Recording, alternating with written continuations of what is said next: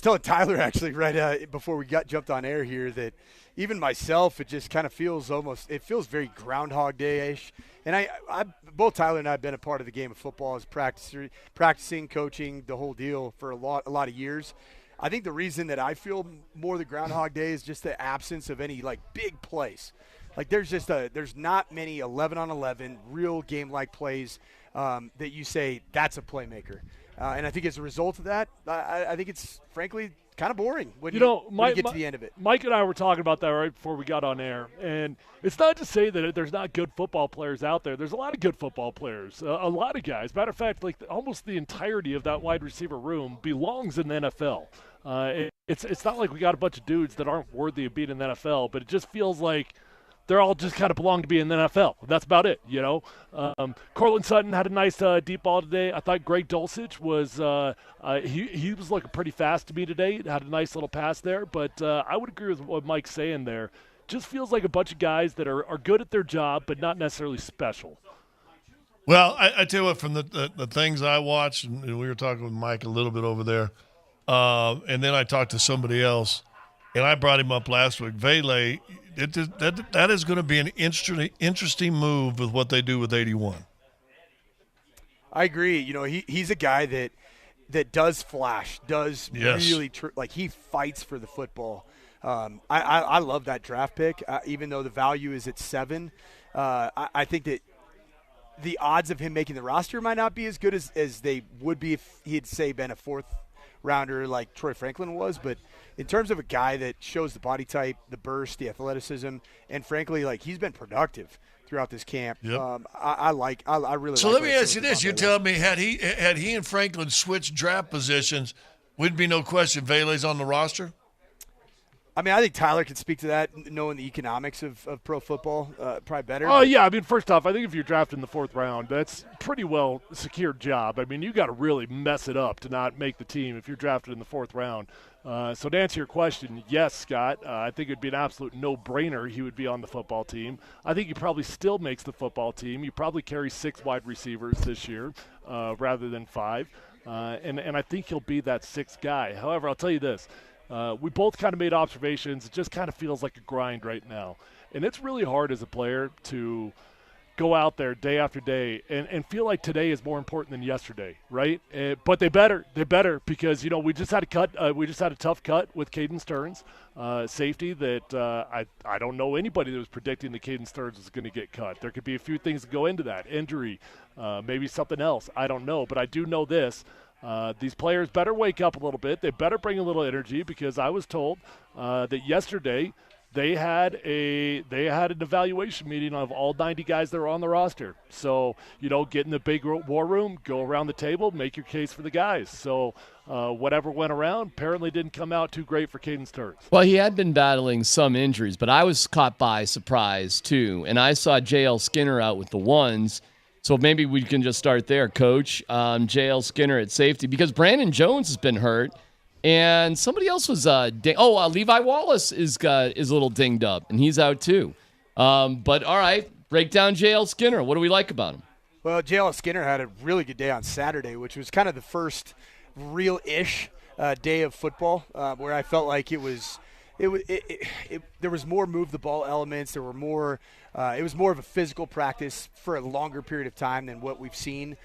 J.L. Skinner not only is a guy that could get involved from the safety position in the run game, but also is involved in some blitz packages, which this team's going to be missing. I mean, Justin Simmons was fantastic as a kind of a utility. Well, we'll see, Mike. I mean, they cut Caden Stearns, and I don't know any information, but there's a lot of people speculating, they're wondering if this might have something to do with Justin Simmons. Yeah, I mean, I think they'll end up kicking the tires on the safety position because you look at it, and really your only proven safety that's healthy and practicing today is P.J. Locke. Yeah. That's it.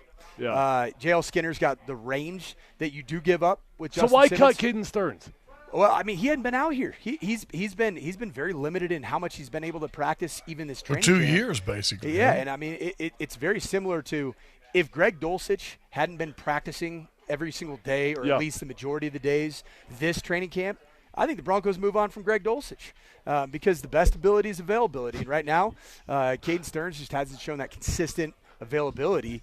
And I actually think when I look at the safety group, Brandon Jones, I don't know what he's listed at, but he's not a big guy. He's a 6'1", 190 safety, but I think that's a generous listing. Yeah. He's a smaller body type. PJ Locke's a bit more of a squatty body type.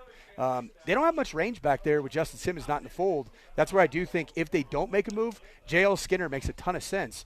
And I think he's a player that's going to have the range that you need at the safety position. Yeah, 6'1", 190 officially from the Broncos on Brandon Jones. All right, let's listen, man. I think you'd be blind or stupid not to understand what's going on with Bo Nix right now, but let's go through it. Give us your quarterback evaluations from today. And it was Nix again with the ones. Yeah, today wasn't, I wouldn't say, a great day to get a full evaluation on the quarterback position just because there were so many situational installs, situational walkthroughs. There weren't a ton of like really competitive team reps. You know, Bo Nix in 7-on-7, that was the start of practice, you know, from a competitive standpoint. Was just okay, you know, about what we've seen, you know, taking what the defense gives him, throwing the ball fairly short to intermediate. Took off and scrambled on one, which I know Leggy's not a big fan of. Scrambled. You know what, though? Let me ask you something, though, Mike, because I saw both Bo Nix and Jarrett Stidham.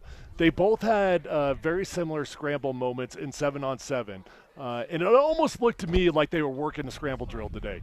And you know what was ironic about it? They both kind of escaped out of the pocket in 7-on-7, rolled way out to the right side of the sideline. And I don't know if you noticed, I don't know if you had a good view or not, but in Team 1, that exact situation popped up with Jarrett Stidham. He bumps out of the pocket, rolls all the way out to the right. They worked the exact same comeback route, the exact same scramble drill. I'm not saying it was intentional, but I'll tell you this, whatever happened in 7-on-7 actually paid off in the team period. Well, you bring up a great point. Like, you do install scramble drill. And the best way to work on how the routes adjust, and there are rules within scramble, you know. So you got one coming back, one going deep. What are the rules? So essentially it depends on where your final route was and which side the quarterback goes to, right? So you essentially want to have, like, the guy that's on the furthest away from the side that the quarterback scrambles, he's running a deep post. Yeah.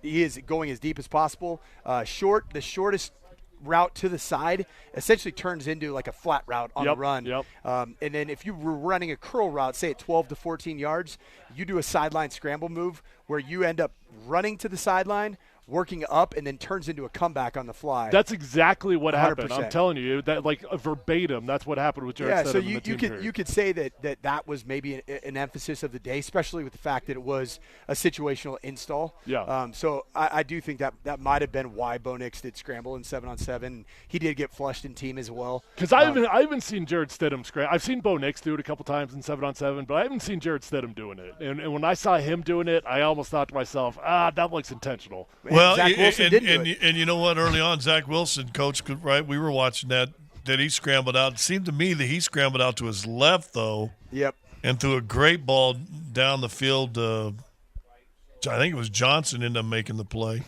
So, yeah, they must have been working on that because he rolled out on one of those also. Yeah, and I'd say overall, if you look at the quarterback derby, it's exactly what DMAC predicted, about 2 weeks ago. This isn't anything that resembles a competition. Right. Yeah. This is a selection. This Right. is a decision about the future of the This was franchise. decided on draft day. Yeah. If we're being real honest, this is probably decided on draft day. And now what I think Sean has to do is he can't lose the locker room. He's not. So he's got to make sure that everybody's is okay with it. I talked to somebody out there today who said he is concerned that, but however, the locker room already knows it's Bo Nix. Right, exactly. Yeah. Like they're not stupid. They get it. And keep in mind, by the way, Bo Nix is one of about 5 players left on the field, the only one out there that is doing sprints on his own, so he's getting a little bit of extra cardio. There you go, going Tebow. Way to go, Yeah, Timmy. there you go. There you Come on, go. There you There you Tebow. go, Russ. Right. There you go, Russ. Tebow. Let's go, Russie. quick way to make sure the whole line hates you. There's something here in the Rocky Mountain water, man. That's it right. just seems to keep coming up with Denver Broncos quarterbacks. Tebow, Russ, and now Bo Tebow, Nix. Russ, Ben Garland's. They all tried Oh real yeah. hard. Oh yeah. Big But Garland go at least back went to the here. academy, so I give it to him. No doubt That's about right. that. But going back to the comments about Bo Nix being decided on draft day, Scott, of course it was decided then. And you know what? We never really talked about the comments that Sean Payton had a week or two ago when he said, hey, I met with the ownership group and I told them, mark my words, and in 4 or 5 years, this is going to be a special class. Well, who do you think he's talking about? He only drafted a couple guys. Who do you think he's talking about? Of course he wants to be right on Bo Nix. Yeah. Well, and I think he's also been right on Audric Estime. Like the fact that player dropped all the way to the 5th round and is already as impactful here on the field, making plays, making runs. There's your boss, man. Yeah, it's my old pal David Shaw. Yeah, it was funny. He looked you right in the eyes and he ignored you.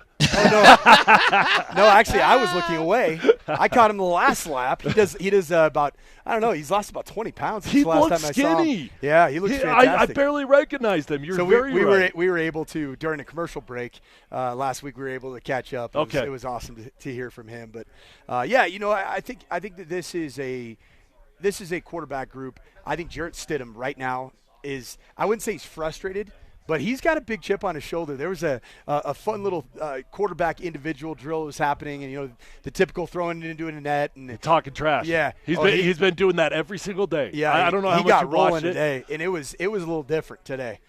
So they do kind of 2 different variations of that. They'll either put out this big giant bucket that's on 4 wheels, right, or they'll put out the typical quarterback like square targets, right.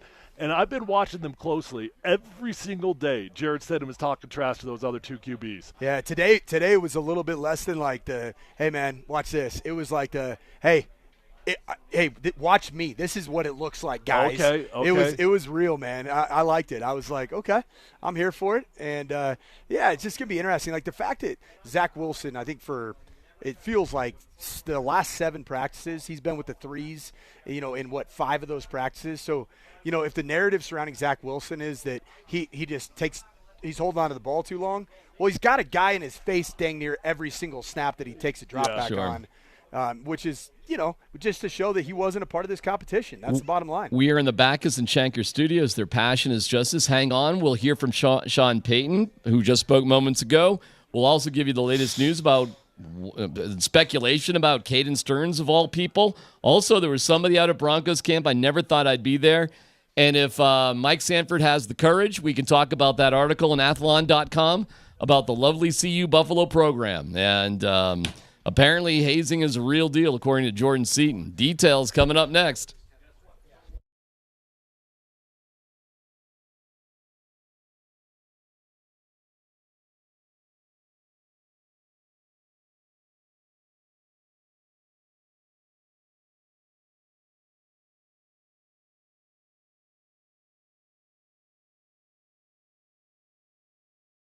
Hey, it's D-Mac for Old Chicago. The unbelievable lunch combo is available for under $10, and what a savings that is for you.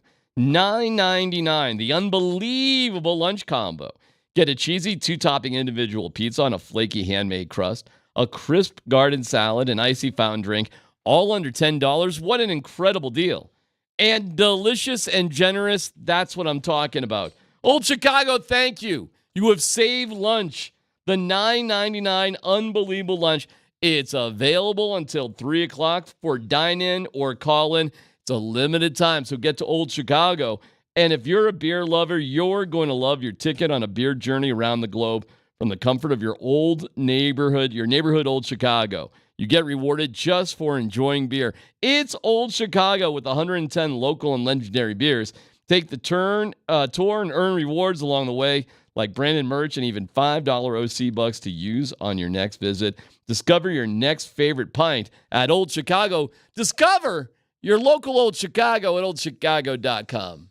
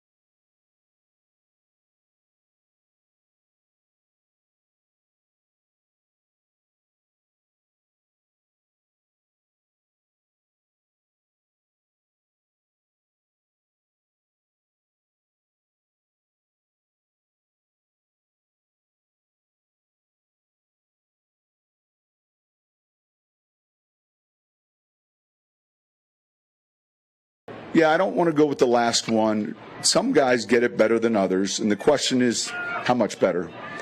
And so there's a difference between and it could be just one Mississippi, and I think that can improve. And yet there are some innate skills that you see at the college level that guys have, and others might have a lower ceiling. All right, so what's he talking about there? Who's got a higher ceiling and a lower ceiling with processing? Is he just ripping on Russ again, or is there I gotta something let to my. this?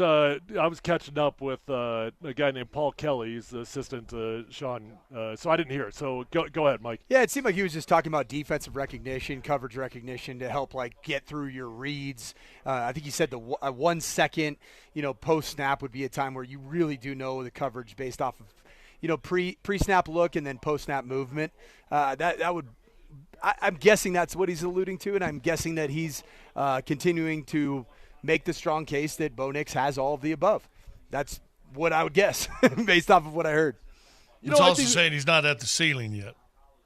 No, definitely. I would certainly hope he's not at the ceiling, but I think we would all agree. I think every guy on this show would agree that at the very least, I think Bo Nix has shown solid incremental progress just about every single day. Not necessarily like leaps and bounds getting better, but I do feel like it's just been a slow, steady, very healthy, organic growth from him. He's not where you need him to be just yet, but I do feel like for the most part, Mike, I don't know if you'd agree with me on it or not, but I feel like for the most part, every day he seems to look a little bit more comfortable. Yeah, I think even my evaluation coming out of the Senior Bowl, coming out of the Combine, talking to people in the industry on the college side that know Bo Nix well, it didn't surprise me one bit that he made a positive impression in OTAs and minicamp by not looking like a rookie quarterback. He didn't look like a rookie quarterback. And the only time he's really looked like a rookie quarterback, in my opinion, from a mental standpoint, is early last week when the pads went on that first pad day. Yeah, that looked like we got a rookie quarterback behind center. Other than that, I think he's acquitted himself well in terms of getting in and out of the huddle. What appears that he's making good checks to the line of scrimmage, which we don't know that until we know the criteria, which we'll never know. What defensive looks required, particular checks out of certain plays. But it doesn't look dumpster fiery like it did Monday of last week, which was the first padded day in practice. So I think he's been about the same guy. I think, from OTAs and minicamp, he looks solid. He doesn't miss open receivers typically, which is a good starting place. But I still am yet to see those like a wow moment. Yeah. This whole training camp, which isn't necessarily a bad thing. I don't think that's bad. But if you had a big play to Cortland Sutton today, but it definitely was not a wow moment. Yeah, it was Riley Moss was in coverage, who I've been very high on. Riley Moss got caught up, his feet got caught up in at the top of the route, fell down. And Cortland Sutton was wide open on the dig route. It was 18-yard dig route, and Bo Nix put it on his chest. It was ended up being a big play. Seemed like middle of field was open city today. Yeah. Have you guys caught how Nix is being reviewed and praised compared to these other rookie quarterbacks? I think Nix is having, at least comparatively, as good of a training camp as any of the Big Six. Well, D-Mac, we're talking about the majority of that is coming from fan accounts, that are taking footage of practice and putting it out. Taking a bad moment. Like J.J. McCarthy missing a wide open deal. But I'll say this. I watch those fan accounts for just footage of the kinds of throws that are being made in 11-on-11 move the ball. And a guy that I see, and you can call me crazy, that is making like the NFL wow throws is J.J. McCarthy. I've seen it. And I've watched him in Minnesota. It looks like it's coming. Ball's looking different coming out of his hands than what I've seen from certainly Drake May. Caleb Williams, I think, has had a really good training camp from everything I've heard as well. But yeah, I think he's probably the most ready mentally in terms of just his brain, his mindset to look like an NFL quarterback.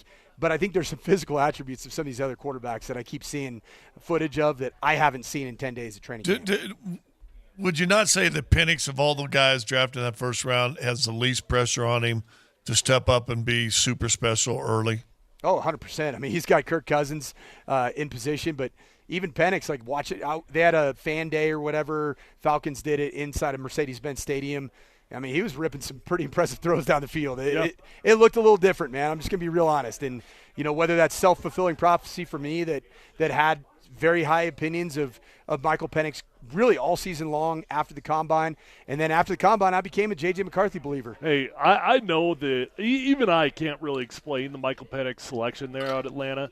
It doesn't make sense on the surface, but I'll tell you this, it's a pretty damn healthy situation. It worked out pretty good for Jordan Love. If you really do have what makes that one so unique is that Kirk literally just signed the contract a month beforehand, whatever, But if you've got the patience to let a dude sit there, Scott, zero pressure on that young man. Let me ask you this: if they don't eat Russ's contract, do as an organization, do you still not draft Bo Nix at 12? I think you probably do. Because if you don't eat the still on the team, you're saying? Yeah, you don't eat the contract this year because the chances are you're going to eat it next year, and you bring Bo Nix in at 12 anyway. You may have done that. Why not? You may have done that. It's proven out that Bo Nix is the apple of Sean Payton's eye, has been that way since the draft, which it shocked a lot of people nationally that weren't following the Broncos process and that Bo Nix even went at 12 or went in the first round at all. I mean, that was a shocker. You can say what you want, but it was a shocker. Well, I'll tell you this, Scott. If you could have promised me, you could have guaranteed, write this in stone, that you knew that the Broncos are going to select Bo Nix before you cut Russ, like you were going to keep him, right? Yep. If you could have told me that Russ is staying on the team, but I'm still selecting Bo Nix, absolute guarantee, I would have kept Russ. I would have. I think that would have been a pretty healthy situation for Bo Nix. Let Russ go one more year, sit behind Russ and learn and develop a little bit. I just don't know if you could guarantee that they would make the same decision. Well, I was talking to some people over the weekend. That Russ-Sean Payne relationship was not done. good. So, yeah, we can speculate about this, but there's another deeper factor to the whole thing. Yeah. So as it turns out, right. it never was going to happen. That's the truth on that. Okay, let me turn to CU while we still have our great two Buffaloes, Mike and Tyler out there. What's a real Buffalo? That's Tyler Columbus. I've never been a head coach. Yeah. Quite an article in Athlon.com. I don't know much about it. I was talking to Nate Kreckman, who I've cited. He's back. I saw you guys standing together. It was great to catch up with Nate. And Nate's a super smart guy, reads everything. And he told me, this is a credible source, this Athlon.com, and gave me some history as to why. And I was like, oh, okay, all right, cool. But what an article about intimidation, guns, hazing, all sorts of bullying. A lot of bullying. Jordan Seaton, according to this article, was forced to fight a senior in the locker room. Am I getting that right? It was something like along those lines. Well, let me play this sound for you guys, and then you can respond, because this is Jordan Seaton from earlier today talking about it. That's what they do with rookies. Hazing. Hazing. You know what hazing is? Rookies got to carry the pads. Oh, like in the league. Yeah, like, in the league. That's mild, but that's the initiation. Yeah, we don't really have that. For me, freshman initiation is just like listening, like just listening to the guys in front of me.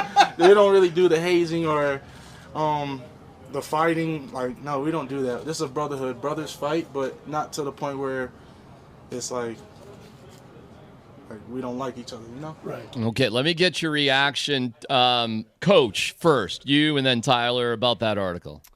I think it's a very sensationalized piece. I really do, from Athlon. I think insanely sensationalized, like irresponsibly sensationalized. Well, and there really are no quotes. So like they utilized Jordan Seaton's name in the article, but yet he's not quoted as saying anything. So it's, there's truth to probably anything that happens inside a locker room, but certainly if you're talking about he said, she said type of an article, how can you prove any of this stuff? I think it's a bit ridiculous. As we all know, the more you talk about CU and Coach Prime in this current media landscape, and especially if you have something that's clickbait worthy, it gets you exactly what's desired, and that's to get a ton of clicks. Athlon's a publication that frankly makes one magazine a year that's worthwhile, and that's the Preview magazine for the college football season. They're trying to stay relevant in this changing landscape of the media, which clearly has been changing for the last decade plus. I did not know what Coach's take was going to be on this, but I could not feel like verbatim, like that's exactly how I feel. I thought the article was insanely dumb and irresponsible.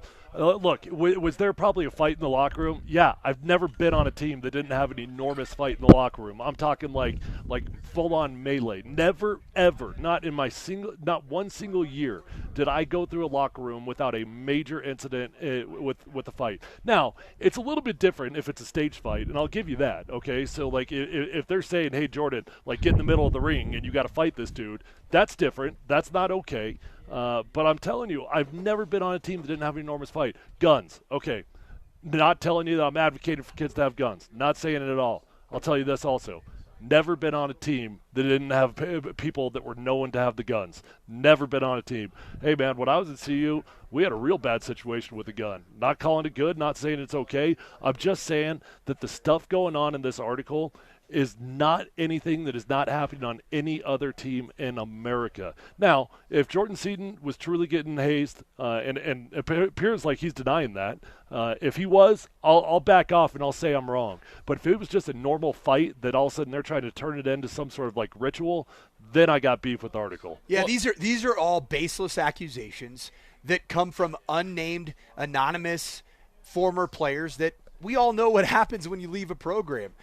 Typically, you were kicked out of that program, certainly now in this new portal era, and we all know what happened with Coach Prime and previous players, whether it be players from the team I coached or whether it be from the team that he assembled in his first season. There's a ton of players that are no longer in that program.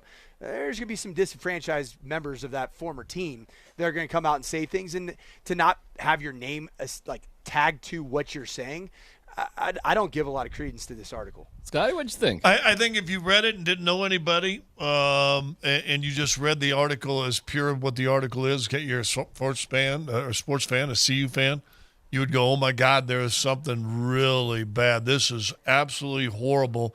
And as you said, clickbait, and all clickbait means is we're trying to reach an emotion. I think it was horrible for it. And as we've seen in our society today, not many people stop, reflect, look into other sources, look into other things, and go, well, wait a minute, this might be a little sensational. Okay, so wow. So I think it achieved what it wanted to achieve. There's one new thing going on in that article that is different than anything I ever experienced in college football, but not different than anything I experienced in the NFL, and that's gambling debt, okay? Now, there was a piece about a $10,000 gambling debt. From the backup QB. Yeah, Colton Allen, a Valor Christian guy. Is that who it was? Yeah. He was the one that had the debt? Or No. I mean, what the article He said. won the bet. He won the bet. He won the bet, but apparently it was $10,000. Well, look, I know that's an insane amount of money. I get it. But I'm also telling you this: you want to see the fights in the locker room. 9 out of 10 of them are coming off gambling debts in the NFL. 9 out of 10 of them. Okay, I've been on a team plane flying to a game and had a starting quarterback get injured because he got in a fight over a gambling debt, and I actually happened to be involved in the hand. I was actually in the game, right? How'd you do? So, well, I did all right. Hey, I lost plenty. Don't worry. So the gambling debt is something that is going to be new to college football because these kids have money. However, welcome to the world. People gamble when they have money. Okay. All right. Well, what did you think about it? Well, I actually, hearing Tyler and Mike talk about it, they're much better informed of that than I. I did question the source right off the bat. And Nate more or less said what you said, Mike, about it's a scouting sort of service that's trying to, get in the mix. I always consider the source before making any kind of judgments. Is this something we can trust or not? So, by the way, Seaton, of course, publicly is never going to admit that he's been bullied or whatever. That's never going to happen. That's the nature of bullying and sort of culture. So I do worry, is that really going on? Because I do think sometimes that does happen in college programs. I'm a bit cynical on college sports these days anyway, so nothing would really surprise me. But, Tyler and Mike, if you're saying what you're saying, I'll roll with you guys. I won't, What we'd like to hear with you. from is the 5-star wide receiver guy, right? Or cornerback. Cormani? Yeah. Cormani McClain seemed to be hated. That's what that article said, by the way. He was hated by his teammates. Am I getting that right, fellas? Yeah, that was the other part of the article is that apparently Cormani after game got slapped in the face a couple times by Shiloh, according to these anonymous sources, right? Do you guys know what's going on with Cormani out in Florida, though? Have you guys been following that storyline? I heard he was having some problems. Yeah, so the reason why he got kicked off the team here in Colorado, or that he left, I guess, one of the two, but was because he was getting called out left and right for not showing up to meetings. He was getting called left and right for being late to meetings. Guess what? Already in trouble out in Florida for not showing up to meetings. The exact same storyline out there in Florida. So it's like, all right, well, like, what side are you going to believe? I mean, are you going to believe that Cormani was, like, victimized by Deion Sanders, by the Colorado Buffaloes? Or are you going to follow a pattern of a kid that now is doing the exact same thing in Florida that he was doing in Colorado? I will tell you this, though. I think, and Tyler, I got to give you your flowers on this. I think CU is going to be the most scrutinized program in college football this entire year. Yeah. I think they are going to have. Well, this adds to it, too. Everything seems to add to it. Yeah. It doesn't seem to stop. And we are, 3 weeks away from their first game against the Bison? So I see it just rolling on, positive or negative. I think it's going to be one of the biggest stories, if not the biggest story of college football. Seriously. Guys, I think so. Mike, Tyler, what do you think? Yeah, I mean, I think for sure, if you put yourself in the spotlight like this program has put itself in the spotlight, and frankly, deservedly so, because they have the most entertaining head coach in college football. Yep. It's not even close. You had college game day and the big noon kickoff at the same game. Like, that doesn't happen. If it does happen, usually it's for national title ramifications, not for Nebraska versus CU, two teams that didn't make a bowl game last year, right? So that's going to happen. It's inevitable. I think that Coach Prime and his overall team that manages everything from social media to the national narrative, they're prepared for all these different things. Yeah, because you better, because the attention may not, just because I'm saying it's a lot of attention doesn't mean it's going to be positive.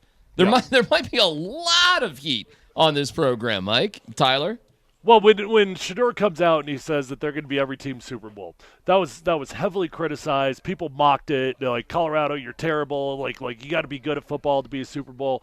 Well, we could debate the semantics of the word. We could debate whether like teams are looking up to them like it's the most important game, like difficulty, challenge, all that. But it is just an absolute fact. Every single team that plays Colorado will look at Colorado almost like they look at their biggest rival that they've ever had. That's just the way it is. It will mean something. It's something different when you play CU. Every guy, man, we'll just talk man right now. This, if it's sexist, sorry, wants to shut up the loudmouth. Well, the loudest coach in all of football and the loudest program, Mike just said it, in all of football is CU. So from the standpoint Super Bowl, I like to think biggest game means the most important. No. But as far as hype, is there a sporting event more hyped ever than the Super Bowl each and every year? So, yeah, from that standpoint, he's probably correct, because every guy, every team, heck, I'll just say for women too, every person wants to shut up the loudmouth, and Prime has put himself out there as the biggest mouth in college football. We'll talk more about CU as we go. We got to wrap it up there from camp. Coach, Tyler's going to come back here, but Coach, we may have final words from you, so maybe perhaps later tonight on the old digital. Overall today, where are we at? Good, solid practice. Didn't see anything really letting us know that there's anything different. That Bo Nix is your starter. And I think coming off of the Saturday where Bo Nix didn't start with the ones but finished with the ones and played most of the day with the ones, he had the ones again today. Bo Nix, all signs are pointing towards Bo Nix being your day one starter. All right, Tyler, we'll see you back here. We'll hear from Sean Payton and Scott from over the weekend. Sean Payton called me old. I heard that. Yeah. I did not hear that. I can't wait. Okay, well, stick around. You'll hear why and the details of it next.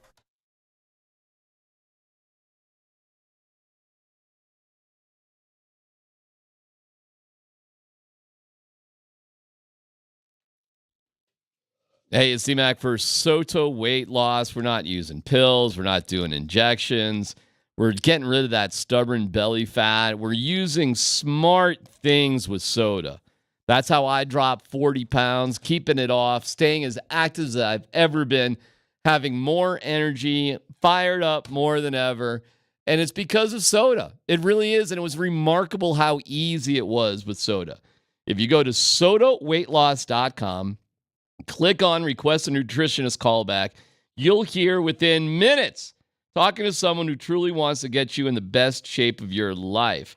Here's Kim. The SOTA plan works. I've lost 31 pounds in 10 weeks. My cholesterol went from 270 to 212. That's amazing. Great job, Kim. Every day I'm on my bike, going through training camp, feeling fantastic. I don't know what I'm training for, but in terms of just sustaining healthy habits for the rest of my life, thank you, SOTA. The absolute best. Go to sotaweightloss.com. That's SOTA weightloss.com. SOTA Weight Loss is, say it with me, state of the art.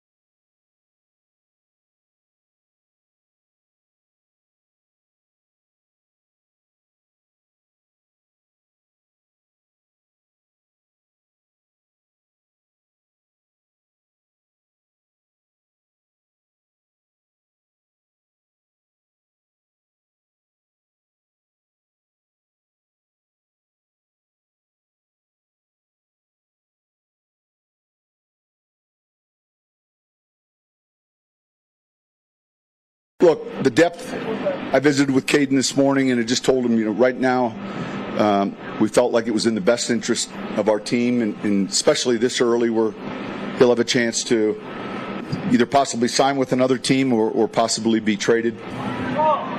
And part of it is the byproduct of some of these other guys that are playing ahead of him right now. Wow. This is why I never begrudge athletes for trying to make as much money as they possibly can. When they can. I am not petty about how much money. I might be like, wow. I might, that, but go for it. Because you want to talk about, I'm hurt, I'm not healthy, maybe things aren't going great behind the scenes for whatever reason, and you're just gone. See ya. That's a draft pick. Caden Stearns was a draft pick. Like, hey, man, other guys are doing good. Other guys are draft picks. Other guys are blah, blah, blah, blah, blah. Well, we'll see it. And again, what was his contract at compared to the guys around him that they're keeping? By the way, what a weird time to cut somebody. So there must have been other stuff going on. There had to be other stuff going on. I don't think they were trying to do him any favors, but Caden Stearns gone. That surprised me. To see Brandon Jones sitting on the side, I mean, all right. Listen, man, I really did think it was zero possibilities Justin Simmons comes back. I gotta put it out there. I mean, seriously, I really thought there was zero. You got to believe there are people at least talking, aren't they?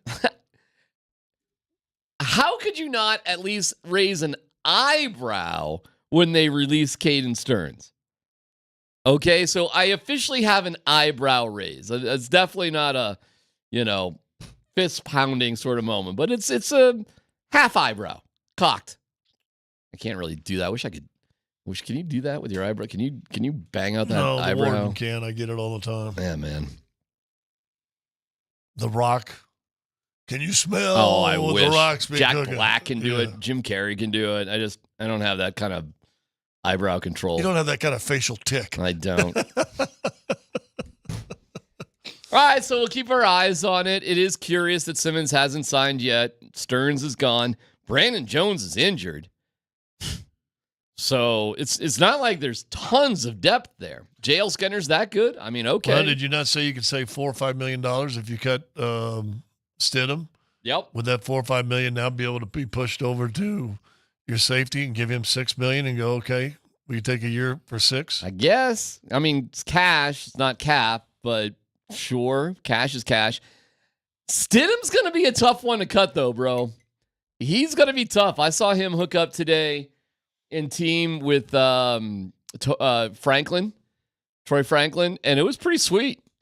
Franklin's got that little douche. He's got those little afterburners there. Well, And could you see Stidham Vele and Franklin both making the team Yes. as rookies? Yeah. I was talking about it out of camp today, and most likely that would come if Marvin Mims was just more of a returner than a receiver and just more or less gets beaten out. Although I saw Mims make a play over Surtain today. One-on-ones, but still, it was something. Dude, you still listen. It's not 11 on 11. I get you, but give me one-on-ones because I want to see who can break. I saw a great catch today too, and I think as far as making this team, if he's going to be that guy out of the backfield, Michael Burton. I saw him reach out and catch a one-handed right there in front of you on that wheel route thing. Where were you? I didn't even see you today. I was down by Leggy. How do I miss you? How is it possible that you went in and went to the right, and you went to the left? Did you grab a Gatorade? I didn't course. know if the Gatorade was for us or not. I know the water. It's all in the bucket. We can grab it. If it's in the bucket, it's ours. If it's in the Muggle bucket, just take one. It's a Muggle bucket. That's a great line. If it's in the Muggle bucket, it's in the Muggle bucket. It's kind of where you got that Detroit Red Wings hat. It was in a Muggle bucket. If it's in the Muggle bucket, you can take it. Yeah. Hey, you can take things out of the trash. No, I was standing down my leggy just down from you. That's where I saw you and Nate was sitting. You, Nate, and Cosminer were boom, boom, boom. We were. We were right there. Well, I'm sorry, I didn't see it. That was a heck of a one-hand catch. It was. And it was a moment of like, oh, that's pretty good. Right? So I know it's not 11 on 11, but you know what? That's still a play with the dude draped on him. I know. All right. Pretty good, right? Let me tell you where Tyler will probably be here in a second. And Tyler, hopefully you're listening. But here is so I was out there Saturday. So I love asking the questions. Some are good, some kind of suck. I don't know. But I do love mixing it up. And I love the fact that we're not passing the mic around. It's more whatever. And I know what your feelings are about Sean Payton. But can I tell you, I just like talking football with the guy. And you can get into sort of these interesting back and forths sometimes. So we're talking a lot about special teams and the kickoff box and where you want to put the ball. And the one quality that I really do like about Sean Payton is he wants to break all the you really could sit there and talk to him about the nuances of football. The Muggle breakdowns. If you really want to nerd out about the specifics of football, he's your guy. So I just wanted to say I was trying to not impose my own opinion, but I was definitely setting him up. Because I think the new kickoff looks goofy, right? Looks weird. It is weird. Okay? Yeah. Right? Yeah, I got a guy, lone kicker, way back here by himself. So I wanted to just ask him, what does it look like? I didn't say, hey, it looks goofy, right? I just said, what do you think it looks like? I was trying to see, would he go there? And instead he calls me old. So, Coach, what do you think it looks like? How do you describe what it looks like, the new kickoff? Well, I think the most important thing for any fan is there's a box that the ball has to land. Now, look, it's a drastic change, and yet how do you describe the old one back in the, we're all so used to it, and so the young reporters aren't asking me that question. Your boy taking slings and arrows. The young reporters. The young reporters. You are 55. I don't, do I look it? By the way, how about the American woman winning the bike race yesterday? Was that Kristen Faulkner. Was that unbelievable? From Homer, Alaska. Her story is unbelievable. Was that? She's only been racing 7 years. I watched like 2.5 hours of that. It gets down to the last 4 kilometers. No, she's, like 7, 8. She's there are just human beings in this world who are just better than other human beings. Okay. Right. Yeah. But she was a rower. She's from Alaska. She goes to Harvard to be a rower, gets involved with the tech world, says, I'm a little bored by that. Need a hobby. Goes to like a Soul Cycle class, and in 7 years, she's winning an Olympic gold in road race. Easily. It was mind-blowing what she did. Mind-blowing how she took off from 3 other riders with 3K to go to cruise and to the gold Did you medal. not see after she goes, they kind of tried to go for a second, and then they all were just kind of talking and said, well, we don't got it. We're playing for second. It was unbelievable. It was with 3K to go. I could not believe somebody didn't try to stay on her wheel. It was mind-blowing. I thought that was phenomenal. That was one of the coolest things I saw. I don't look 55, though, do I? Oh, yeah. Do I really? I know you're trying to wear the hats and the baggy clothes, but yeah. Come on, 55? 50, can I say something? 55's young. Hey, bro, I feel like I'm 22. With a bad knee.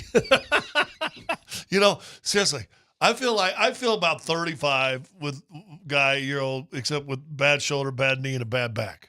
Other than that. Yeah, but like you're going all gray. Like you're leaning into the gray. I was gray. I showed you a picture. I was turning gray at 33. Yeah, I'm not leaning into the gray. I mean, you wear a hat. Well, that's right. Yeah,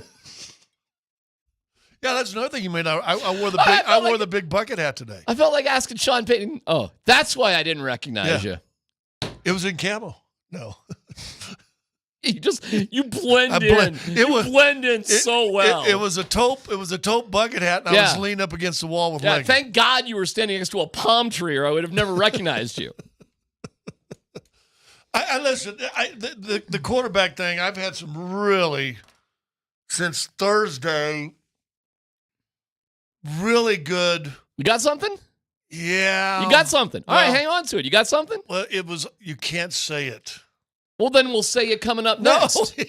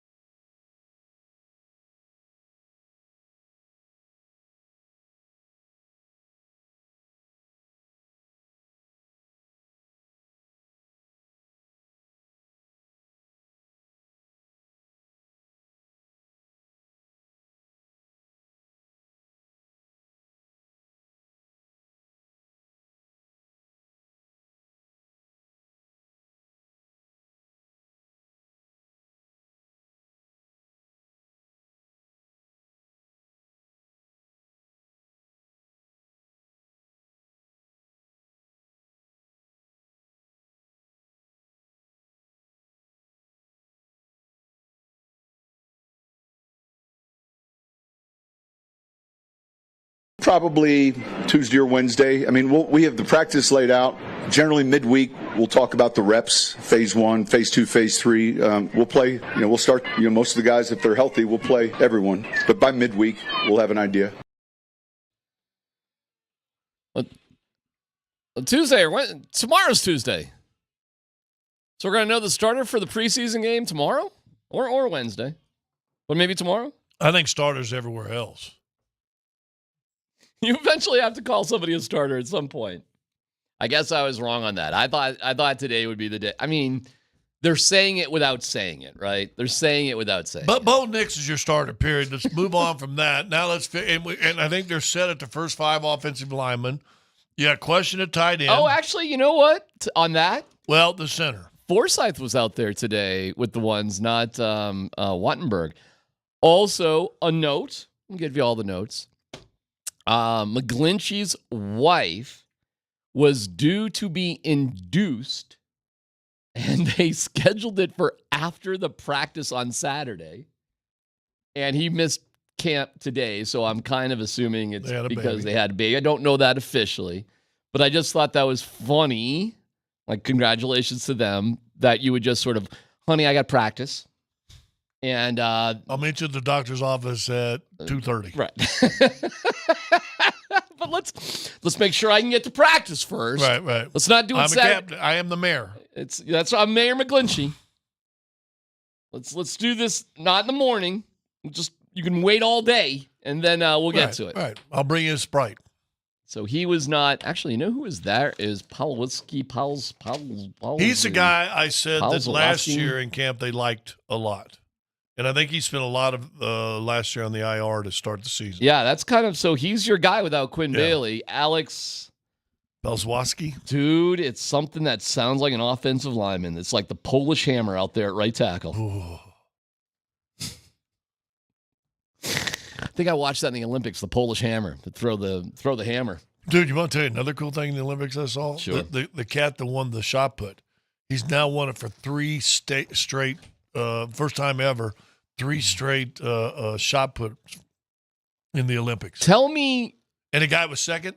Tell won me 3 straight silvers. Tell me anybody in any sport that could beat up anybody who throws the shot put. I don't know. You know how big this guy is? He's 6'7", 320. And they're he looks like the dude, the mountain dude, right? That's what he looks like. It's definitely like fat, not fat. Right. It's just. Yeah. You got to spin around and you got to coordinate that. Little athleticism. A little bit, right? Yeah. And can I say something? He had surgery 6 months ago, like had torn labrums and all this stuff. He didn't know if he's going to be able to make it back in time. It's such a weird sport. It's just like, pick that up and throw it as far as you can. See that round 16-pound ball right there? How far can you throw that thing? How far can you throw it? 83 and a half meters. Brock Lesnar's daughter is going to be dominating that thing pretty soon. She's out there at CSU. I've seen her. She looks like she can do it. Yes. She looks like she can do it. Yeah, the Olympics was Noah Lyles. The guy doesn't win his first. He didn't even know that he won. How could he? But chest lean. It's your chest. If you're gonna beat somebody out by the wire, you gotta. They say it starts at your clavicle, your body. It's not a foot. It's not a hand. It's not a foot. It's not a hand. Not your head, right? Yep. So you got it, and it's the timing of when you won a race by 5,000th. Well, technically, like second? if you look at the times, number 1 and number 2 had the exact same time on TV. Like that's right. It has to go down to the 5,000ths of the second. That is just, awesome. And the fact that a U.S. man hadn't won since Gatlin like 20 years ago, and no American man since Carl Lewis has won the 100 and 200. You want to feel old? How about the fact that was 40 years ago with Carl Lewis? You feeling a little bit old now? Holy cow, Rockets red glare. So he has the chance to do that. There's something special about people who can really come through when it matters most. Because anybody could have won that race. Everybody's just as fast as the other guy, but there's just something a little extra about him. Pretty awesome. And by the way, you can spoil whatever you want about Simone Biles. I assume she won. Spoiler alert for everybody out there. Oh. Yeah. Shut up. You know what I am? I'm not going to put it out there because that's just mean for me to put it out there. Well, now it's you're already making happened. now I'm gonna have to go look at it. Yeah, I'll leave it alone. Did you get hurt or something? Oh, whoops. You okay? Yeah. You all right? I was just Man, the way you guys are saying it, it's like I'll leave it got hurt. alone. I'll leave it alone. Swimming is done, though. Oh, the U.S. men lost in the individual medley for the first time in silver. like 7 Olympics. yeah. Like the U.S. men had I dominated. thought it's that. the first time since they've had that event. I thought it You was know like what? 12. I think you're right. Yeah, I think it was the first time ever. I think you are correct. And the women set a new world record in that same event. Yeah. So swimming is thankfully over. And then the kid that won the 1500, Fink. yeah. Dude, he crushed it. He crushed Yes. it. And that's the only gold medal individual record by a man for U.S. Okay. And it was the last swimming thing. I think There's a real thing about the hometown dominates in the Olympics. Like the home country, it's hard to explain. I don't really understand why it's a deal, but every single year you look at whoever the host country is, and they just dominate. well, they got Leon Marchand, who, of course, trains in Arizona. He goes to Arizona State or something, right? I mean, Yes. Yeah. Yes. This is how. So we get credit for that, right? No. Well, it's weird because he trains with Bob Bowman, who trained Michael Phelps, who's the head coach at Arizona State. And it's hysterical. Bowman said he got a letter one time from Marchand. I would really like to swim at your program. Yeah, right. And he's like, Okay. Sounds like a plan. Come do it. Greatest two things I saw of this Olympics so far, and there's really been some cool stuff. But for me yesterday, and there'll always be a discussion about pros and whatever. We're seeing the USA teams got all those NBA players, whatever. But Scotty Scheffler comes back and shoots a unbelievable. 62. Down 4 shots. Yeah, a 29 on the back nine. Down 4 shots. Emotional about it too. But it's like a bawling during his national anthem. This is the world's number one who's already made $40 million this year and probably has $200 or $300 million in the bank account already. Major champion winner. Now has won every, I think, major and the gold medal. Shoots a 62. Yeah, on the final day. And Djokovic wins the gold medal in tennis. How about that over Alcaraz? Alcaraz. Who beat him in I Wimbledon? cannot believe Djokovic actually beat Alcaraz. Alcaraz is in the prime of his life. 20-something. How old is Djokovic? 37. No, It feels older than that. That is stunning. But did you see Stunning. the point being, He we're was talking balling. about two of the richest guys in their sports going, and they're both just so emotional to win something that basically was the golf one free. surprised me. I don't know why. The golf in the Olympics feels dumb to me. I think it's pretty cool. Well, no. Because of the pants. I'm turning my opinion around on it. I mean, after watching that and seeing the care and the passion, it was cool. But on the surface, golf just feels dumb. Like why? Well, why it golf? started in, was it Brazil? They had it, and the guy from England won it. And I said, "Oh, dude, it feels like a Ryder Cup or something." I said, "An individual Ryder Cup," and it got down. They had an overtime for second. It was for the silver. I mean, it was fantastic. Here's my problem. Here's my problem with swimming. Just a little rant here. Swimming to me is a little weird with how many medals you can win because they just chop it up. Meaning, if you're really good at swimming, it gives you the possibility to win a bunch. Yeah. That's why when we were trying to compare Michael Phelps to Simone, it's tough because Michael Phelps just has so many opportunities. Should we in golf have a par 3 contest? How about a chipping contest? How about a putting contest? How about a long drive contest? How about mixed medley? Male, female. Can I say this? That actually would feel more Olympic-y than traditional golf. Yeah, but like in swimming, they chop it up so much. Doesn't it feel like it dilutes the quality of the medals? I don't know if it doesn't dilute. I haven't thought about it diluting it, but I thought about it's one of the most popular viewed segments of the Olympics. That I think they're saying what if we had a race in just 50 meters? Well, that's right. Hey, TV ratings know what they're doing, right? And I think they said, why don't we have swimming, then diving, then swimming again? Let's get more and more guys swimming as it's always the most popular. Why don't we have swim cross and you can swim against each other and try to knock each other and drown each other? Yeah, you can do cross country swimming. The problem is you get sick and die if you swim in the Seine. Right? Why don't we swim and get out of the pool and shoot something and get back in the pool and keep swimming? Oh, you want to know what the coolest this Olympic event is, and I have no idea what it's called, but the one-handed shooting. Have you guys seen this? The dude that wins, he stands. Everybody else has got like 12 different like bifocals on. They've got like different glasses they flip on and off. Then this dude just walks up with regular glasses on, puts his left hand in his pocket, boom, wins a silver. Yeah, he trains. I thought he won the whole thing. No, he has silver. He trains at the neighborhood 7-Eleven. Well, did you hear how he got shooting? His wife left him, and he was like, I did not hear that. Depressed and bored, so he wanted to take a hobby up. So he started taking up shooting, which I'm thinking, well, he shouldn't. But anyway, he had none of the tools, had none of the face guards or the mask or the special being. And yeah, because he's just visualizing shooting his wife's lover. Probably, and wins a silver. And somebody said one of his quotes supposedly was, "Hey, tell my ex how I did," or something like that. There you go. Yeah. There you go. See, the Olympics is great. I'm gonna miss the Olympics when it's done. Can I tell you? Feel we got one more. We got one more week, right? Yeah, we got till Sunday. I like Snoop Dogg at the Olympics. I do, because I like Snoop Dogg. It's the same joke, though. Yeah. Every skit is the same joke. It's fish out of water, which is fine. But they did bring Martha to sit with him yesterday. It's fine. I'm not tired of it. I think it's funny every single time. Watching you think the same joke Did you funny? watch him doing the fencing? I've watched everything. I haven't seen fencing. Fencing was hilarious. Absolutely hilarious. Yeah, but like... I saw him trying to swim with Phelps. I saw him swim with Phelps. I saw him go to a fancy restaurant. I saw him go feed a horse a carrot. Yeah. You know, it's fish out of water. Let's look at Snoop being the goofy. It is funny. It's okay, but it is the same joke, though. But here's the big joke.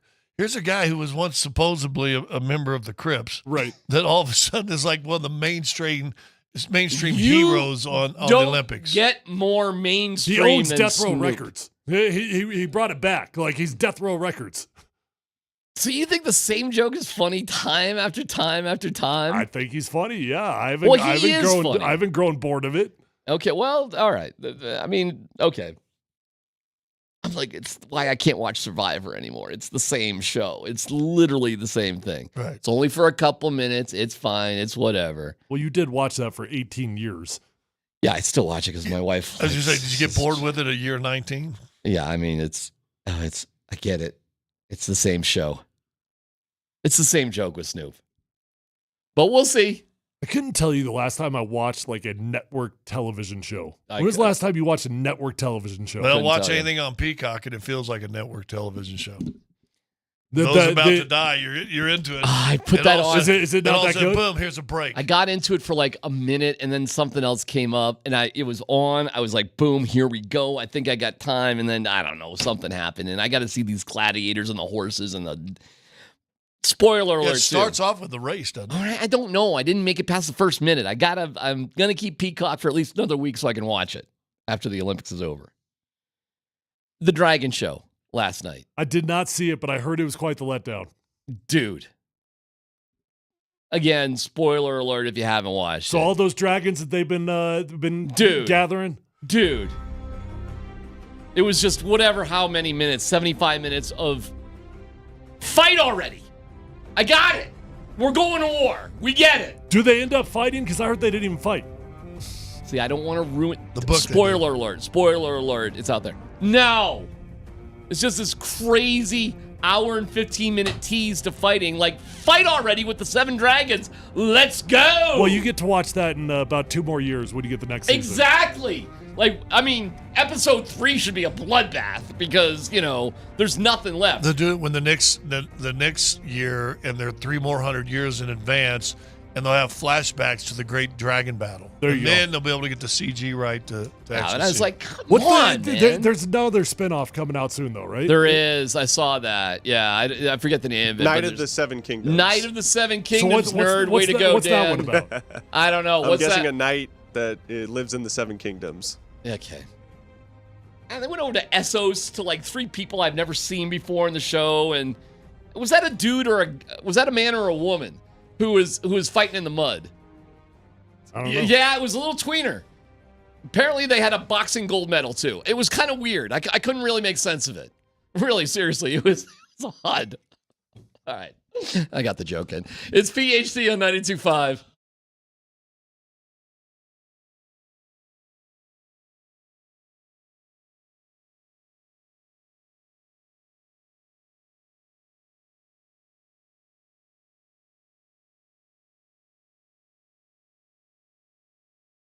It's DMAC for you. All right, there's Scotty. Hey, erectile dysfunction. You never know who's got that problem. If that's going on with you right now, it's nothing to make fun of, but, it's something that you've been dealing with. It's something that you can get figured out with the Rocky Mountain Men's Clinic. And, guys, we're brutal with this stuff. We just put things off over and over and over again. But come on now, let's go. Rocky Mountain Men's Clinic, they are there when the pills or herbals fail. Success rates well over 90%. They can have you last an hour or more. It's the Rocky Mountain Men's Clinic, serving the Front Range of Colorado for nearly a decade, and they've successfully treated tens of thousands of men. Schedule a consult and let's get things straightened out. Make ED a thing of the past. The initial visit's only $99. Get a medical consult with a Colorado licensed medical provider, a T and PSA test. If medically advised, a test dose. If it doesn't work in the office, your visit is free, but the stories of it working are amazing. 5 locations: Fort Collins, North Denver, Central Denver, Castle Rock, and Colorado Springs. 720-440-7900. 720-440-7900. RockyMountainMen'sClinic.com.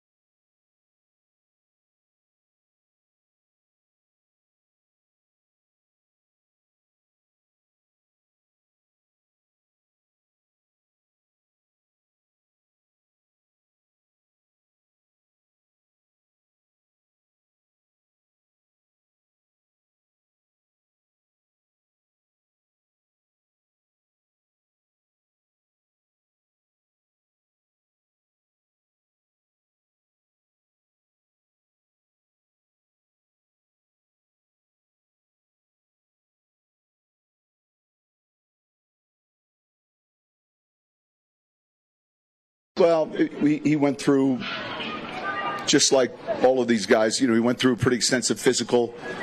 He's working on field 3 quite a bit. I just think you got to be careful of putting him back out there right away. I mean, he'll be in the meetings, of course. Now he'll be involved in everything. He's here on our roster, but I do think that we've got to look really further out and say, when do we expect him to play in a preseason game? What an amazing story. Ayumia Owazurike back in a Broncos uniform on the field practicing after surviving, amazingly, the gambling situation that I really thought was going to cost him his career. But there he was today, back for the Broncos. I was standing next to Parker Gabriel at the Denver Post, such a good dude, and he was like, hey, there's Owazurike out there. I was like, you got to be kidding me. And you hit him on the other field, though. Yeah, he's on field 3, but just the fact that the dude is there after everything he's been through and what he was accused of with gambling is kind of amazing. But there you go. You know who does not think it's amazing? Caden Stearns. Yeah.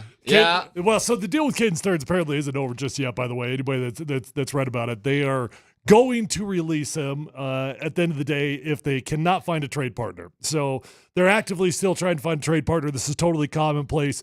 Once you get to this time of the year, if you got a guy you're going to move on from, you actually publicly announce that. That's why Tom Pelissero got it, because George Paton probably called him. It's like, hey, put this out there. We want the whole world to know that Caden is available for a trade. So why now? Well, because that's why I said Owazurike. I mean, somebody had to go, right? So you had to make room for Owazurike. So Caden Stearns was the guy. Why Caden? That's a different story. I mean, I guess it just comes down to they don't trust his health. I mean, I've never thought look, Caden got really hyped up there for a while, like really hyped up. And to me, he's kind of like the rest of our wide receiver room. NFL player, definitely good enough to be a safety in the NFL, far from a household superstar. But I don't know, man. I mean, I do know this. Yesterday, they had roster evaluations of all 90 guys that were on the team, and apparently that evaluation didn't come out strong for Caden. Here is Sean Payton talking about J.L. Skinner. Well, look, he's one of, not just the only one, he's one of a handful of these guys that he's smart. He really came on in the second half of last season. He came on in the kicking game, and we started seeing him on scout team offensively. So he's playing with confidence, and he's one of the younger guys that will be pushing, and he's just got to keep progressing. Okay. All right. Coach Sanford is really high on Skinner for whatever that means. Where is your? I said I have a slight eyebrow raise on the safety position in terms of Justin Simmons. Slight eyebrow raise. Like, yeah. Where are you with that? Well, I mean, me personally, where am I at? If you could get Justin Simmons to play for $5 to $6 million, which I think is realistic at this point. Mm-hmm. If you get him to play for $5 to $6 million, I'd bring him back in a heartbeat. Now, you've always had whatever information you've had about behind the scenes and them not liking Justin Simmons and the locker room and all that. I've always found that really hard to believe just on a personal level, not doubting your sources at all. It's just hard for me to understand why they wouldn't want him. So I don't know that Justin Simmons is high on the radar, but I do know this. They will be scouring the waiver market at the safety position because they don't have enough depth. They need more. And a good for a team, bad for the safeties this time of year, right? Yeah. Looking for safety because, that was a position. It was 2 years ago as a running back. This past offseason was the safeties that kind of, we're going to let you bite. We're going to bite the bullet on you guys this time. You might be able to get Justin instead of 13. All of a sudden you get him at 4, 5, 6. Well, that's why I'm raising a slight eyebrow. And I mean, Brandon Jones hasn't practiced for a minute. That's for sure. And you're pretty thin, and you release Caden Stearns. Oh, they will be adding a safety, whether that's Justin Simmons or somebody. They will be adding. Justin Simmons isn't going to get close, I don't think, what he got last year. What did he make, 11 or 12 last year? I think it was like 15. 15. Not going to get close. The hard thing is to come back here. Can you swallow the pride enough to come back and play for a third of what you made last year? I think that's a big issue for a lot of guys. I don't think that would be an issue for Justin I hope Simmons. not, yeah. He does not rub me as that type of guy. I think he's happy to be here in Denver. Well, I really he do. clearly loves living here. I mean, that's beyond obvious. He's got his charity stuff here. He's got his kids who are school age here. He's got a nice house. He's got everything. And the here. He plays reality is- golf right up the street here. He's involved in family sports. He's good. He's hitting the twilight of his career, okay? So, like, he's got good football left in the tank here.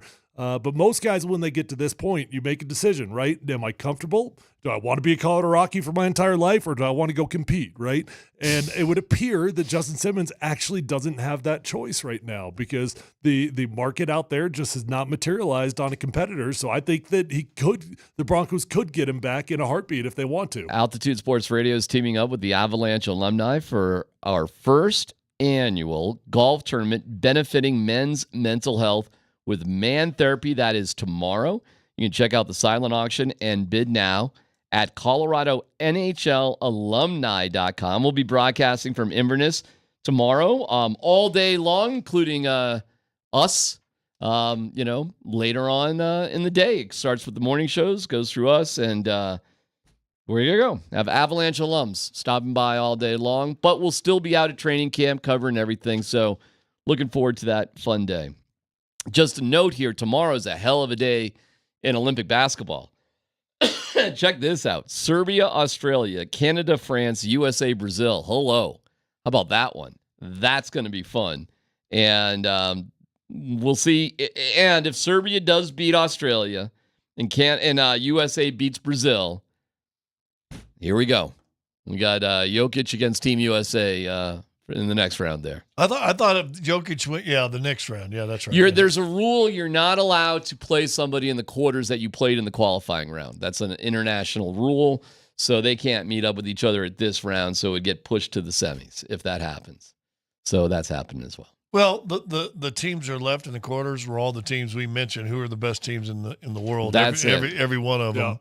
South the Sudan, teams we talked about. Did you catch how South Sudan got screwed over a little bit in their last game?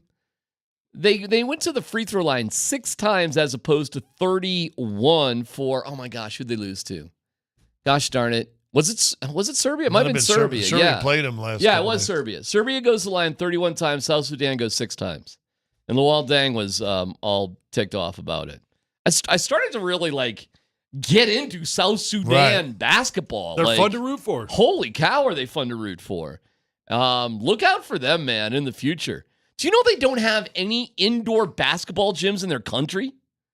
They train outside? Yeah. Yes. You gotta be kidding me. They do not have indoor gyms in their country. They're on the playground? I watched some videos of this Sudanese guy, and he was working out. It was an outdoor. It almost looked like, to be honest with you, the court was like clay court in France. They're playing tennis on. It almost looked like a court like that, which, my era, guys, we used to play like that all the time. But remember, Sudan had that giant civil war for years and years and years, and these 3 or 4 dudes, and they're working out. I mean, they're doing push-ups, they're doing stuff, they're doing ball drills on their own, they're doing all this stuff, basketball. Then they're playing a little 2-on-2, and all of a sudden shots start ringing out. Jeez. These dudes hit the thing, ball rolls, they're on the ground for 2 or 3 minutes, get up, track the ball down, and get right back to training for basketball. Move the drill. Yeah, move the drill. Yeah. It's time for No Dumb Questions, brought to you by Old Chicago Pizza and Tap Room. Visit oldchicago.com to order online or to find a location near you.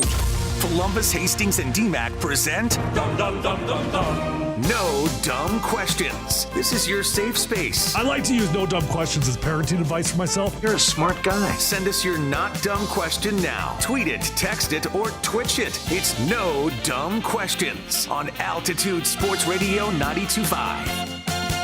No dumb question. What's the offbeat sporting event that you tend to watch it, and you only watch it every 4 years when it happens to be in the Olympics, that you've just found fascinating this past 10 days?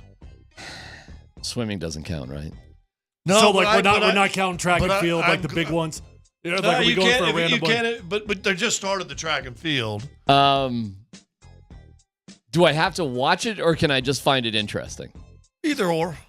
I guess I really only get into ping pong every 4 years. Dude, did you happen to see that shot? The snake shot. The snake shot. Yeah. Shoots it from underneath the table. Yeah. Like does backspin on it. The guy can't see his paddle, right? So he doesn't know what kind of spin is going to be on the ball. It's a type of shot, a snake shot. It lands like at 2 inches in front of the net, and then it comes back onto his side. It's like hitting a chip with spin. If you hit it the right way, it comes back. I really should just watch more table tennis, period, because it's freaking amazing what these people can do. All those who had table tennis in their garage at one time growing up and thought they got pretty good, you watch the Olympics and the table tennis comes on, you're like, nah. Well, I think beach volleyball is freaking fun to watch, dude. Like that is a competitive sport. So why don't you watch it more than because that is actually on quite a bit. That was Scott's whole point there, right? It's just a sport that you get into about every 4 years. I don't know why I don't, but I'd get into it in the Olympics.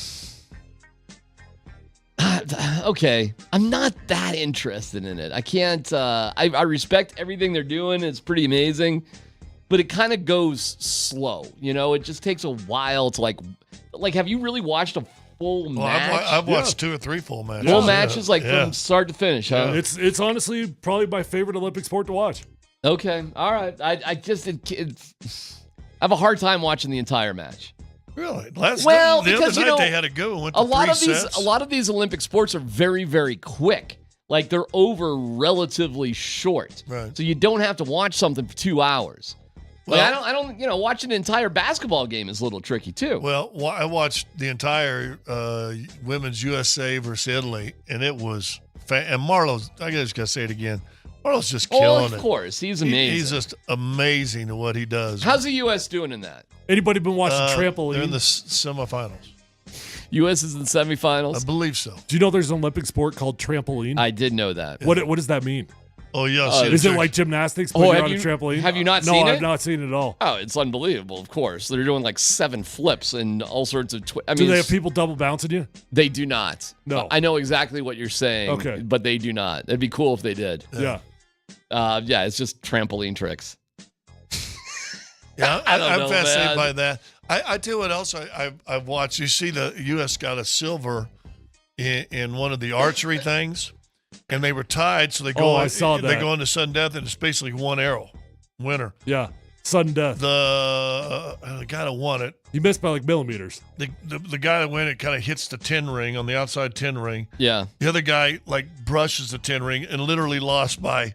We're talking about some medals have been lost by hundredths of a second. Thousands. We're talking. Yeah. I mean, it literally was fractions like this. Fractions of fractions of an inch. Yeah, that's crazy. And that was pretty cool. I've shot the bow a little bit, and I just think it's fantastic, the ones that can really do it. But I'm stupid, too, because I'll watch 3 hours of road racing.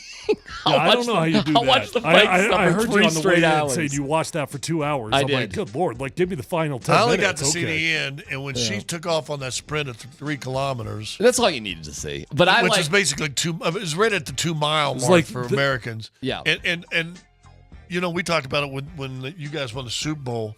You guys just took Carolina's soul. You took Cam Newton's soul, and he was afraid. This American, takes off. One girl tried to go for 10 feet and realized, nah, I ain't got it. No. They pull the pack, and you almost see them talking. They'll say, okay, you got 3 going for 2 medals right now. And I never got to see them come in because, the American TV and NBC just follows her and her story and sees her parents and blah, blah, blah, blah, blah, blah. And I said, I got to believe that last mile of those 3 had really to be good. Unbelievable. It was really good. So, have you seen that dude, the 800-meter guy from Norway, Jacob Ingebrigtsen or whatever his name is? Yeah. Just toying with people. Absolutely toying. He'll go from the back. He'll go from the front. He's literally just playing games with people out there. Did you see the whole story behind? I did. His dad beat him or something. Yep. They were the Kardashians of Norway.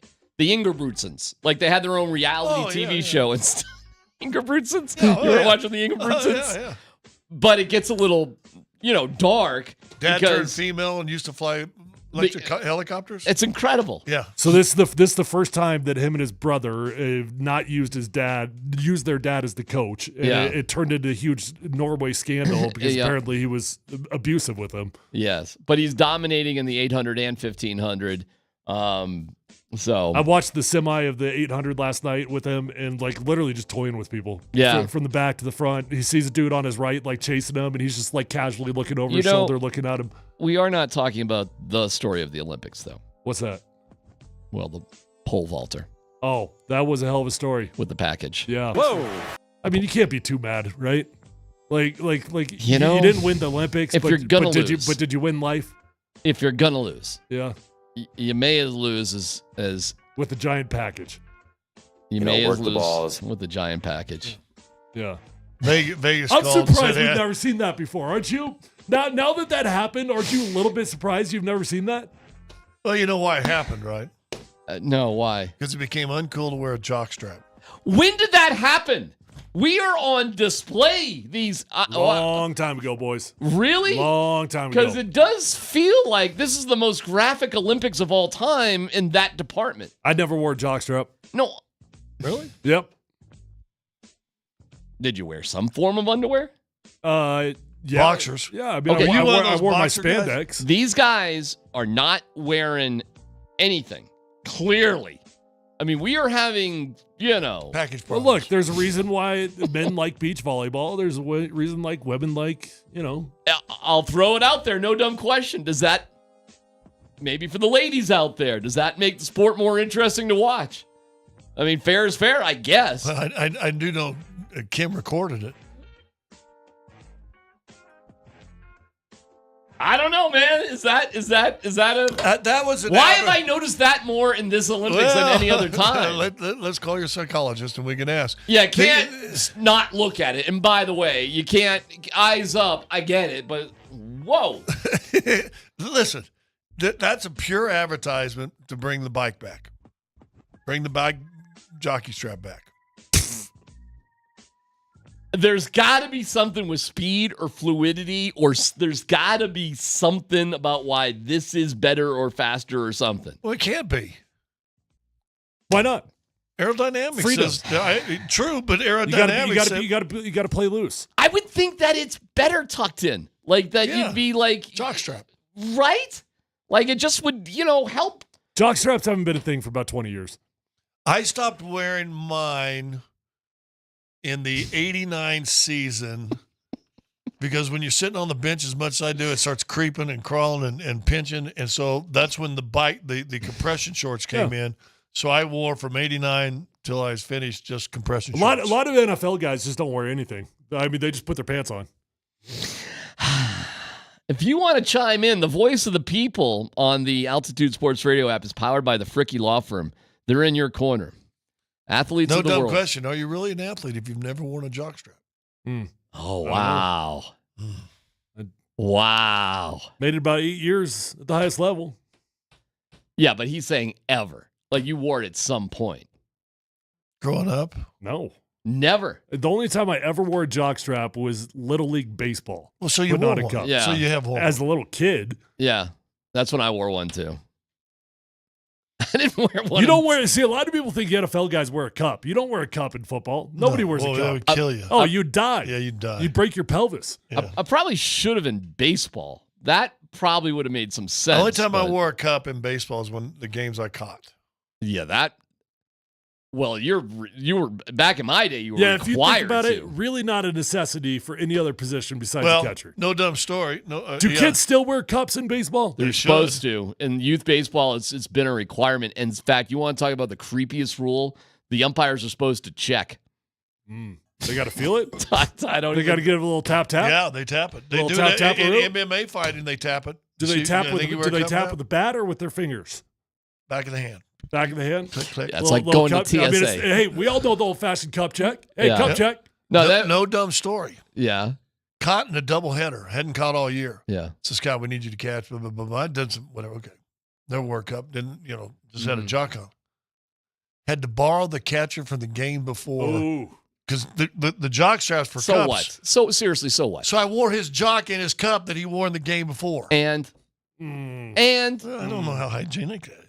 It's not. You're a guy. But I was you're- also like 16, right? You know. Yeah, who cares? Yeah. No. Well, no, what'd you think you were that's gonna a big deal. That's a big deal. not a big deal. D-Mac's wrong. He's just wrong. What That's are you a going big to deal. catch? Well- What were you afraid of? I was afraid of catching a curveball on the ground. I was more worried about catching a curveball, worry about that. one hopping in the ground than Yeah. I was any It's disease. PHC on 92.5.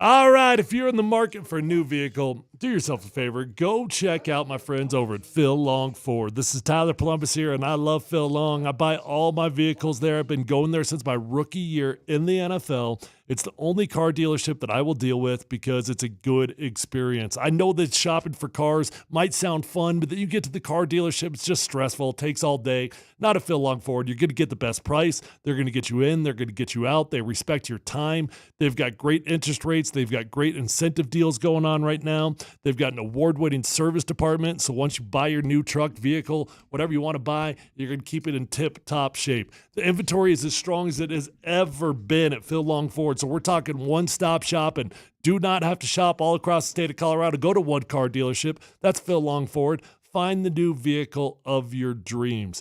You're going to love your experience. Let them know that Tyler Columbus sent you on over. You can shop from the comfort of your own home right there at phillongford.com.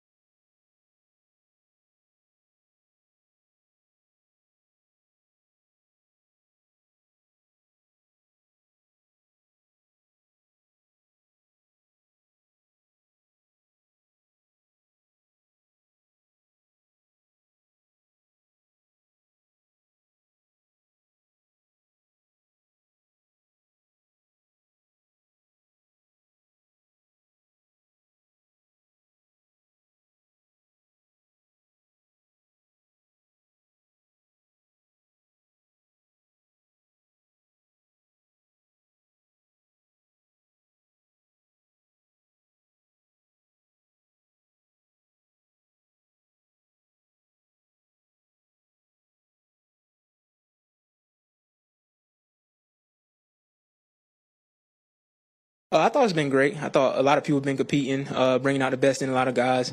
And that's going to make the team overall as a whole as best as we can be, for sure. So it's been exciting, and we're all going to keep working. Yeah, I don't think the running back battle is actually.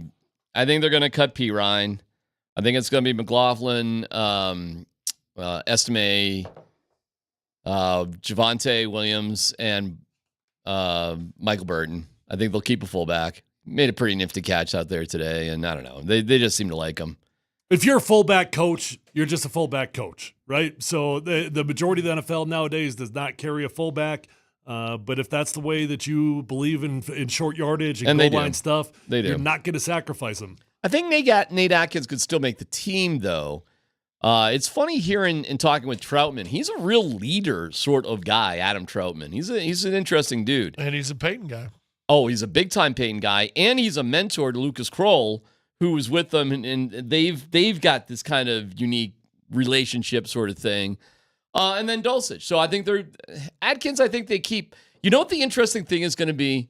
If they believe enough in Marvin Mims as a receiver, period. If they believe him in his receiver. And I don't know if he's on the team. He's not making the team. But they have such depth and competition, it wouldn't shock me if they think somebody's a better receiving option than him and he becomes more of a specialist. Well, so here's the thing on that. So you've got a bunch of like 6'3" to 6'5" wide receivers out there, right? But they're all very similar in what they do. And then you've got a couple of other guys that are all competing for kind of, so like your X wide receiver, that's generally your tall, physical wide receiver. We got a boatload of those. Your Z wide receiver is usually kind of like the slot guy, usually the shorter, shiftier, speedier type of guy. And so of those, you've got Troy Franklin, you've got Marvin Mims, and you got Jalen Virgil. Those are the three guys, in my opinion, that are competing for that spot. The problem is, I was talking to Mike Sanford today. You can't see it all. Not saying he hasn't had a moment or three.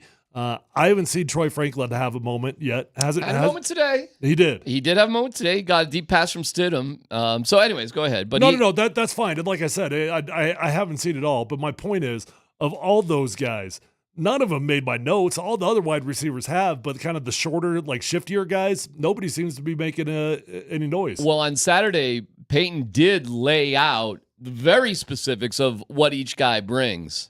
All the things you're looking at, smart, tough, productive, what do they do well? Vele's kind of inside out. Troy's kind of outside in. We got the addition of Josh outside. So all of these guys, Little Jordan, I like him inside out. So there's certain skill sets that they all have, and then some are different than the others. But it's a big room, and I do think there's quite a bit of competition there. What does that mean? Outside in, inside out. What does that mean? So that's what I was just saying. Like your X is going to be your outside guy. That's your tall, physical Cortland Sutton guy. Your Z guy is, generally speaking, a shorter, shiftier slot type of wide receiver. Sometimes you got 3 receivers on the field. Sometimes you got 5 receivers on the field. But a lot of these guys can play a little bit of the both. I don't think we have the Wes Welkers, the Brandon Stokeleys. We don't necessarily have a great shifty inside player on this team. There's one dude if they want to keep him. That's Who? Bandy. Oh, well, that's true. I mean, he's it. If they But he catches every ball that's thrown at him. He catches literally every single ball thrown at him. Yeah. But he's like my height. And that's the first prerequisite. You don't, if you're one of those dudes, you cannot drop footballs. Period. You gotta be flypaper, man. Yeah. And he is, and he's quick, and he's always open. But seriously, do you keep him over Little Jordan Humphrey? No, Bandy's got zero. Do you keep him over Brandon Johnson, who just catches everything as well, and he's a bigger receiver? Brandon Johnson was making contested catches. Phenomenal training camp last year. So did Jalen Virgil. Jalen Virgil had a phenomenal camp also. It's crazy, man. Virgil really didn't get to play till the last couple games of the year, did he? Well, he's coming off an ACL now, so it's actually remarkable he's back out there so quickly, but he's going to have a hard time. But I'm telling you, there is some significant competition there. So we'll. I don't know what they're going to do there. Actually, there's a lot of interesting choices. It's a weird room. I mean, you got a bunch of really solid wide receivers, but we keep talking about all the depth in that room, and I wouldn't refer to the depth as like it's not like a good problem. It's actually kind of a uniquely bad problem. You've just got a bunch of guys that are deserving to be in the league, but nobody that's a difference maker. Well, then how do you separate one? I wouldn't define that as a deep room. It's just like a deep room of kind of average guys. Okay, then if it's all average guys, what's going to separate one dude from another? And that's why it's a unique situation. It is, right? So we sit here talking about a bunch of guys that are worthy of being in the league. That's better than a bunch of guys that are not worthy of being in the league.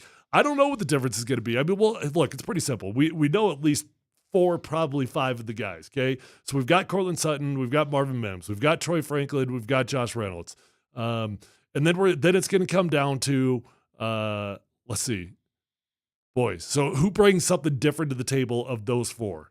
Well, to me, I don't know how you keep Tim Patrick, but he is he's repping with the ones all the time. So Tim Patrick is very high on that list because you know him, you trust him, you love him. I guess, yeah. Thinking they think they could probably sneak Vele onto the practice squad. Boy, they just do nothing but praise him. They all love the guys him. in practice, and this is practice. They haven't have games. We'll find out Sunday. But all in practice. I've been to 7 practices, and he has made a catch that you go, yeah, every day. No, yeah. I would agree with that. I would agree with that. He's been very, very good. So let's say Vele makes the team. Tim Patrick is a bit of a wild card there, right? But if Vele makes the team, you've already got 5. Or if you want to swap that out for Tim Patrick, you've got 5. That's why I think you will carry 6 in that room. And it's probably going to be the younger guy that whatever the younger guys are that contribute. But little Jordan Humphrey deserves to be in that mix. So if you're carrying 6 receivers, you're carrying 4 running backs. I'm including the fullback there. Yeah. 6, 10, right? I'm just doing some basic math here. This is where you come back to the quarterback conversation. Are you carrying 4 tight ends? I guess. Not if you carry Michael Burton. So we're cutting Atkins? If you cut Michael Burton, you'd carry 4. So Atkins is Gonski. I don't know. We're going to go with Troutman. Is Troutman that much better than Atkins? Troutman is gold. Because Troutman is a trust guy. He's got history. He's a leader in the room. They trust him. He's gold. There's no way he's going anywhere. All right, well, then it's Troutman, Dulcich, and Kroll. Okay, so we're good on that because we're keeping Burton and he's going to do whatever. Yep. So we're getting rid of the and bigger then offensive line. You can go anywhere between 8 and 10. But if you carry an extra wide receiver, the 9 will probably be the magic number. They probably go 9 there. You see where we're going here? It adds up quickly. You can only keep 2 quarterbacks, man. Come on, you can't carry 3 dudes. It doesn't make any sense, right? Zach Wilson is got no favors going his way being with the number 3s. Okay, that's a tough life to live. It's a tough life to shine. It's a tough life to trust your pocket. All of it adds up, right? Zach's had a tough couple days. I wasn't there Saturday. I was just talking to Mike Sanford, so I'm just taking his opinion on it. He was with the 3s all day. Okay, so he wasn't given any opportunities to make plays. Today, Zach's like the one that's got the Patrick Mahomes crazy arm angles and everything, right? And he got super lazy with his arm today. Got it man, it's like below his shoulder, not just sidearm, but below his shoulder. Misread one, overthrew it by about 5 yards on a 15-yard dig route.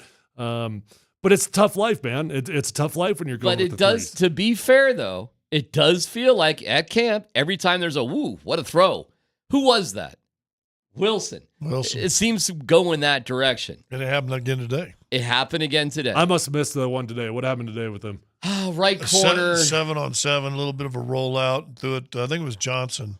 Yeah, I think it was. To the catch. I know what you're talking about. And it was like in stride about 45, 50 years in the air. Great throw. Yeah. Yeah, you see, sometimes you don't see who actually throws it. I know that sounds crazy, but it's just traffic and everything in front of you. Ooh, who was that? Right. Wilson. Well, and then when they went one-on-ones, you had Stidham with the tight ends. You had Bo Nix with the wide receivers. In fact, they moved them down to the 5-yard. And I thought he struggled on 2 or 3 throws at the 5. Who, Nix or Stidham? Nix. Stidham had a lot of balls hit the ground on the tight end things. And then the running back, that's where we saw Burton. The running backs were with with Wilson, which, let's be honest, if you got a tight window and you got to get the ball there quick, the one guy that's going to get there real quick is going to be him. Yep. And that's when Burton made that one catch. It was just phenomenal. Yeah, man, it's going to be fun to see how they sort it out. It's going to be interesting. And I think they're going to try to find a way. And I'm not sure not why Zach Wilson isn't running threes, to bury him and keep his name down. Kosmider wrote that you got two guys, and I think they would love, if they could, to stick him on the practice squad. squad. Well, if you would like to carry him on the practice squad, it's a pretty smart thing to do. Just don't play him at all in the preseason, and then people are going to think he's a bust again. we will go over the day in Broncos training camp, plus another article that rips apart CU football. Details coming up.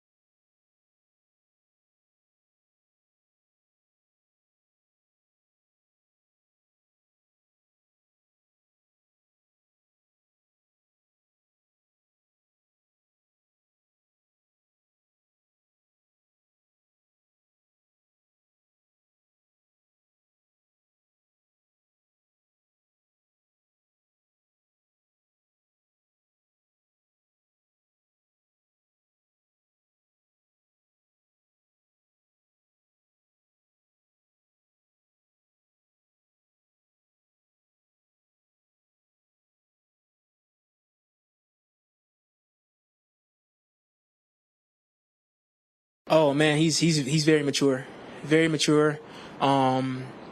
I would say he's teaching me things as well. So I think that, that's just a testament of who that guy is in Bo. And, he's a hard worker, focused, laser sharp. So it's fun. It's fun back there with him. Well, that's a pretty common refrain. Bo Nix is poised. He's mature. He's Troutman over the weekend. Hey, it's no joke that he started in 61 games. It's and he is a little bit older. He's the same age as Zach Wilson. Despite Zach Wilson having 34 NFL starts, they're the same age. Stidham is 3 years older than both of them, and Wilson and Nix are 24. Okay. How much does that matter? Where are you guys on your Nix startometer? Like, if we're going to 100%. You're at 100. Yeah, he's starting. Like, that's it. Yeah, it's done. The end. Totally agree. It's over. It's been over for a while now. I don't know why they're playing silly games. I don't know why Jarrett Stidham technically went out there with the ones during the Saturday practice just to...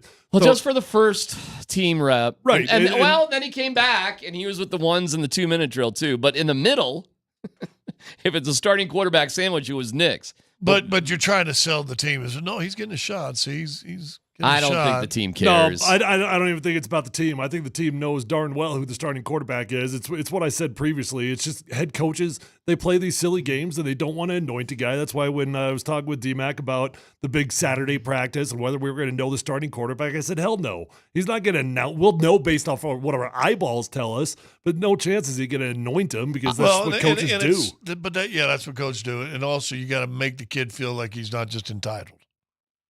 That he's had to go through and he's had to do this and he's got stiff competition. Yeah, but it's not like Bo Nix is going to be lazy or take things for granted. Yeah, but coaches don't know. No, he was getting extra sprints in after practice. He's not lazy. Come on, Tebow. He's setting a standard. Hey, all you bums that went into that locker room, I'm still out here working. Get it done, man.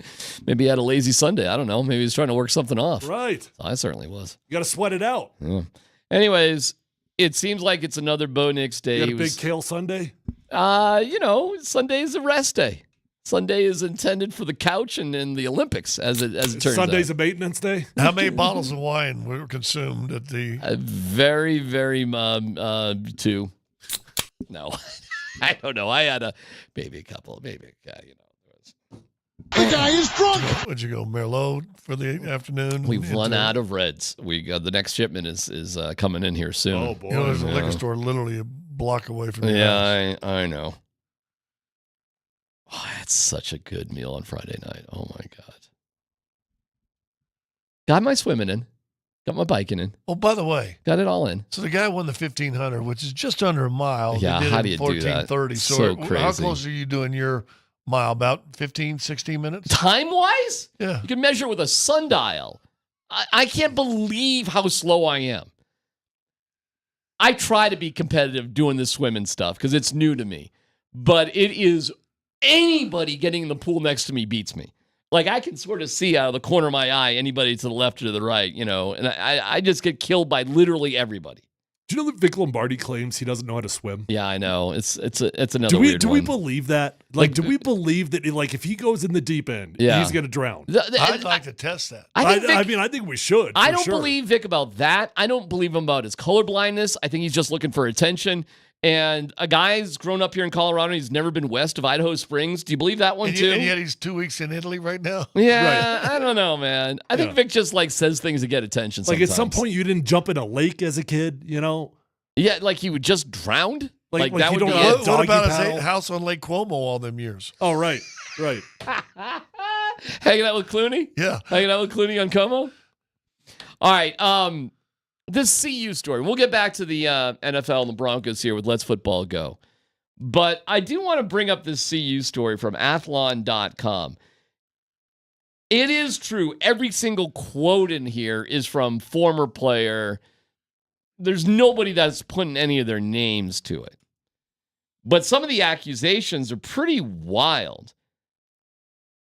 How well do you trust this source, Tyler? Scott, where are you guys at with the... The only thing I know about Athlon is you used to get that they used to have a good draft book. They used to have a good preseason college and preseason NFL. They used to be like the original Rivals. Like Rivals does all the high school rankings and all that. Big scouting reports, top 100, stuff like that. A lot of the stuff we've kind of heard before, but let me give you some of the new stuff, if we believe it or not. Cormani McClain was slapped around by Shiloh Sanders after a game last year. And apparently McClain said, I'm going to kill you. Okay. We believe in that story or not? Sure. Why don't you just getting slapped around, just beat him right there then? I mean, like, do I believe that Cormani McClain and Shiloh had an incident at some point? Yeah, probably he did. You know what? You got a coach's son who's you would like to think is trying to hold a standard, right? You got a 5-star recruit that is showing up late for meetings, that doesn't come to meetings, who, by the way, it was like this huge story that Dion ran out, the biggest recruit that they had, goes to Florida. And Cormani, guess what he's doing? The exact same stuff that he was doing at CU. He's showing up late for meetings. He's already on the outs out there in Florida. So, yeah, I believe that Shiloh and Cormani had it. After the Oregon State game, Shiloh slapped McClain several times, leaving Cormani to scream, quote, "I'm going to kill you." Now, here's where I immediately don't believe the accuracy of the reporting in this story. What man slaps another man? What, like, I'm being serious, Like I can believe that they got in a tussle. I can believe they even got in a fight. You're telling me that Shiloh just walks up to him and, like, open hand slaps him 5 times? That's what the article says. Yeah, no. Basically. No, but this is my You're not buying that. No, well, hold on. This is my whole point with the article.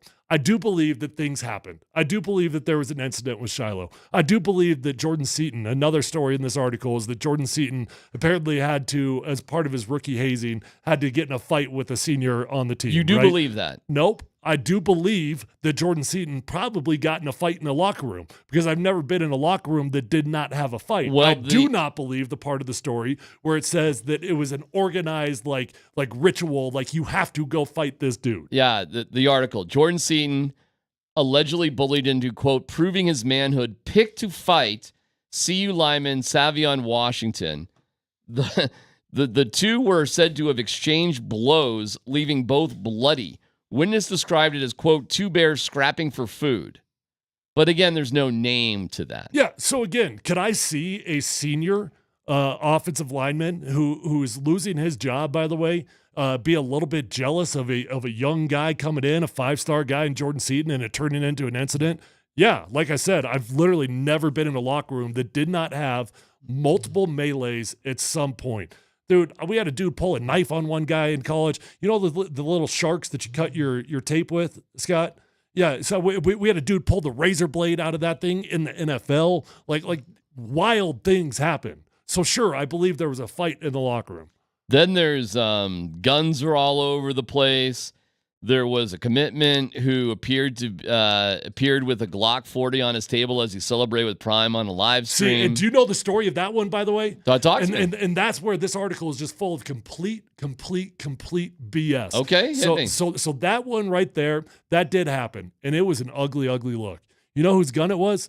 His dad's. His dad's gun. His dad apparently had some drugs in the background also in the same one, right? Wow. His dad apparently had some issues, right? But that wasn't even his gun. It wasn't even his drugs. It was the dad literally came out and said, like, hey man, that's on me. Gambling debts over $10,000, that was a big issue that created a fight. Hadn't heard that story before. Scott, how was the gambling back in the day on your teams? There wasn't any. Really? No, in the not NBA? Really. No. But it is now. Okay. Or became more. Yeah. Yeah. I mean, I paid on flights. We fly in commercial, so it's not like you can sit there and have. We played penny hearts. You're talking as a pro, right? Yeah. What about in college? No. Nothing. Well, but see, things are different, right? And I never saw gambling fights in college. Never once saw a gambling fight. I saw dudes gambling, but we had pennies, right? Like we might have $100 in our bank account. But I promise you, once kids, and even kids that are in the NFL get money, they gamble. That and I had a coach tell me this, and I thought this was wise. You don't want dudes gambling big within a team. Because one quick way of breaking up a team is let another guy owe another guy money and can't pay it. Yep. So a lot of coaches have frowned on gambling like that. All right, so I've seen a $50,000 bet happen on a plane ride. In college? No, in the pros. in the NFL. Okay, right? I believe that. But now all of a sudden you've got these kids that have got a little bit of money and they're gambling. Like $10,000, that's a boatload of money. I don't care whether you're in college or whether you're in the NFL. Yeah. That's a boatload of money. But you can easily see how that creates fights when people start gambling. All right, so are we saying here, hey man, don't sweat it. Who knows with these guys? This is kind of par for the course. Or does this indicate, like some may perceive it, a program out of control? Go ahead, Scott. I would say this. I think it's something that you file, and just remember, I went and looked up again. I mean, Shiloh slapping a guy. Well, he did have an assault charge when he was younger. Mm-hmm. So does that surprise you? Is that a lesson learned? I think it's something that needs to be closely monitored. I think there's probably reasons and excuses, and I think exaggerations that probably happen in this story.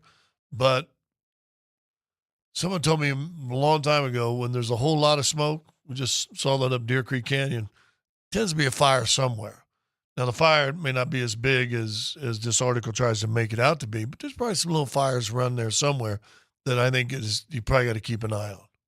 I think that almost everything that was reported in that article probably happened in one degree or another. But the way that it's reported on, to me, feels insanely sensationalized, right? Mm-hmm. So, like the Jordan Seaton fight, I believe that he got in a fight with an offensive lineman. I've been in fights with other offensive linemen as well. Now, if you're telling me that there was organized, like we're going to put a ring in the middle of the locker room and we're picking the young guy to fight the old guy, that's a problem, right? Mm-hmm. But if there was just a locker room fight, to me, not a big deal. I'm not dismissing the guns. I'm not dismissing the gambling debts. I'm not dismissing any of it. Just the reality is, I've never been on a team that didn't have all of that. I think if they win games, this will be like, hey man, this is no different than every other college program. Everybody's got their, issues. If they start losing games, Then we'll see. Yeah, You got to keep an probably eye. right Like I about said, that. I think keep an eye. And listen, I played a whole different generation. Good teams, bad teams. Never had any issues with guns. Never any issue with gambling. Fights. Well, I was in Detroit. We fought in practice a little bit, but then when it was over, it was over. Well, that's true. But there was one slapping, and why I believe the slapping. Thought he didn't ever see that. When you want to send a message that you're beneath me, you don't punch a guy. you slap. It used to be called. There was a word in front of that slap. Mm-hmm. Yep. And you would slap a guy, and that guy didn't respond. He was done. I saw a funny moment on the Broncos field today, kind of in that regard. How about this? I'll just say it. A coach is kind of making up for maybe getting on the bad side of a player today. Nice job. Excellent. Way to go. Oh, now you like me, huh, Coach? That's interesting. Does Rick George need to have a chat with Dion about this article, or is this just, You need to have a conversation. You do. But it needs to be private. It needs to be. Yeah, that's what I'm saying. Yeah. I mean, it'd be irresponsible as an AD to not ask the head coach about the article. It would. Yeah. Okay. I mean, no, you got to make a decision on what you believe. But if something like that comes out and you don't ask the head coach if this stuff is truth. So if I were to see Rick George and say, hey, man, when that article came out, that Athlon.com article came out, did you at least have a chat with Dion about it? You'd be disappointed if the answer was no, Yes, I didn't. I'd be surprised. You'd be surprised if the answer was no. Yeah. Okay. And to be honest with you, most head coaches, if that article comes out, I'd be surprised if some of those names mentioned weren't in the head coach's office to go, what's the truth? Okay. See you, baby. Oh, they're still the biggest story. I'm not going to even argue with you. And not all for good, I'm not though. arguing with you, No, man. no. It's hey, there's reason Can why. I just say this though? Go back and look at the kids that Bill McCartney was recruiting. Okay, go back and look at the kids he was Okay. recruiting. Okay, Well, I've had go look back at the storylines. I gotcha. and all the drama and all the heat that he took I for the gotcha. guys that he was recruiting. Yeah. That was not a locker room full of saints. Altitude Sports Radio is teaming up with the Avalanche alumni for our first annual golf tournament benefiting men's mental health with Man Therapy tomorrow. You can check out the silent auction and bid now at ColoradoNHLalumni.com. At Inverness Broadcasting tomorrow from 6 a.m. right to the end of our show on Altitude Sports Radio 92.5.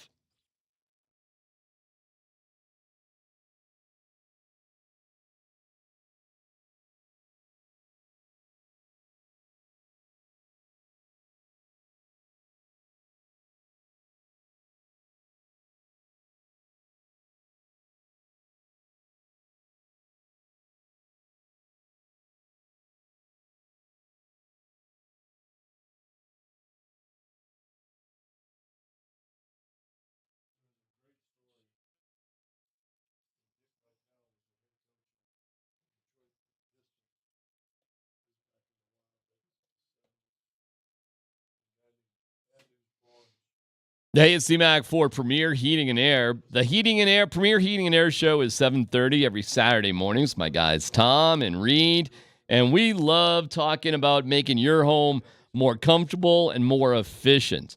If you're in need of a heating and air expert, it's PremierAirColorado.com with some incredible sizzling summer deals.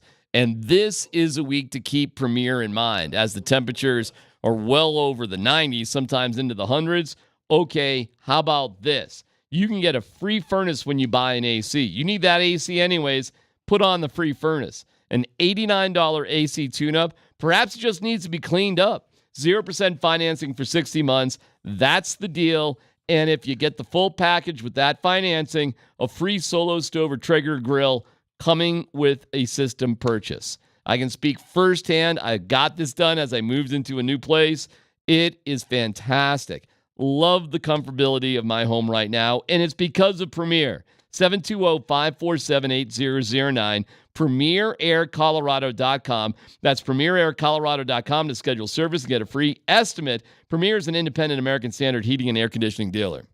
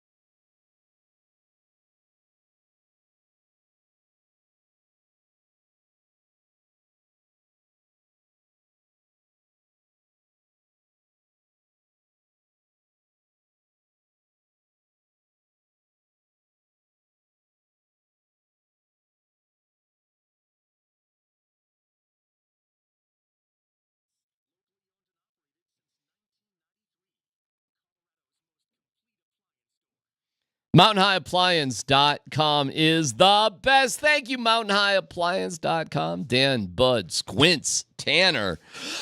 What's first? All right, I got a couple of clips here I want to play, but let's start with Cody Barton from today. Now, I want to play these two clips back to back because they sort of relate to each other. So we're going to hear from Cody Barton here and then Sean Payton in just a second. But here is Cody Barton on Sean's approach to training camp. Yeah, I mean, camp's hard here. It's hard in other places, and that's going to make you physically and mentally tough. You got to be able to come out every day and compete and be able to hit. It's pretty physical here, and then also the mental side of it is just that takes a toll on you. You can get tired and give into that, or come out each day with a fresh mindset and like I've been saying, come out and compete and be able to be physical. Okay, so Cody Barton there saying Sean Payton's training camps are tough. Now let's go back to Saturday and hear from Sean Payton. Kind of equates training camp with his philosophy of training camp with Navy SEALs. I think some of it's your instincts just to challenge them. It's nothing new, that it's developing that mental toughness and every year we train these SEALs, 20% come out of Bud School. The other 80% ring this bell they have. And so I'm using that analogy, but, you're challenging them, not just physically, but mentally. Okay, so what is the fine line of keeping guys fresh enough for a grueling season versus getting them, as Sean Payton says, calloused up to get ready to go for the season? Well, there's never been a greater example of getting a team over-prepped for week one than year one with Josh McDaniels. I mean, shoot, we came out rocking and rolling. We won 6 straight games. We couldn't have been any more prepared. We also went full pads 2-a-days every single day that was allowed. I don't remember how many there were, but I would guess there was 10 at least, maybe even more than that.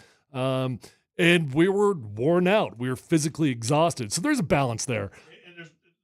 There's never been a more underprepared team for game one than maybe Hackett's oh my God, it was game. Brutal. I mean, that was an easy camp. I don't think you have to worry about balancing that anymore. I really don't.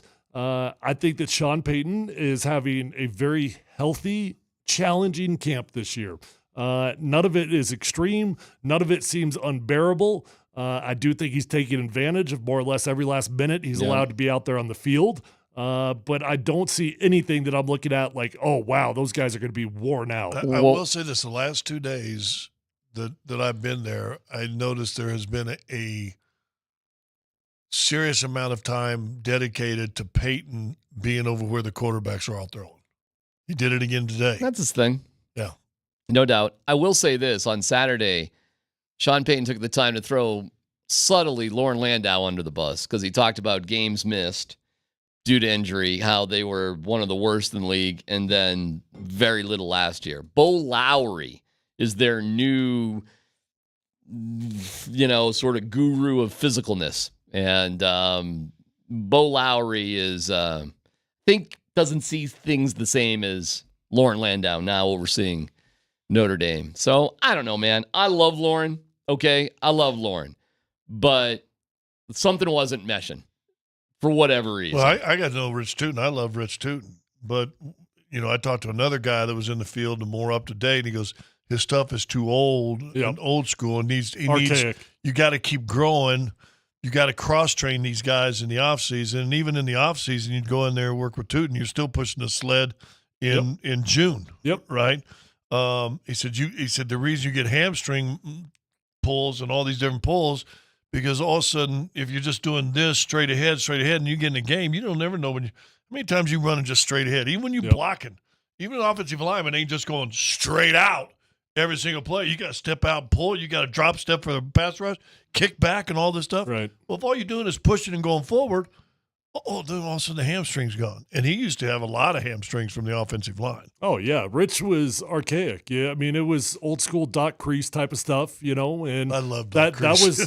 that was all that there was back in the day. It's all that there was. Was there a better musclehead strength coach than Doc Crease, though? Pure musclehead. So Doc, I actually never worked with Doc because when I get committed to CU, I committed to the staff, and then like 2 weeks after signing day, half the staff left for UCLA with Carl Durrell. Right. Oh. And Grease went there, I believe. Yeah, he did. Yeah. All right, Dano, next up. All right, last one here from Dove Valley today. Here is Jaleel McLaughlin on what the newest Broncos running back, Audric Estime, has brought to the running back room. Man, that dude, Audric, he has great intensity. He's playing with that fire, and he's playing with a great mentality. I would say that's tough to come from college to do. Come with that swagger and that intensity is what he's bringing, that fire, especially getting drafted. He's not, taking anything for granted out here on the football field, and he's doing an awesome job. So I'm excited for him, excited to play alongside of him as well. And man, it's the competition here is unbelievable, but that shows the signs of a great team. So we're going to keep working hard. All right, so expectations for what Audric Estime could provide to the running back room this upcoming season for the Broncos. He's a bulldozer, and fans are going to love Estime, and likely in that first season game against Indianapolis, first preseason game, you're going to get a taste of it. It's going to be pretty cool. I'm really looking forward to it. He'll be a major contributor. We know that much, right? I think a lot of people are assuming that Audric Estime is going to take over the starting role sooner rather than later. I don't. I think Javonte Williams is your starting running back, health aside, right? I mean, if something happens health-wise, then, of course, that changes things. I would say if Audric Estime ran for 600-ish yards. That'd be amazing. 600-ish yards and give me 3 to 4 touchdowns in there. Fantastic. That'd be a hell of a year. Yeah, because if you're just going to split up the carries, what are we talking about? Javonte gets 18 a game. Mm-hmm. Estime gets 7. Sure. Jaleel gets 6, maybe. What are we talking about here? There's only so many times. That's actually a fair point. We can't forget about Jaleel in this. Like there's just not that many touches. There's not that many touches in a game. Well, if Bo Nix is a quarterback, you better have a good running game, and so you better have a good power game. But you also better have. You may only get 6 carries. You better get 5 receptions, or will get 5 receptions. I'll tell you, you want to keep a fullback, you want to keep Michael Byrne, okay, fine. But get ready for games where he's getting like 6 snaps a game. Get ready for numbers like that, because you talk about the fullback and how valuable they are. I'm just telling you, man, through some experience of looking at the play sheet, let's go back and look at the total snaps. That's a fact. It is a fact. And when you look at the snap count, it feels like the biggest waste of all time. But here comes my fullback defense. Talk about the importance of those snaps. You're talking about short yardage situations. You're talking about keeping the chains moving. You're talking about touchdowns, right? So it's third down and short yardage. That's how you win football games. Here's my only point with it. And I like the catch, and I don't have anything against him. He seems like a nice enough dude. I would just rather have a bigger dude who could do the job. And Atkins is like 5 inches taller than him and outweighs him by like 15 pounds. That's all I'm saying. Dan, next up. All right, fellas, the NFL released their top 100 players of 2024. Now, this one's more significant because this list is actually voted on by the players themselves. So 2 Broncos, technically 1 made the top 100. Justin Simmons, they still have listed with the Broncos. He's probably at 90-something. 57.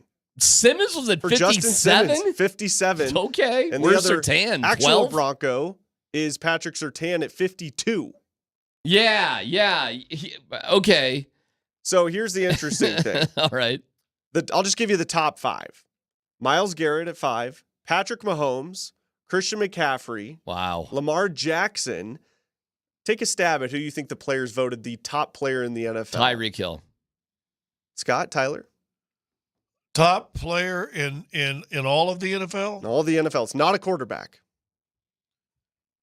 Either Hill or the guy in Vegas, receiver. Devontae Adams.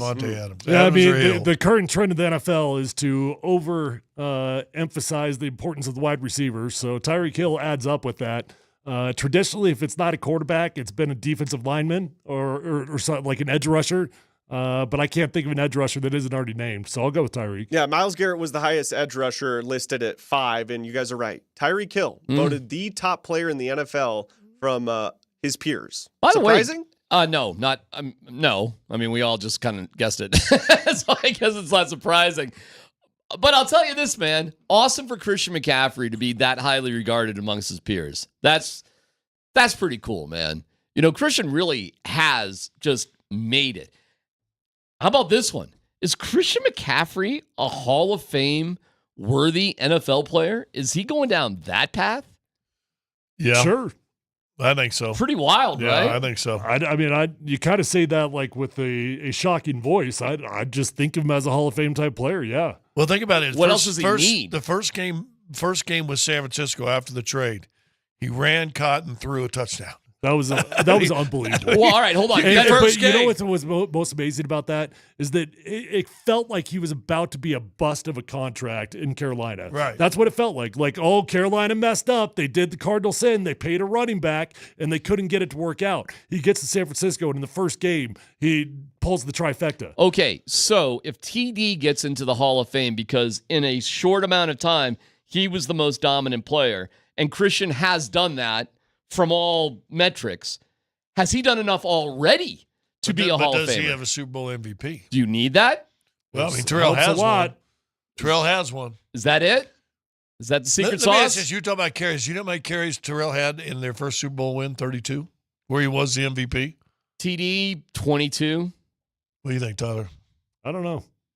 30 carries for 157 yards. That's a good game. I knew it was a lot. 3 touchdowns, by the way. You know what's crazy is Elway's stat line. It's terrible. He didn't do anything. And the first one against Atlanta the next year, he did. And he was the Super Bowl MVP in that one. You know, I could make an argument. You might not ever see another Hall of Fame running back. Well, I'm kind of going that. All right. Has Christian done enough? Yes or no? Hall of Fame. No. Not yet. My answer is yes, but knowing the way the NFL works, if he doesn't have a Super Bowl, probably not. Because the metric is always, were you the most dominant at your position for a period of time in the NFL? And he's been right up there. And he's done it. But nobody cares about running backs anymore.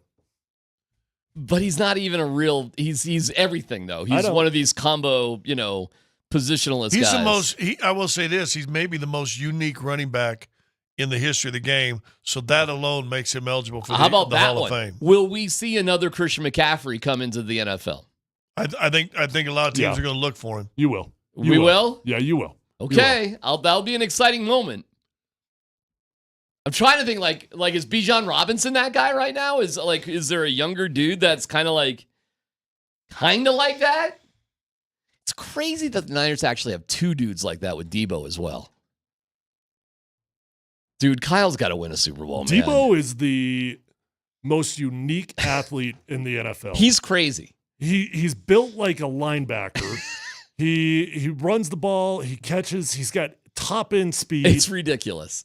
Because his body's so weird looking for what he can do. He shouldn't be that fast for the way his body looks. Well, and it's no wonder he's got hamstring issues, though, because, I mean, just look at how much weight that dude is carrying. It's bizarrely unique. All right, Dan, you got one more real quick? Hit us. Very quickly, FX is releasing American Sports Story, Aaron Hernandez. It's going to premiere on FX on September 17th. Haven't we already done this? Kind of. Josh Rivera will be playing Aaron Hernandez. Oh, it's going to be like a yeah, it's not a documentary. It's a murder mystery.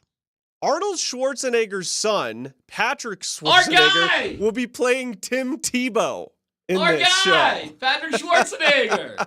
Wait, why is he our guy? Because he was the Nuggets. He got thrown out of the Nuggets game. Oh, I didn't know that. Patrick Schwarzenegger. Oh my gosh. Patrick Schwarzenegger, do you remember 2 years ago, the Lakers fan who was in the Lakers outfit, top to bottom, who got thrown out of the game? I didn't know that was him. That was Arnold Schwarzenegger's son, Patrick Schwarzenegger. He's built, by the way. Yeah. You better be if you're playing Tebow. I got his phone number. We could give him a holler anytime. I'm not joking. Patrick, that was him. And he got thrown out. The guy is wearing Lakers. He's wearing those. Oh, I remember the guy that came in with it. Yeah. Yeah, and he's jumping out on the court. Who's our security guy? Mike? Big Mike? Yeah. That was hysterical. They took him right off the court. He had courtside seats. Yeah, you guys didn't know that was Arnold Schwarzenegger? I didn't know now that you say it, it's coming back to me. I totally forgot about it. Oh, my God. It's so funny, man. I can picture the outfit now. It's a hell of a story. Gets thrown. He was there by himself. He's wearing the sweatpants in Denver, courtside. He's wearing like the warm-ups, like the warm-up jumpsuit. Yeah. Yes. You listen. You can be on the court. You can have your feet on the floor, but there's like you don't cross the line. Right. Yeah, I call Mike, by the way, his nickname's Armbar. I watched him armbar a guy across the court one time. The guy's tiptoes barely hit the ground, so I call him Armbar. Hey, real fast, we talk about Chris McCaffrey. Do you guys know his stats from last year? Do not. Not off the top of my head. Um, Total yards must be ridiculous. 1,459 yards running. Okay. Pretty good season, right? You know how many touchdowns he had, rushing touchdowns? 20. 14. Okay. That's insane. He had 7 receiving touchdowns. Oh, that's right, because he had a streak going with a touchdown in every single game. He had 21 touchdowns last year. How many touchdowns did Denver have total as a team? Like That's 30? a good question. Russ had like 18. He had 25. 16. Or I thought he had 25. I don't remember. 25 and 8. Yeah. He had that's nuts, he man. had 21 by himself. You know what the thing is though with Christian? He does have a couple quiet years in there. If you go back about 3 years, I think he had in a couple 20 quiet he only seasons. played in 3 games. In 21 he only played in 7 games. But and his first year he played in 10 with Carolina. But other than his first year and then the 2 years with 3 and 7, he's been over 1,000 yards rushing every year. Hey, I got a no dumb question about the Olympics. Plus, ESPN.com has done an article. There's 4 teams that have a quarterback competition and update how that's going. Details next.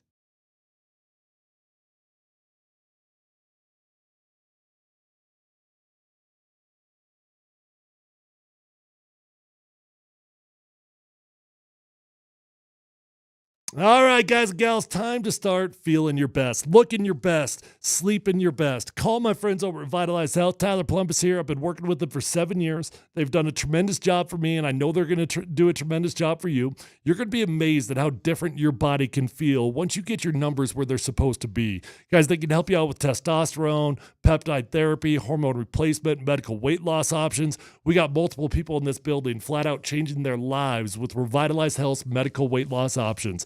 So give them a call today. It's time to feel your best. You deserve it. With 3 locations, they're close to you no matter where you live. Let them know that Tyler sent you on over and find them online at revitalize-health.com.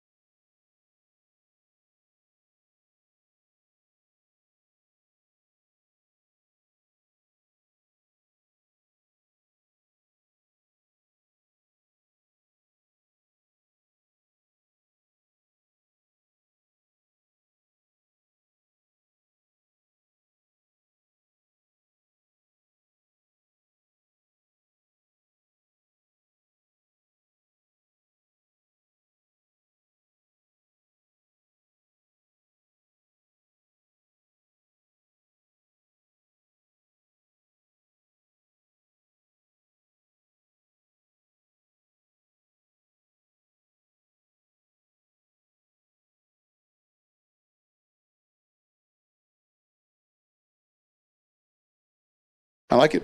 I'm for it. I think it's a trait that when we watched, you see pretty good pocket sense. Doesn't take a lot of sacks. I think he knows when the play's over, time to go. And then I think he can make plays when he's going. So I used to say this all the time, that the sack numbers are a reflection more on the quarterback than the offensive line.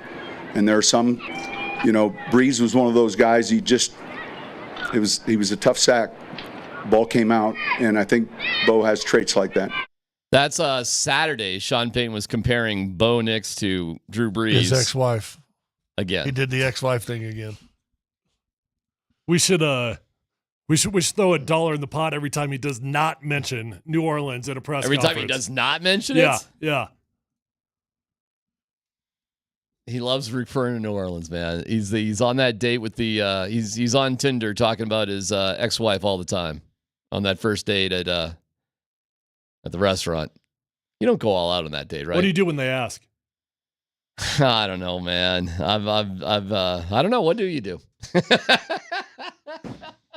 I wouldn't know. What do you do? I don't know. No, you don't know? Okay. So you know what? I got a great story for you. I'm not sure today's the time, but is that what you do? Maybe soon. Okay, I got no dumb question for you. And then I'll get to the 4 teams that are having quarterback battles and catch you up. See if you can name the 4 teams. ESPN's listed on the quarterback battle chart. New England, Minnesota. We'll get to that in a second. Sorry. Give me a second. Simone Biles wins the all-around. Won't spoil what she did today. Wasn't as good. But it's over. Did you do that on purpose? Really? Did you do that on purpose? I got chided on Friday. Hold on. Was seriously, was that an accident or did you do that on purpose? I got chided Friday. I'm not gonna blow it. It wasn't as good. Yeah. That was almost, but not quite as good. She was, twisties. Took 2 years off. 2 years off. And comes back at age 27 to do what she did in this Olympics, which is remarkable. What stops her or any athlete to extend their career by taking significant amounts of time off to produce better later? Age. She can't do it again. I mean, are you sure? I tell you what, there's a whole lot of these people. Even Ledecky mentioned it, who's been doing it forever. I mean, she's the equivalent of 4 the Olympics in ever. a row for Ledecky. Yeah. And 12 years of dominance. And she's all talked about, a lot of them talked about, because guess where the next one's at? In L.A. Mm-hmm. And so a lot of them want to do it on U.S. soil. What stops her? What stops Biles? Age. Literally, that's what stops you. I think there's an interesting... A young married couple wanting to have a family. Well, that's right.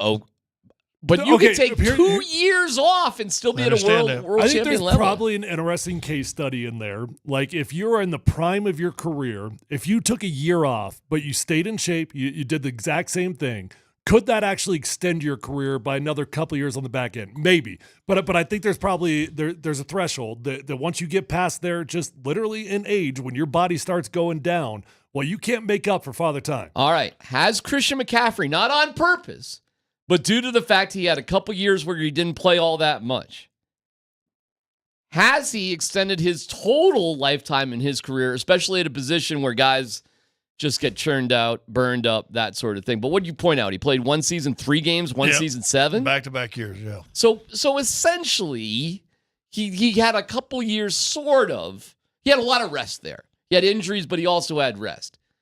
He's had 8 years in. Has that extended his career? I'll point out Ricky Williams, too, who spent a year to just, smoke weed or whatever he did. But he went on to have a pretty long NFL career. Ricky's an interesting one to me because I was about to say the biggest challenge, and this was not the case for Ricky, but the biggest challenge for most of these people, if you're going to take a year or 2 off, staying in the mental frame of preparing every single day, the dedication of doing the 300-yard shuttles when you don't want to do it, right? When you take a year or 2 away from the game, it is freaking hard to get yourself back there. And Ricky clearly was not grinded like he was when he took that year off. He was doing his world tour smoking weed. But that's the biggest challenge for most of them. Literally once you break from the mentality of training every single day, it's very challenging to get yourself back there. Well, Phelps was quoted recently as saying there was some race where, like, his record, like, people are, like, within 10 seconds of what he did. He said, I could come back for the 28 Olympics and win a gold medal right now in that event. But I guess he just had a kid. He goes, but that would mean I would not see my kid for the next 4 years. Okay. I don't actually buy that. I don't think you need 4 years if you're already a world champion. But if you're 30-some years old, you do. Yep. But I think get you yourself could, physically back in that shape. 4 years, though? What about just 2 years? 4? You need 4? Fine. I mean, you could debate the semantics of how long, but the point is it's significant time away from getting yourself back to where you need All to right, be. how's this for a hot Olympic take? Simone Biles will be back at age 31 for the Los Angeles Olympics I after taking time off. And she could go have a kid. She could have a couple kids. Do whatever you want. Well, we saw that Italian girl that she was like 32 or something. That's right. But she was absolutely ancient in gymnastics world. You know what? For the two of you, yeah, you didn't do anything to be tall. You just got born. Congrats, you won that lottery. But I ate Miracle-Gro. But so did she. She won the genetic lottery too in of terms being tiny. Yes, because of her body, and she's always going to have that to her advantage. That's not going to change. I don't think it's the age necessarily that holds these athletes back. It's a little bit what Tyler's talking about. But when you've been there, done it, the mental grind of having to go what I know I need to go through to do it again, like. I told you last week, I got offered to go in December to go play for Orlando. I just taken 5 or 6 months off. And I said, because there's a part of me thinking, Orlando, living in Florida, play with Shaq. Wouldn't even play. I just back and watch. I said, dude, do I want to go and do all that? That running and that bumping and grinding to sit. I was just going to have to sit.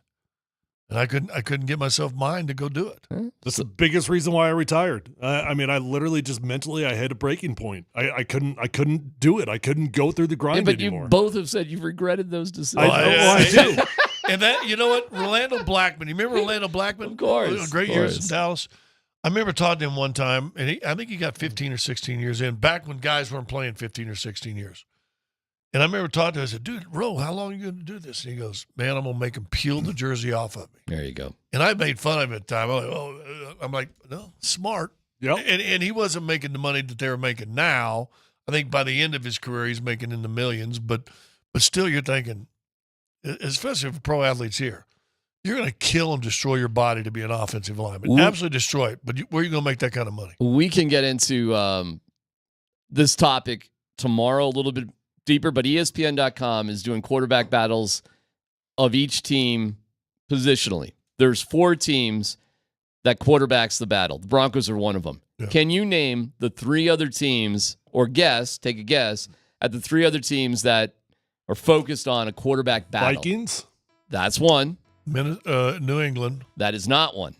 Vikings? New England's not a battle? It's Drake May. Ain't nothing to it. That ain't a battle? That is not a battle. Atlanta? Could they count Atlanta? They are not counting Atlanta. Are they counting the Giants? They are not counting the Giants. Oh, I got it. Cleveland? I got it. No. Right here in the AFC West. No. Raiders. Oh, Raiders, yes. Raiders. Yes. Yeah. Yeah, and there's one more. Can you guess it? Come on now. Come on now. Give us a clue. Oh, come on. I'm just saying, come on now. Tennessee? Come on now. Oh, Russ. Yeah. Oh, Pittsburgh. Yeah. Yeah. Yeah. And we can dig in all yeah, that but tomorrow. they didn't count New England. Come on, man. New England's a battle. Nate Kreckman lives. We'll prove it coming up next. It's Altitude Sports Radio 92.5.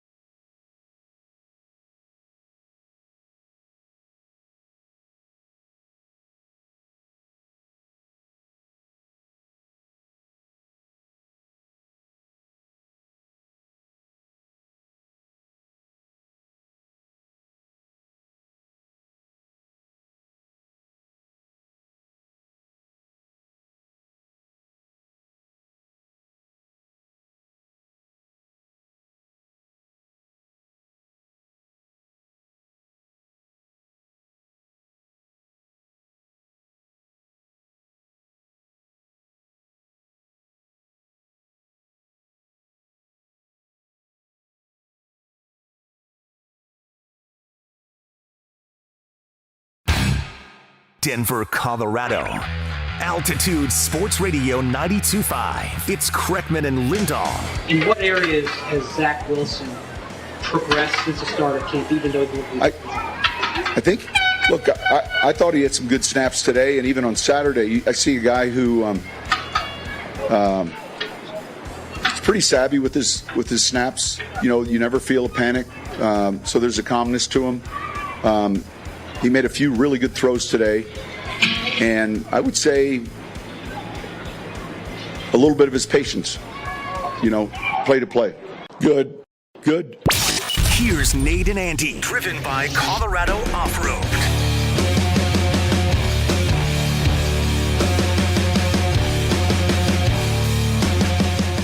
You know, that's what I'm looking for in a quarterback. A little bit of patience, play to play. That's what I want. Well, you there it is. It is. We are. Be patient with the producer too. We really are here. Welcome in, everybody. It is Kreckman and Lindahl. Hold on now. See, Ryan noticed. What just happened in our traffic update? We got a request from Johnny Jazz Cabbage to get me off. Like with you gone, I had to be a little more serious and drive the car. Couldn't just take you out to the old Husker Du Lounge or whatever. We had to get places. Husker Du Lounge. So already. Well, first off, we got the super British traffic guy, which I enjoyed, except he seemed bored to tears by the traffic. He didn't want to talk about the traffic. No. His job is to open the mic and talk about the traffic. That guy had no interest in telling you about the traffic. I don't know. I felt like I was watching although the U.S. women's soccer game for 0-0 for most of the match was pretty good the other day against, was it Japan? I was waiting for that guy to just be like, you idiots drive on the wrong side of the road. I don't know what the hell you people are doing. Why is your beer cold? I hate this country. So I had a guy named Steven Jenkins who used to be like my dude over at Land Rover Denver when I had that little ad campaign. The guy from Third Eye Blind? No, not he was that guy. totally Okay. British, like our traffic guy. Okay. And Steven used to take me, his job was to fill me in on all the accoutrements offered to you by the Land Rovers so I can answer any questions for anybody in the car. Okay. And then he would take me on like the 4x4 crawl. And so I don't remember what brought it up one time, but I told him, oh, Steven, I'm going to drive it like I stole it. And he just lost his mind. He never heard that. Drive it like you stole it. Bloody hell, what? And he just died laughing. I go, well, it's not my car. I'm driving it like I stole it. That's good. I don't know. I never got the fancy models after that. Is this your one anecdote about a British guy? That's all I got. I haven't been to Britain. We had an Australian on. Our buddy Bryce Parker came on to talk about the old Sevens win last week while you were gone. That country is nowhere near England. No, I know, but that's it for that. And then we had our Irish friends on. I think that's it for our international folks. Ah, okay. How many international correspondents does Kreckman and Lindahl really have? We had a Brazilian bobsledder on our show. Yeah, but he lived here. He's in Lakewood. That was not a hard find. Still Brazilian. He went to CSU. Still hairless and oh yeah, from a well different shaved country. And very strong. Yes, moving the sled around. Yes. How you doing, man? How are things? Don't worry about me. How about you? I'm terrific today. What things? Had we planned this out, Spring? Did we plan anything? Nah, hey, come on. You're lucky there's still a show for you to come back to. Had we planned this out, we'd have thought of all the things that had changed since Nate Kreckman went on vacation. What has changed since I've been gone? The U.S. medal count is up. Yes, the Olympics have happened. The men's basketball team is awesome. They've been delightful. Serbia tomorrow, big one against Australia. Your guys has it been rough for them? For Team Serbia? They've been all right, We're on to the knockout round. Sure. We're doing You're great. Squarely shooting bronze. We get a dub tomorrow over Australia. We're in medal contention.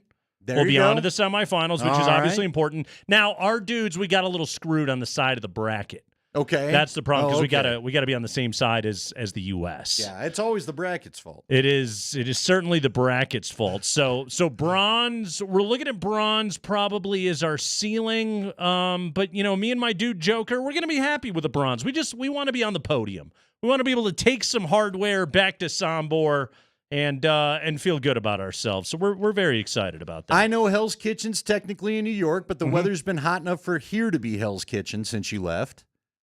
Yeah, the weather was lovely where I was. No, not here. Yeah, not here. That's what I've heard.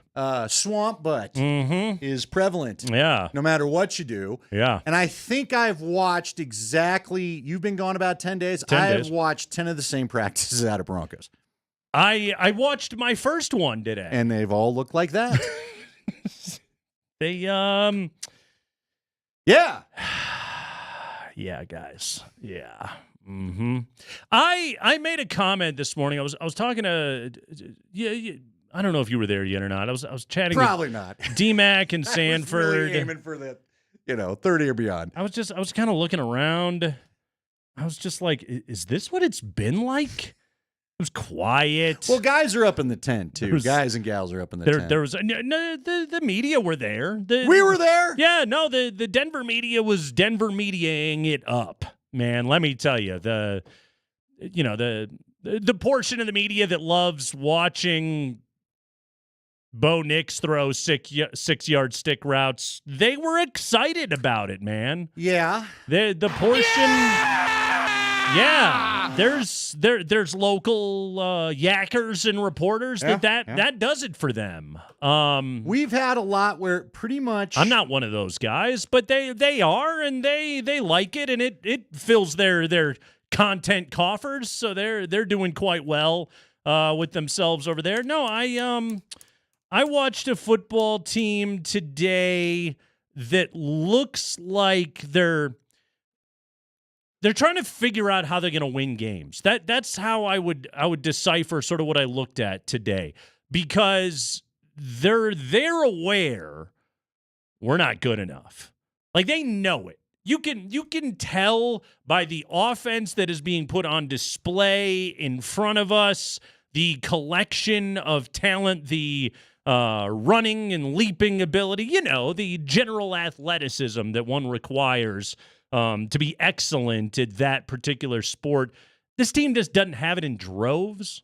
It's not a net zero, but they don't have a ton of it.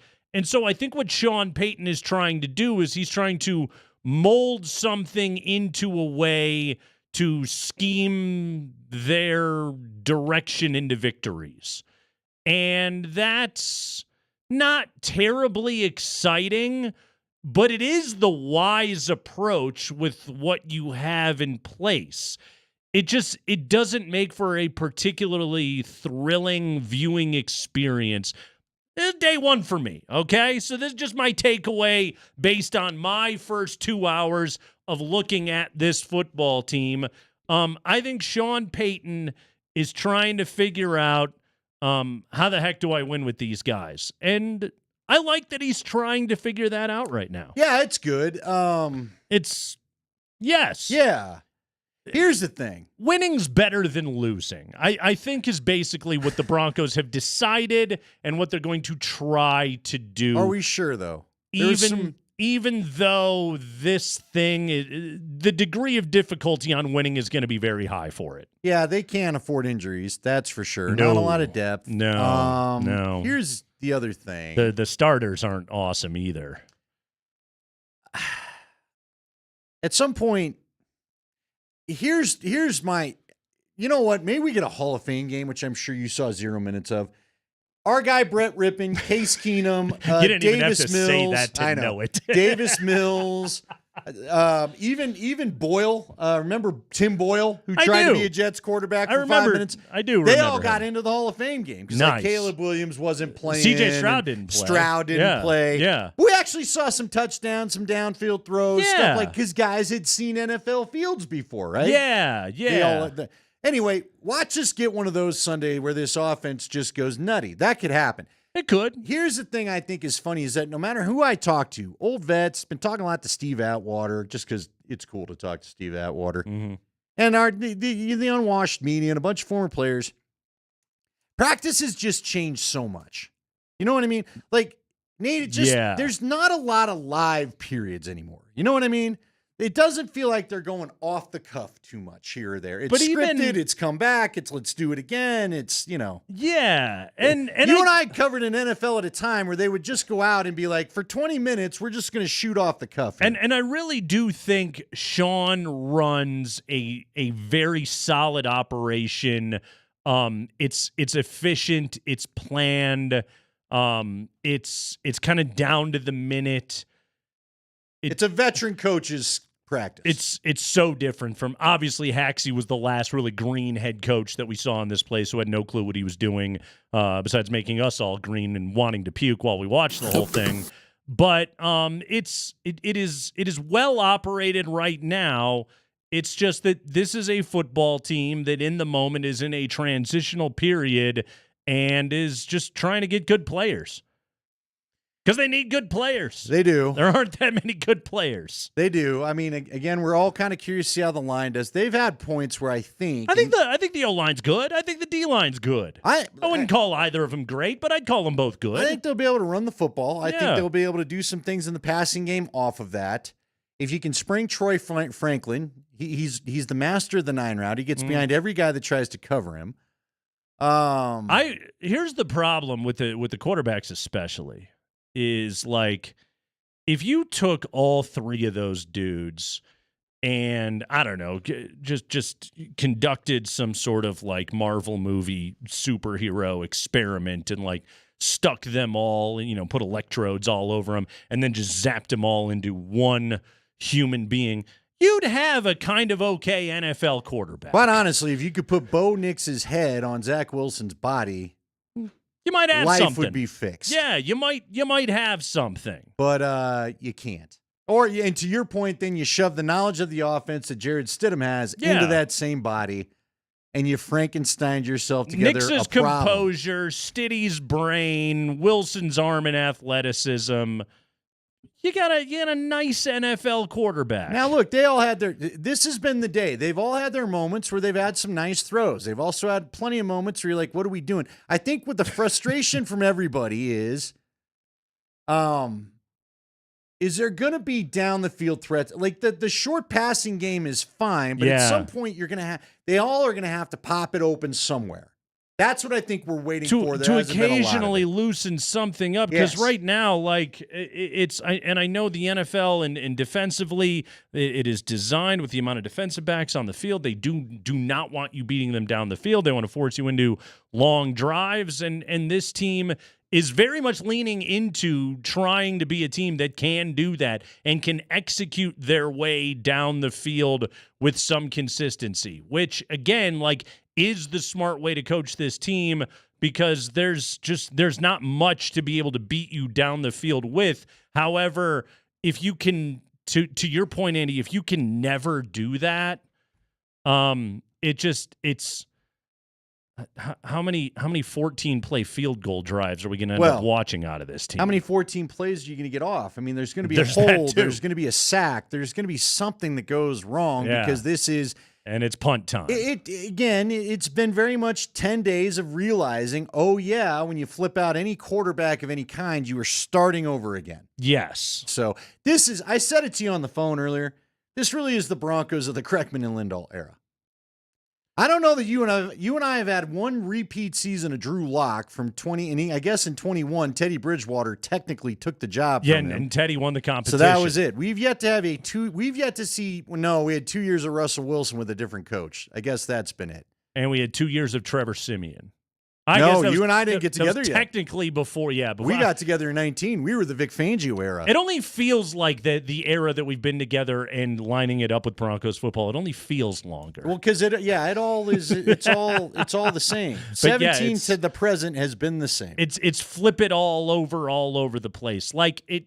In the very least, right now, and this really is where I take solace. It's great to be back with everybody. I'm sure everyone's just like, Kreckman's back and crapping all over the Broncos. Yeah, well, this is what they are right now. There's a lot of things about the operation right now that, again, I'm encouraged by, and I'm intrigued to be able to see. And this has been the song and dance I've been giving you this entire off season. Like they've been on a bad path. They were headed towards a darker path. They've tried to pick their head up and change the direction that they're heading, and I can see where they're trying to get to right now. I'm encouraged by that. It's just that in the moment, we have to acknowledge they're many, many twists and turns away from being able to get to that place.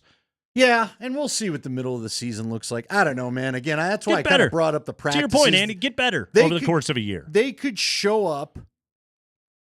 They could show up the first game and surprise us. I'm just, I know everybody wants to hear that it's high flying out there and they're the greatest show on turf. It just ain't happening yet. No. They don't throw the ball down the field much. And I'm just kind of waiting for that. Now, maybe that's next week. I don't know. They don't have the dudes. Yeah, they also don't have the that's it. dudes. Well, it goes back to what we've talked about. You got to have a number one of some type. That's going to be the story of this season is don't have dudes. Too many drafts not having picks. Too many picks that did not pan out. Like this is how the Broncos got to this place. Maybe they'll climb out of it. Maybe this is I'd like to believe that right now Sean Payton is starting a process that over the course of another couple of seasons, this thing starts to resemble a pretty good football operation. One other thing since you left, I did not know there was kayak wars in the Olympics. Hell yeah. We've discovered there are. Where you can bludgeon a man just to get around a little pole. The what do we call that event? By the way, the kayak slalom. Squid Games. Just drop them in the river and see who makes it to the end. These guys are just on boats beating the hell out of each other. Hey, you're strapped in a watercraft. You could drown. Let's fight while we do it. You gotta turn your head into the water. You got You're using the oars as a weapon. An American Ninja Warrior pad hanging down that you gotta somehow go around. Yeah. I didn't know that was a thing. I didn't know either, but boat fighting is happening right now in the Olympics, and it kicks ass. Yeah, between that and Chris Marlowe calling volleyball, I've been happy as can be. So there we go. We're back at it. That's Andy. I'm Nate. We're thrilled to be with you here. It's Monday afternoon. It is Kreckman and Lindahl. We have much to do today here on this program. Jeff Legwold will join us at 20 minutes after 4 o'clock to pump some oxygen into this Bronco conversation. But we'll take a break when we come back. There's a guy that used to be on the Broncos that isn't going to be on the Broncos anymore. What does the latest failure at drafting a defensive back say about where this franchise is at? We'll tell you about that next.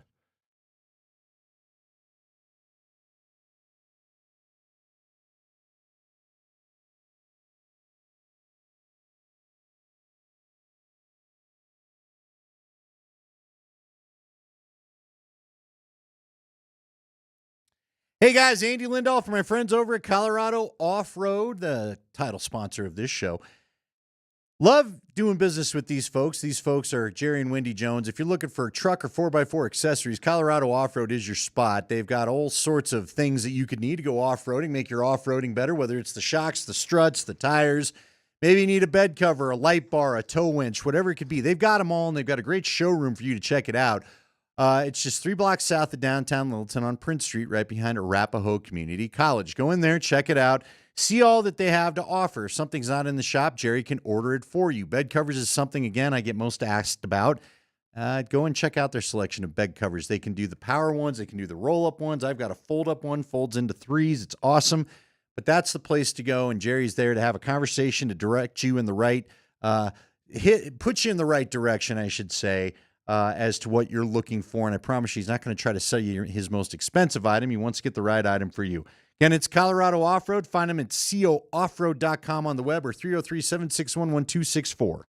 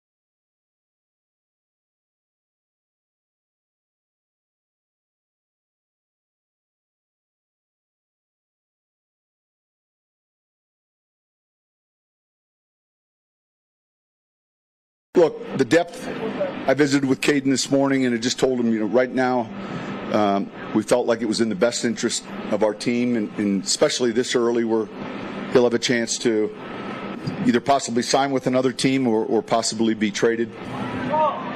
And part of it is the byproduct of some of these other guys that are playing ahead of him right now. Yeah, Caden Stearns. Hardly knew ye. He's not a Bronco anymore, Andy. He was released or will be released. Former 5th-round pick. Kind of looked okay his rookie year. Maybe he looked like a guy who could be an NFL player.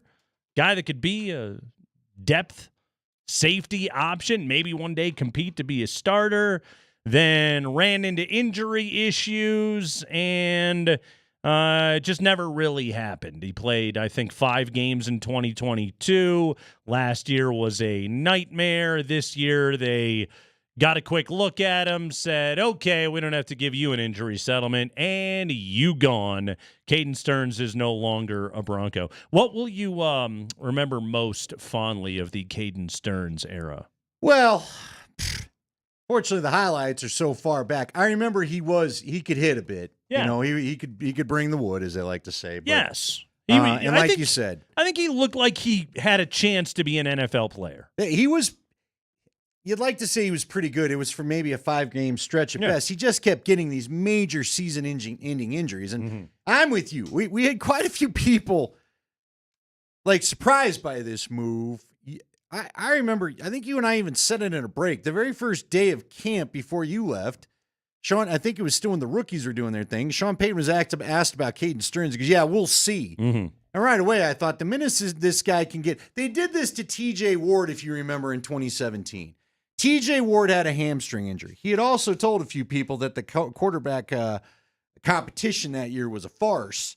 And so I thought the minute this guy gets on the field, they're going to get him out of here. Yeah. Because for those that don't know, they get tape of you at practice to show you weren't hurt. You did practice, and you only did like a practice, and then you're done. You're cut. You've been hurt too many times. This is the cruelest of leagues, and I wish Caden Stearns the best. If he's kind of like Greg Dulcich. If he can keep things intact, he'll probably have a home. I could see a Vic Fangio or one of his disciples picking up Caden Stearns, who's played pretty well for them a couple of times. Again, it wasn't for a very long stretch, but he's constantly hurt, and when you're that hurt, it's kind of like KJ Hamler last year. When KJ Hamler got hurt in, what was it, the offseason, we knew you're not long for this team. Yeah, and you just have been hurt too often. You weren't brought in by this staff. You're not their guy. You have 4 interceptions, but he's played 6 games over the last 2 years. Right, and they can't afford to have their their salary sitting on the shelf. Yeah, so Caden Stearns is gone. I got to thinking when I saw this news today. Okay. So I did a little exercise here, Andy. First, let's see, last 10 drafts. Last 10 Broncos drafts. Okay. So we're going back to 2014? 15. 2015. Going back to 15, all right? Last 10 that they've done. I'm including this year's draft where they took Chris Abrams-Drain.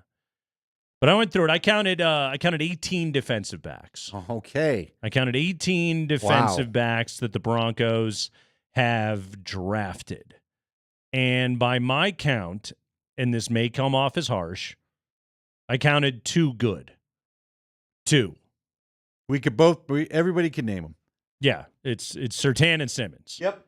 And I mean, those are both like all-pro talent players. After that, I mean, precipitous drop-off. Now, to be fair, guys over the last couple of years, they're largely incompletes. Chris Abrams-Drain is a rookie, 5th-round pick. Okay, we don't know what he's going to be. Riley Moss, 3rd-round pick, not much of a rookie year. J.L. Skinner, 6th-round pick last year, not much of a rookie year. Both those guys were but they're in the mix this year, injured and never made an impact in the mix this year. Damari Mathis, De'Laren Turner-Yell, Faion Hicks, 4th, 5th, and 7th round, respectively, in 22. 21, they got Surtain in the 1st, obviously. That's a winner. Caden Stearns and Jamar Johnson in the 5th. Somebody named Kerry Vincent Jr. in the 7th. 2020, they took Michael Ojemudia. Remember that guy? Yeah, that was supposed to be a good one. 2019, they didn't take a DB in 2019. 2018, your guy Isaac Yadam. Yadam? More like Nodum. 2017, Brendan Langley in the third round. Yeah, remember he was a receiver. Yeah. That was such an odd pick. He was a converted receiver because length and speed, they wanted to see if he'd do well as a DB. Nobody thought he would go as high as I think the Broncos drafted. Yeah, they took him in the third. No dice there. 2016, Simmons in the third. Will Parks in the sixth, who was a good special teamer. I liked Will Parks, but yeah, never really found a home as a full-time DB. Never was a starting really. DB on this team. 2015, Lorenzo Doss, Torian Nixon, Josh Furman. There's some names. I at least remember Nixon and Doss. I don't remember Furman. Don't remember Josh Furman. Golly. Furman's sounds like an FCS school that Texas A&M is playing in week 1. Furman's got them. It's a good payday for Furman. Yeah, so there you go, everybody. Last 10 drafts, the Broncos have drafted 18 DBs. 2 have been good. We're calling that an 11% hit rate. Isn't this again, indicative of you just can't keep a coaching staff?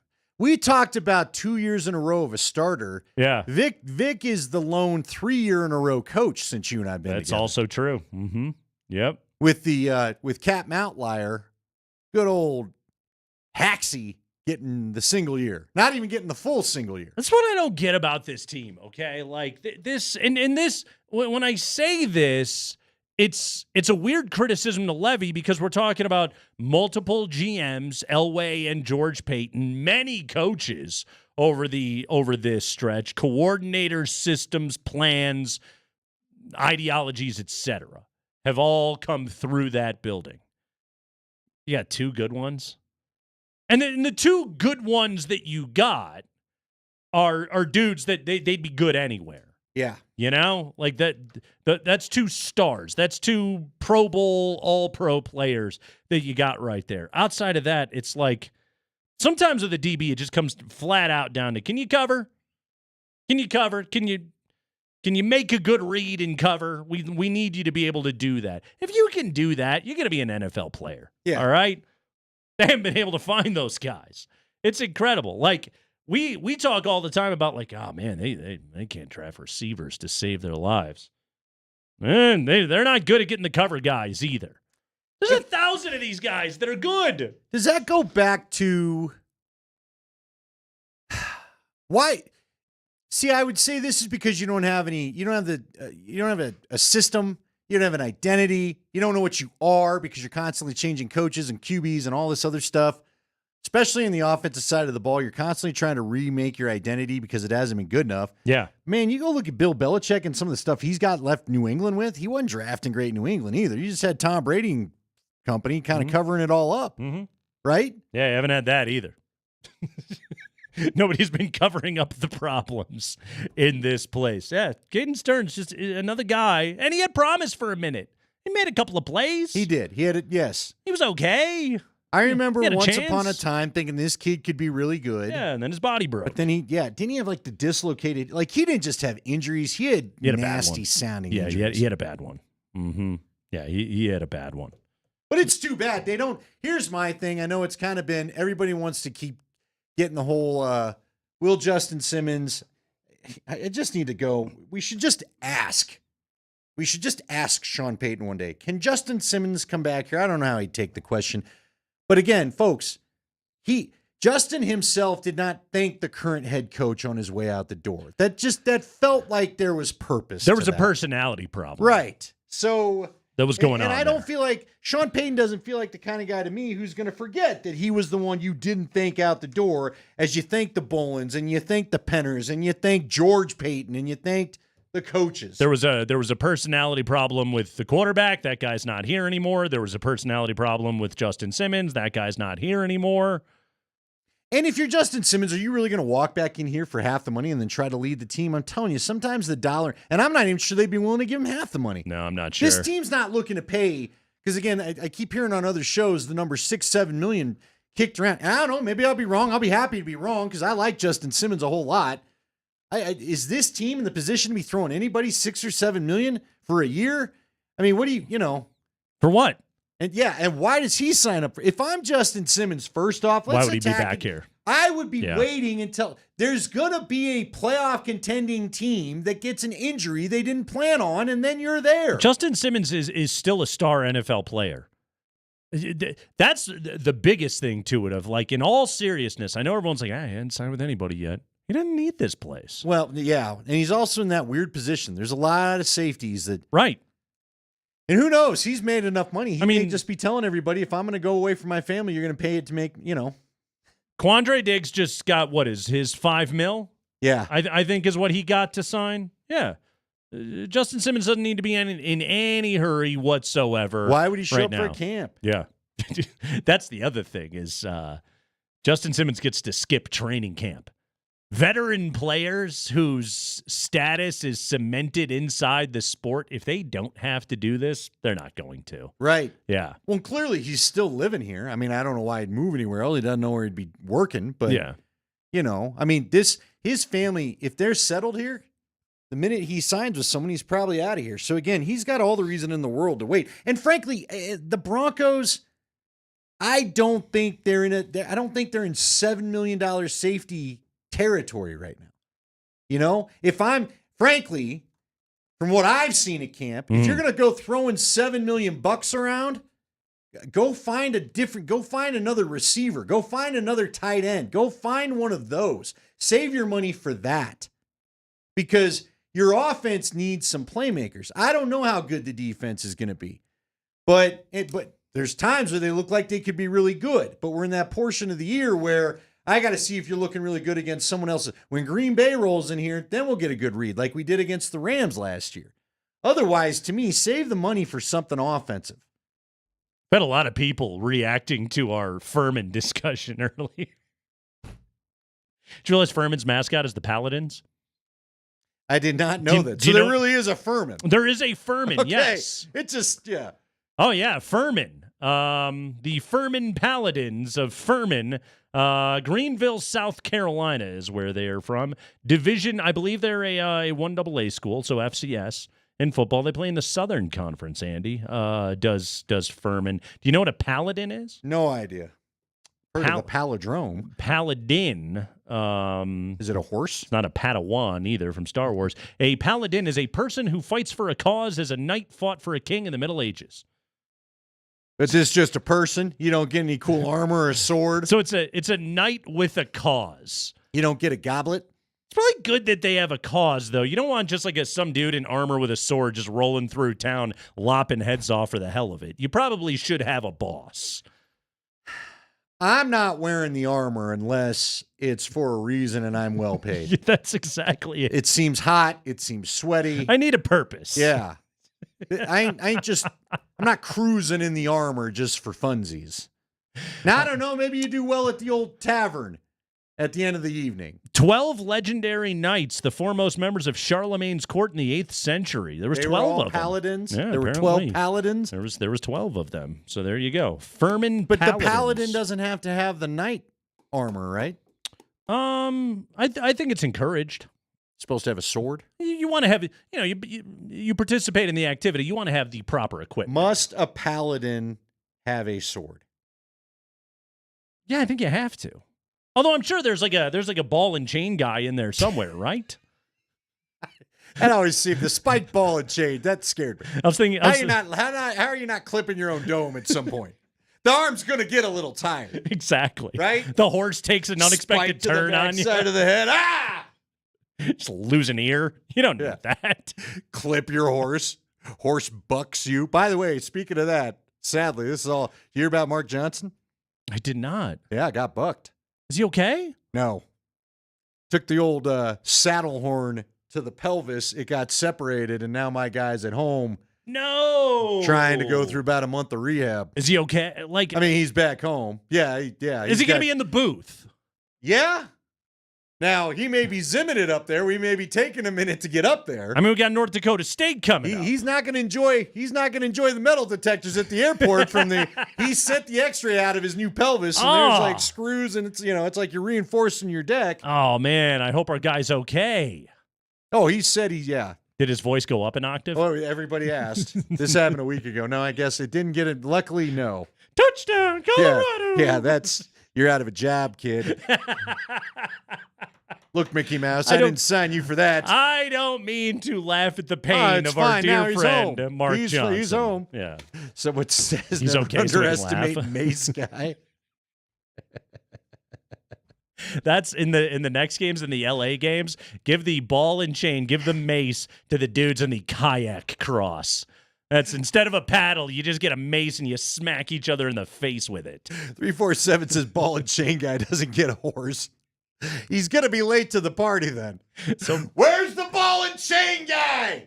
He's over the hill. Got our first reference, by the way. Matty B throws out a. Yeah.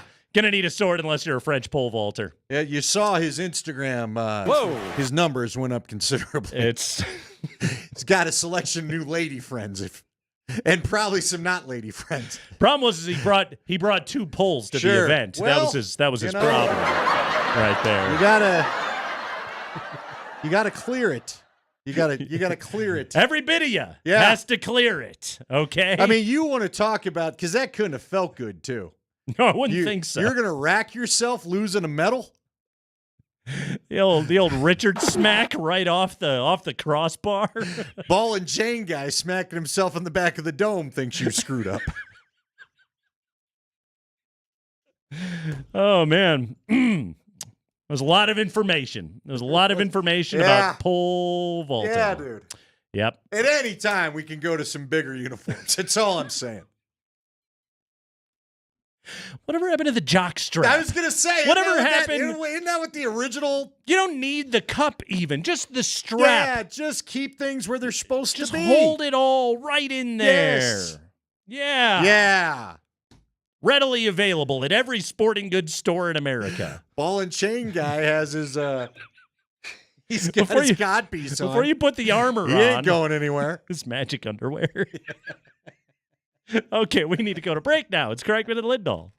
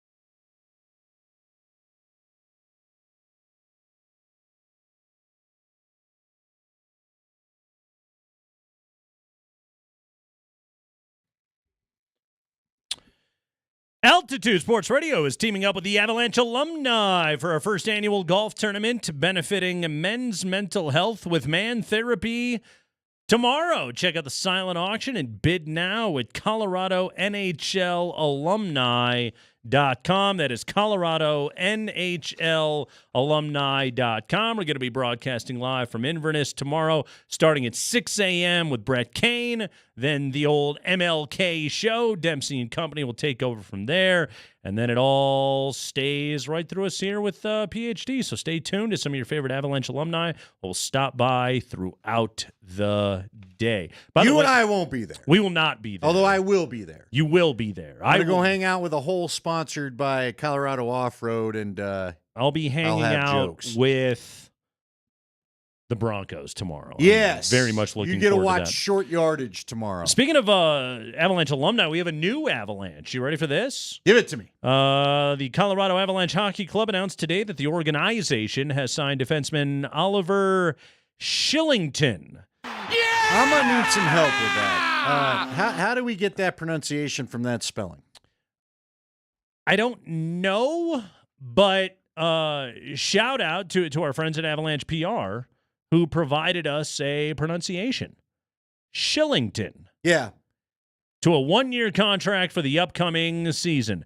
Shillington, 27, appeared in 33 games for the Flames last year.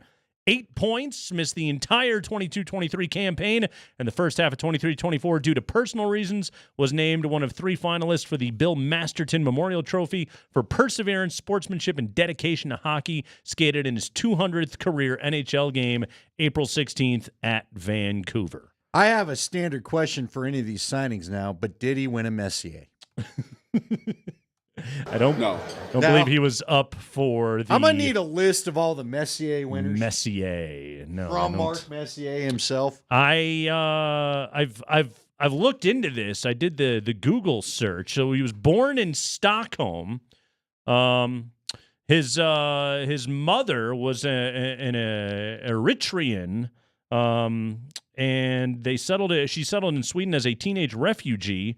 During Eritrea's War of Independence, she and Shillington's father, Borje, met in Stockholm. By the time he reached adulthood, all of Shillington's mother's family lived in Sweden. He played handball, which is our new sport, floorball, soccer, and hockey. What is That's what's up. floorball? Since his childhood, he has been mentored by Johnny Oduya, former Blackhawk Johnny Oduya. Either do you or don't you, but make an idea. There you go. There it is. There it is. There's the correct one. There it is, everybody. Thank you. Mm-hmm. So there you go. That's Oliver Shillington. Just clicked on one of the links here on X that said it's being praised as a low-risk, possible high-reward signing for the Avalanche. We'll see how it goes. Good-looking fellow, I have to say. Okay. Of Swedish and do you get a lot of ugly hockey players African these days? stock? Pretty good. Not too bad. You don't get a lot of... Not a lot of Claude Lemieux walking around these days. Not a lot of Bob Proberts hanging out in the league anymore. No. Not a lot of Chris Drapers walking around these days. Well, Draper, Avs did him no favors. Give him some time in the league. And then they eventually Didn't start Kale to look that lose a way. tooth this year? I think he did. Yeah. Yeah. Mhm. Nobody gets out without it.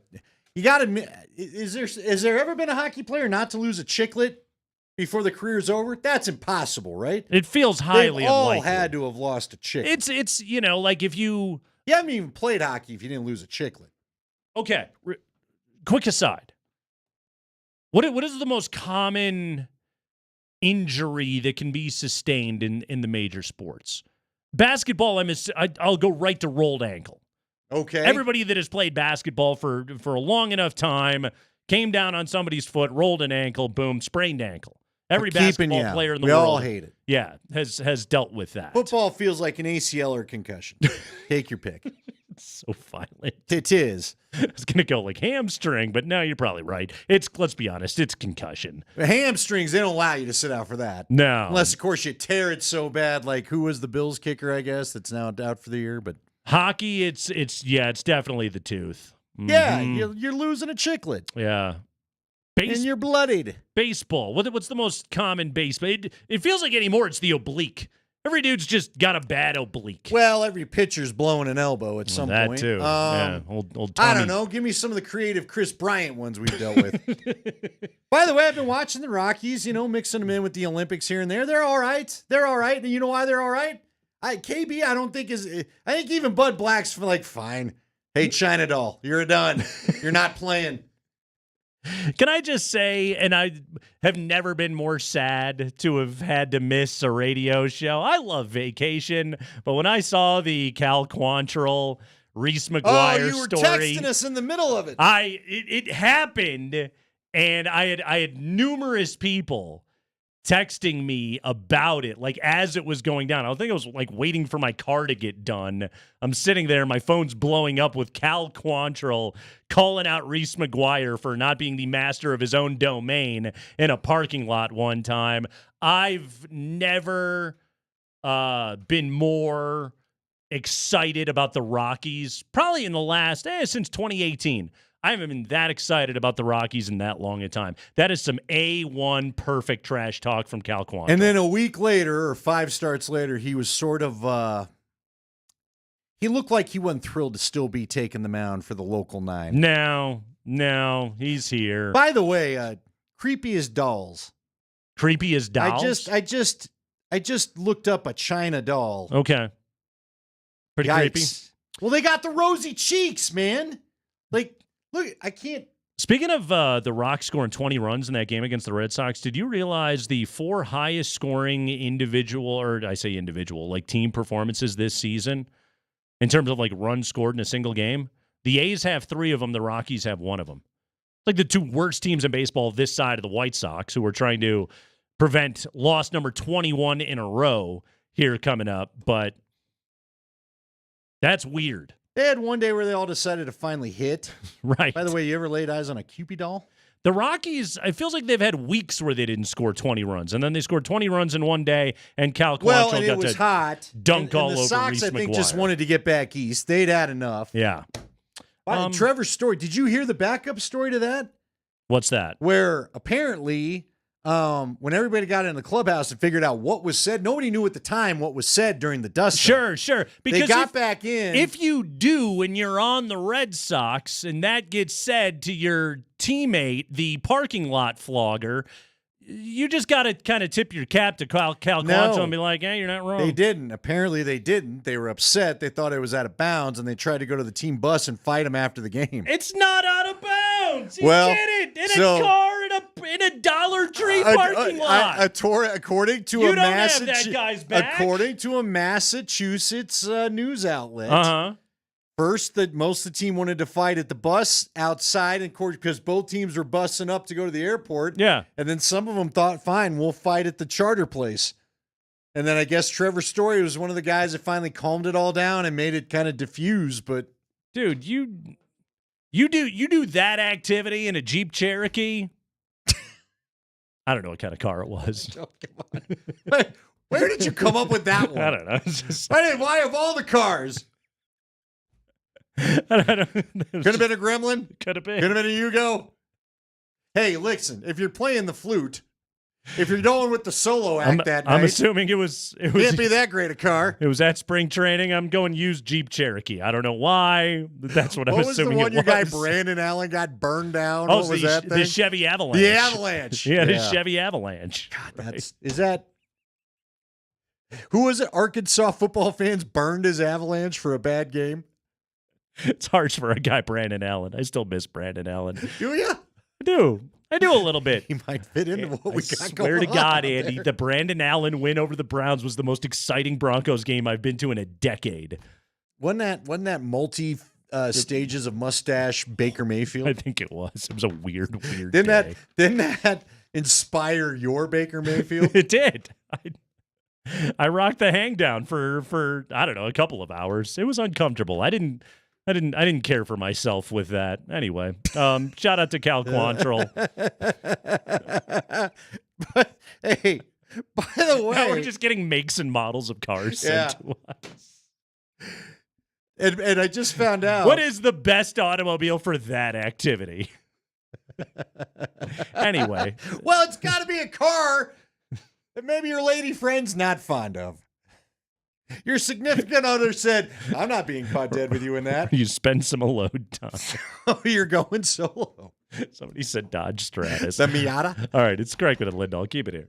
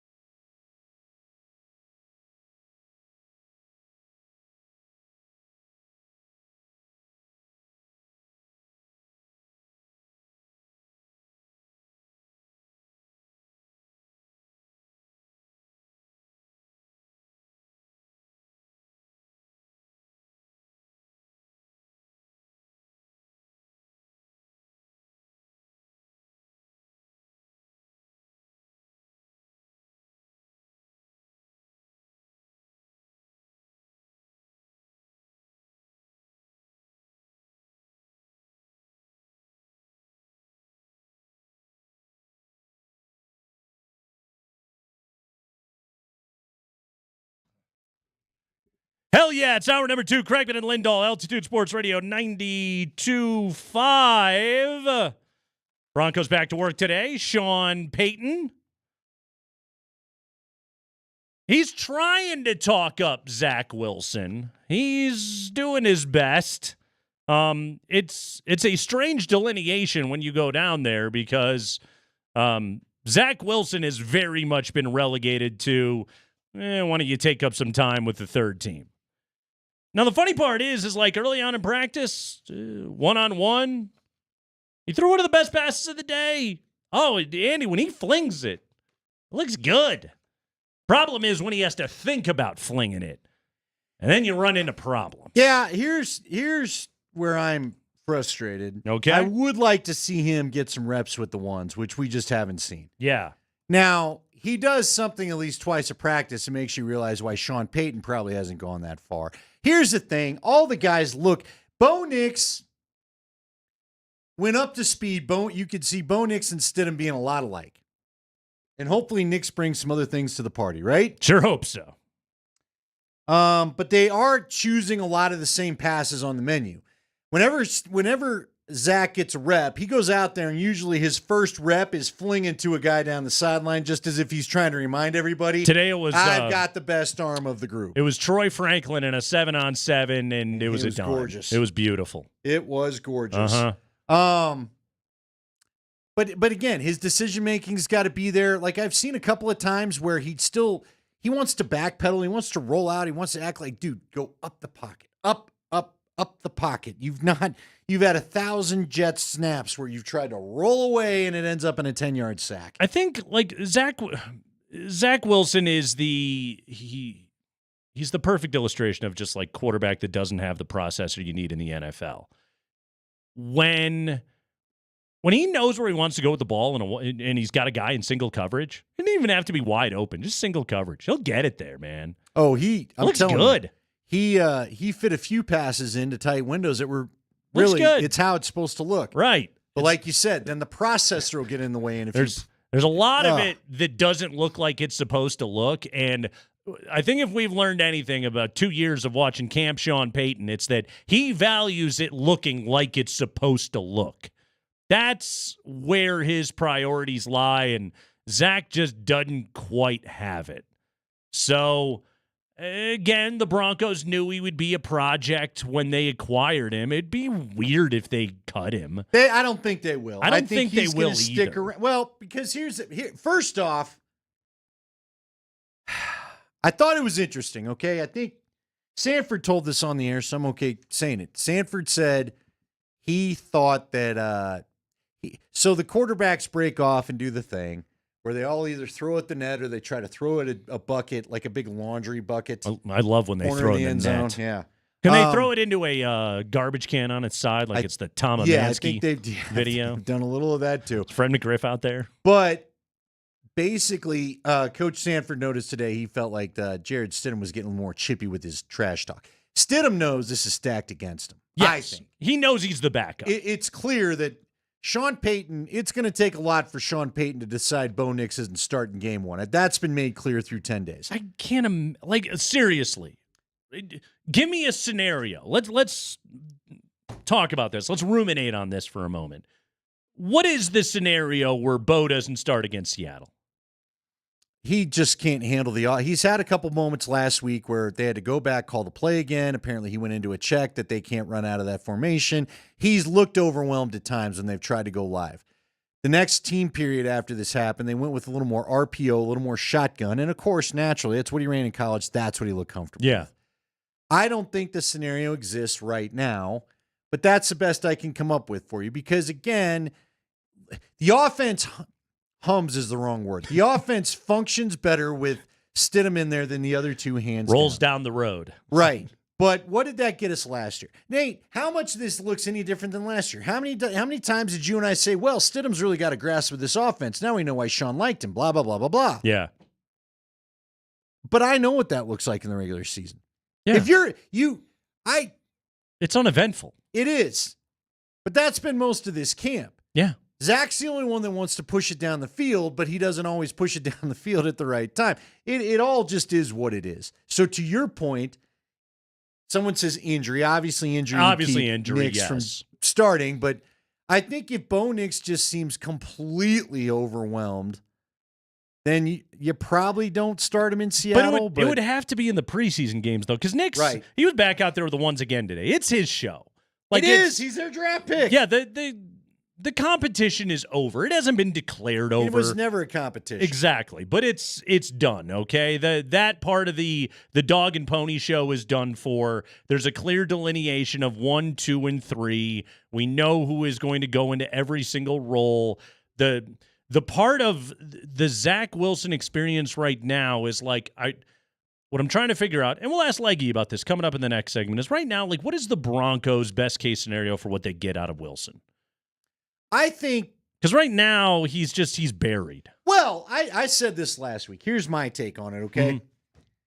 I think if he can show well in the preseason, I think you hold on. First off, we don't know for sure Bo Nix is going to be a dude. I think he's had his moments that shows you he can be a starter. You need a dude. So I would hold on to Wilson to see if you can't rehab him to see if he could be a dude too, because he's got the arm. Of course. He's got the arm that's worth trying to fix the processor for. But I would also tell you this. I think if he can look good in a couple of preseason games and Bo just shows you he is the dude, you got the most tradable commodity in the NFL, a young quarterback that a lot of people had a high grade on. I'm not giving Zach Wilson up for free. But again, you got to get him in the game and make him look good. Right. You know what I mean? Yes. Because there are plenty of people that need a quarterback that thought he was the second. There were some that thought he might be the first best of the quarterbacks in that draft. Here's what I wonder about if like using him as a trade commodity of there is a sense right now with him buried on the depth chart as he is of like there's probably a lot of people in the NFL. Sean Payton has a great reputation. He is widely respected in the game as being an offensive guru, a quarterback guru, whisperer, whatever you want to call it. Sean has got that reputation, and it goes back even to his time before Drew Brees. All right, he is respected in the game. But there also has to be a little bit of a sense of like, oh, man, like if Sean couldn't get through or get something out of Zach, then what chance do I have? Other than if some team suffers some major injury in their quarterback depth chart and they're just desperate. Yeah, I just think, again, he needs to play well in the preseason. I don't think there's anything wrong with the Broncos trying to stash him for a year, frankly. Maybe even extend him by another year. You know, you think about it, like there really are, like some quarterbacks do well with sitting, right? They do well with like learn the offense, learn the composure, learn the everything that they need to know the scheme, know exactly what they have to learn, you know, get some of it in practice, get it in the quarterback room, in the film room, and some of it can start to click. There's other dudes that like really like they just got to play. Like they got to go out there and they got to make a couple of those mistakes, but that's how it's eventually going to click for them. Not every quarterback is built exactly the same way. Like honestly, Jordan Love did all that sitting. He didn't get good until he played. No, you're right. You know, like there are a lot of times they're like, what did they do this for? Right. And then it clicked about midway through the season, and then he was lights out the rest of the way. So that's the other part of it. I wonder is like, what chance does he have of clicking for him unless he does play? Well, one of the things, just real quickly, we did last week that I thought was a lot of fun, so people seemed to enjoy, was I had Mike Sanford give us some play calls, some like real play calls. Yeah. A lot of verbiage to it. And it was pointed out, it became a discussion point in ESPN that Caleb Williams could have some challenges getting these play calls out because in college, like Bo Nix and like Drake May and a lot of these quarterbacks, they simply looked to the sideline and got the call from there. Yeah. And there's a lot to decipher. So look, if he's swimming because of that, fine. I don't really see the scenario playing it out, but if he mentally, because his mental game is supposed to be what's best. And what I have liked about Nix this camp, if he's had a bad day, he's come back, even if he's had a bad period. I saw Saturday practice a couple weeks ago where he had a terrible team period at first, and he came back and actually he was nails in the red zone. That's big. So he doesn't let bad things, it doesn't seem, get to him. But if that starts to be the case, then maybe he's a rookie quarterback and bad things are going to happen to him just because he's a rookie It's quarterback. the NFL. Right, yeah. Exactly. Bad things are going to happen to him. How can he bounce back from them? Kreckman and Lindahl, Jeff Legwold, to further dissect this quarterback conversation. That's all next.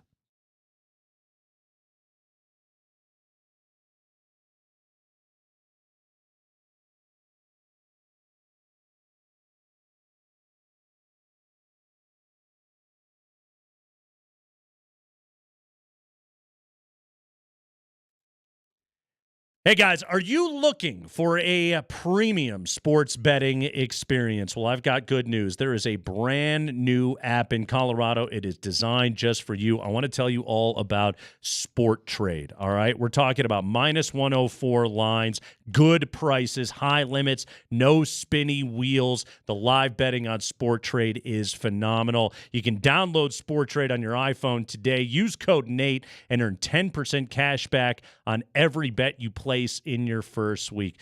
Guys, we're talking about Colorado's premium sports betting experience, stellar prices, high limits, the best in-play pricing in the market. And what I love about Sport Trade is you get personalized service. You sign up, you get a text immediately. Look, the smartest bettors are always shopping for better prices with Sport Trade. You just ask your team for better prices in real time. It's where the big bets happen. Look, if you're stuck in a rut on your app, and I know you've got one, hey, check out Sport Trade. Get the edge of the best prices that the market has to offer. Go to getsporttrade.com. Again, that website, getsporttrade.com. Use code NATE and get in on this today. Sport Trade is regulated by the Colorado Division of Gaming. Gambling problem? Call or text 1-800-GAMBLER. Sport Trade wants you to know the best bettors are responsible bettors.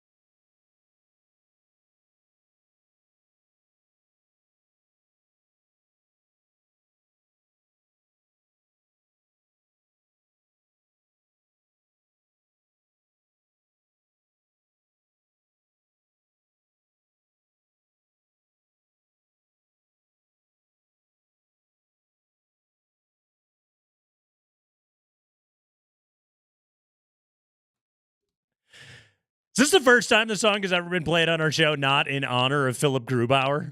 I believe it is. Welcome in, everybody. It's Craig and Lindahl. We are back with you here on a Monday afternoon. Groove is in the heart. Jeff Legwold is always in our heart, and he joins us right now. Jeff Legwold brought to you by the International Brotherhood of Electrical Workers, IBEW Local 68. So close. Start with a job, end with a career. Leggy, how you doing, man? How we doing? We're great, Jeff Legwold. How are you doing? I had my first chance to go out and watch Camp Peyton 2024 today, and I got to tell you, Jeff, I said this earlier in the show. If we were to Frankenstein together a quarterback out of Bo Nix, Stiddy, and Zach Wilson, you might have something. The problem is league rules, I'm pretty sure, prohibit the Broncos from doing that, as well as several local jurisdictions. So as a result, the Broncos sort of are what they are. Bo Nix with the ones today. Is it a foregone conclusion he's out there against Seattle? And if not, what would he have to do to lose it? Well, Nate, I believe they ultimately want to pick him. But I think to do that, it's got to be at least close to a tie with Stidham. Mm-hmm. I think that's ultimately what, they're looking for. And I think from talking to Sean Payton about this sort of thing and knowing where he comes from in the coaching tree in the Parcells world, there's no way he's going to hand a rookie the job like the Bears have done. There's no way he's going to sit Bo Nix out of the preseason opener like the Bears did. Mm-hmm. He's just not going to do those things. I think he wants to see Nix function in these situations. But I think ultimately the move they made on draft day, the way he's framed his belief in Nix and how complimentary he's been of Nix throughout the process, I think ultimately, yes, he would like to name Bo Nix the quarterback, and I still think he will. But I think when he looks at the locker room, when he looks at practice, when he looks at at least the preseason opener in Indy, I think he has to at least be able to sell that it's close to a tie when he makes the formal announcement.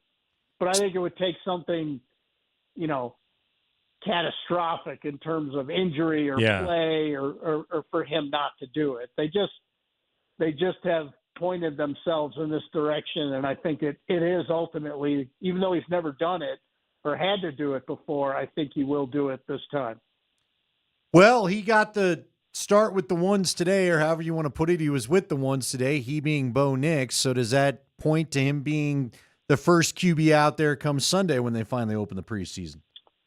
Well, Andy, since they removed Zach Wilson from the mix, they've alternated Nix and Stidham, and today they're still on schedule doing that. Nix has not gotten an extra day or anything, and honestly, I know people get upset with me because I just won't dive in, but objectively, he's not winning the job right now. He's hanging in there, and he's making a push for it.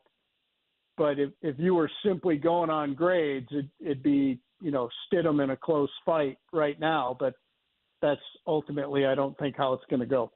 Saw Jarrett Stidham throw a nice out route to Greg Dulcich, made a catch along the sideline, was able to keep his feet in, get himself turned upfield.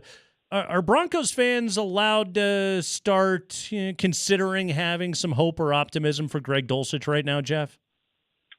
Yeah, Nate, I don't want to temper anybody's enthusiasm, but I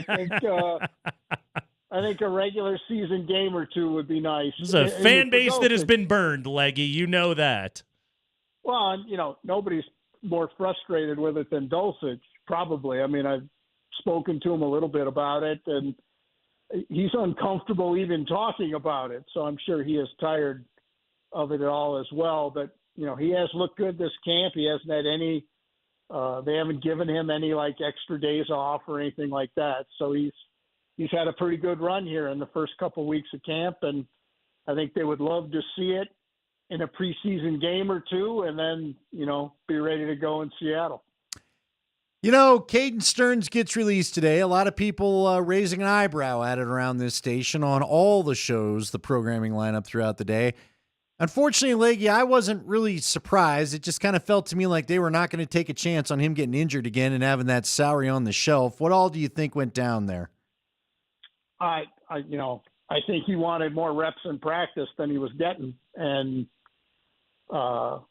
they had already moved.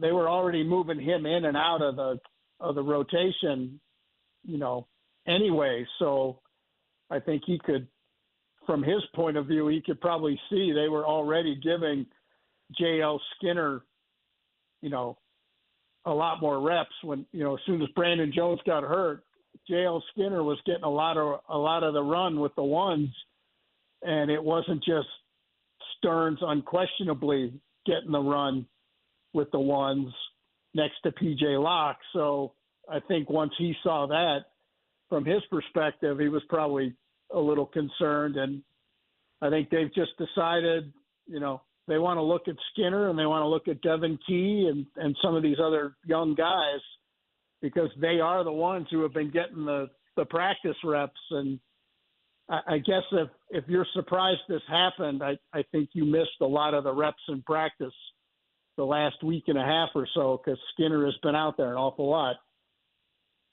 We're kicking it with Jeff Legwold, who has also been out there an awful lot at Broncos camp here on the Kreckman and Lindahl Show on Altitude Sports Radio 92.5. Jeff, Ioma Uwazurike, the recently suspended defensive lineman, has been reinstated to the NFL. What's he got in the tank? What should Broncos fans be looking for? Is he going to make this team? Give us the Uwazurike breakdown. Well, they like him as a player. They wouldn't have hung in this long. But and Sean Payton, I think more importantly, he wasn't, he didn't talk a lot about him after the suspension in this regard, but he's certainly been complimentary when he's been asked about Uwazurike throughout the offseason program and early on in training camp here. So they were hoping to get him back. Now, it's a crowded position there. It's pretty easy to get to 6, which is what they kept last year in the defensive line, and especially since they signed 2 guys, or signed one, Malcolm Roach, on the interior and made a trade for Franklin Myers, so it's already crowded. But I think at minimum, he's on the team's practice squad moving forward. They like him as a player, they want him around, and they think he has a future as an impactful guy on the interior. They like guys who can move inside in the nickel and play end when they're in the base look, and he can do that, so that helps his cause. Jeff, what'd you make of Saturday's practice? I feel like I got a million different reviews. Didn't make it out there, but, Coach felt one way about it. What was your take on how things went Saturday as they tried to go with a little bit of live football? Yeah, I think all 3 quarterbacks had some good moments.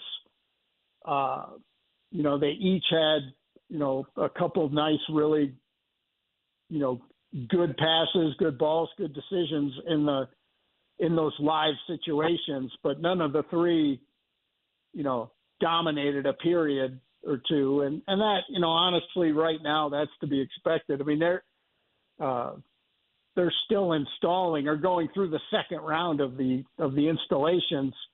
And Peyton even said today, they're going to do red zone installation and third down installation for a second time this week, leading up to the preseason game. So the quarterbacks aren't all going to look smooth all the time, and none of them have challenged Surtain. So they're really working in a half field almost, in my mind. Until one of these guys starts to even work that side of the field when Surtain's in there, they're going to have issues in terms of putting multiple plays together. But they each had their moments, but I'm not sure there was this astounding practice like I've seen some frame it. I guess that's the way I would come down on it. Jeff Legwold, not easily impressed by a Saturday practice out there at Dove Valley. It is the Kreckman and Lindahl Show. We're talking to Jeff Legwold as he is brought to you by the International Brotherhood of Electrical Workers, IBEW, Local 68. Start with a job and with a career. Jeff, going to need you to handicap our center battle that has been going on so far here at training camp. Who is in the lead right now? Who is the best fit with the 4 veterans around them?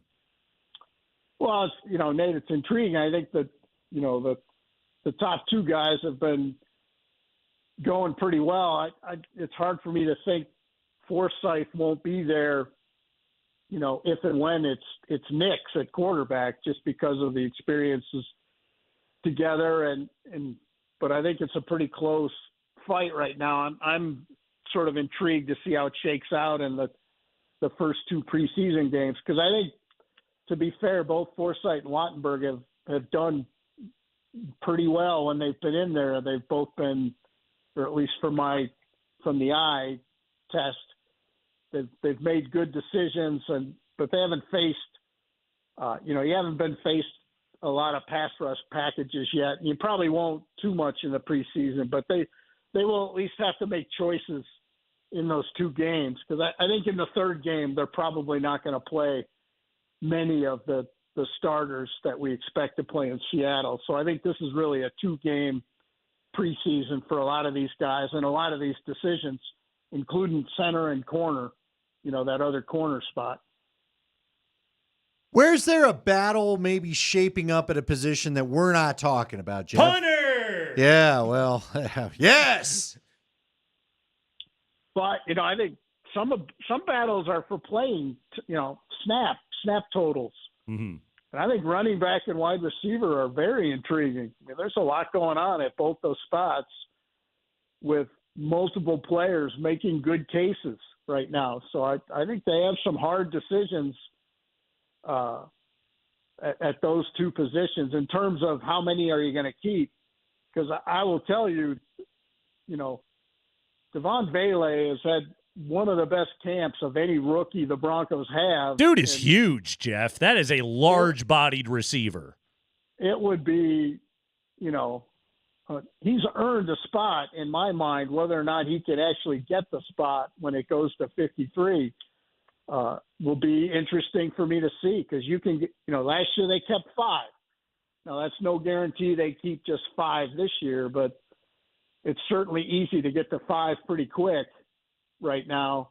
But he's earned a spot. He's had one of the best camps of anybody on the team, I think.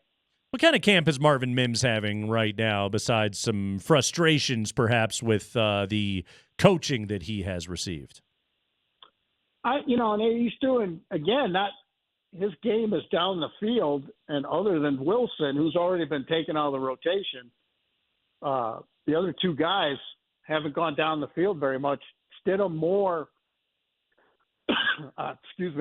the last couple of days, but they have not worked the ball down the field very often.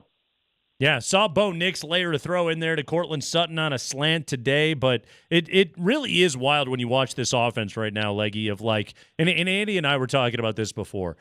You don't even just have to say Peyton Manning, like Jake Plummer, Jay Cutler, these guys, hell, even Case Keenum. These guys used to they would throw the ball vertically. They would make chunk plays in training camp when they have an advantage, oftentimes knowing exactly what a defense is doing to them. And the Broncos, right now, You get 4 or 5 of those throws a day if you're lucky out there watching this group right now. It is, and I think it's largely by design. Sean Payton wants to run an extremely conservative, don't make mistakes, don't turn it over, don't take sacks kind of offense. Well, and I also think they've got 2, particularly Bo Nix. Stidham, a little more of a veteran, is going to be a little more free, but you've got 2 guys who are really competing for a job, and they know mistakes are going to count. Yeah. And they're gripping the wheel really tightly, and that's why you're seeing what you're seeing. There are options down the field on every play they're doing, but I think Nix in particular is going first read quite often, and especially in 7-on-7 and those throws on air that fans or even some of the people in our business want to count, with like almost double credit. Mm-hmm. But even in those throws, he's taken a lot of the intermediate and the short stuff, and some of that is just comfort level. That was the Oregon offense, for the most part. So I think, if they would name Bo Nix the starter or Stidham the starter, I think you would see more down the field because they'd play with a little more freedom.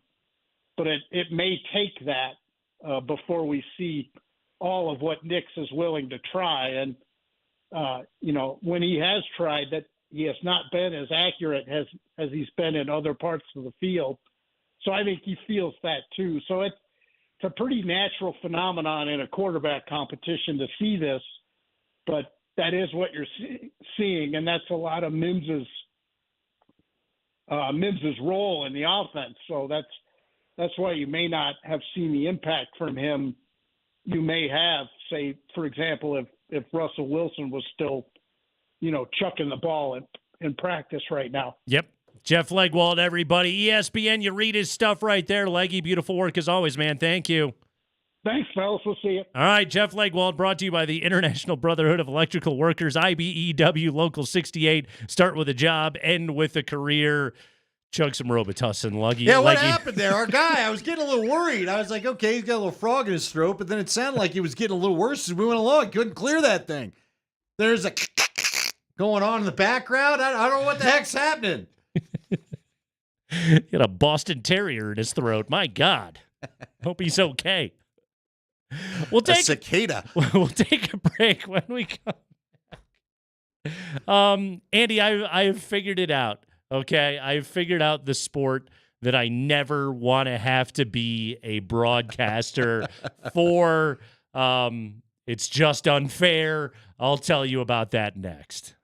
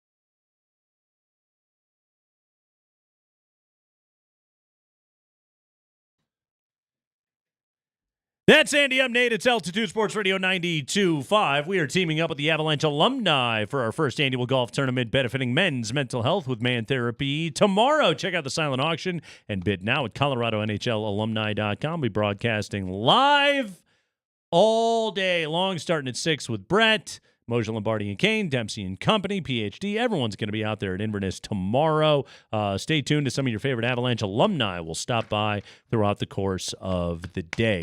All right, event of the day yesterday in the Olympic Games. Honestly, it's always a highlight event. Andy, the men's 100-meter final. And American Noah Lyles has captured the imagination of the country. Brash, trash-talking, overcame severe asthma as a child. Unbelievable story. Noah Lyles, he cruised his way, through his opening round, through his semifinal. He actually didn't win either of those races and sort of sold it as, I underestimated my competition a little bit, but I'm saving it for the final. I'm going to go for the gold medal. And indeed he did. However, if you weren't looking and you were just listening, you wouldn't have realized that he won the gold medal because he won it by 5/1000ths of a second. 5/1000ths, 0.005 was the winning margin over Keshawn Thompson of Jamaica. This is what it sounded like on NBC. Lee Diffie was the play-by-play voice, I suppose you would call that. And this dude had 10 seconds to nail the call. Did he do it? Listen in. There's an Olympic gold medal waiting for somebody who wants it the most. Now Thompson starts to wind up. Curley's going with him. This is close. Jamaica's going to do it. Keshawn Thompson is a gold medalist on debut.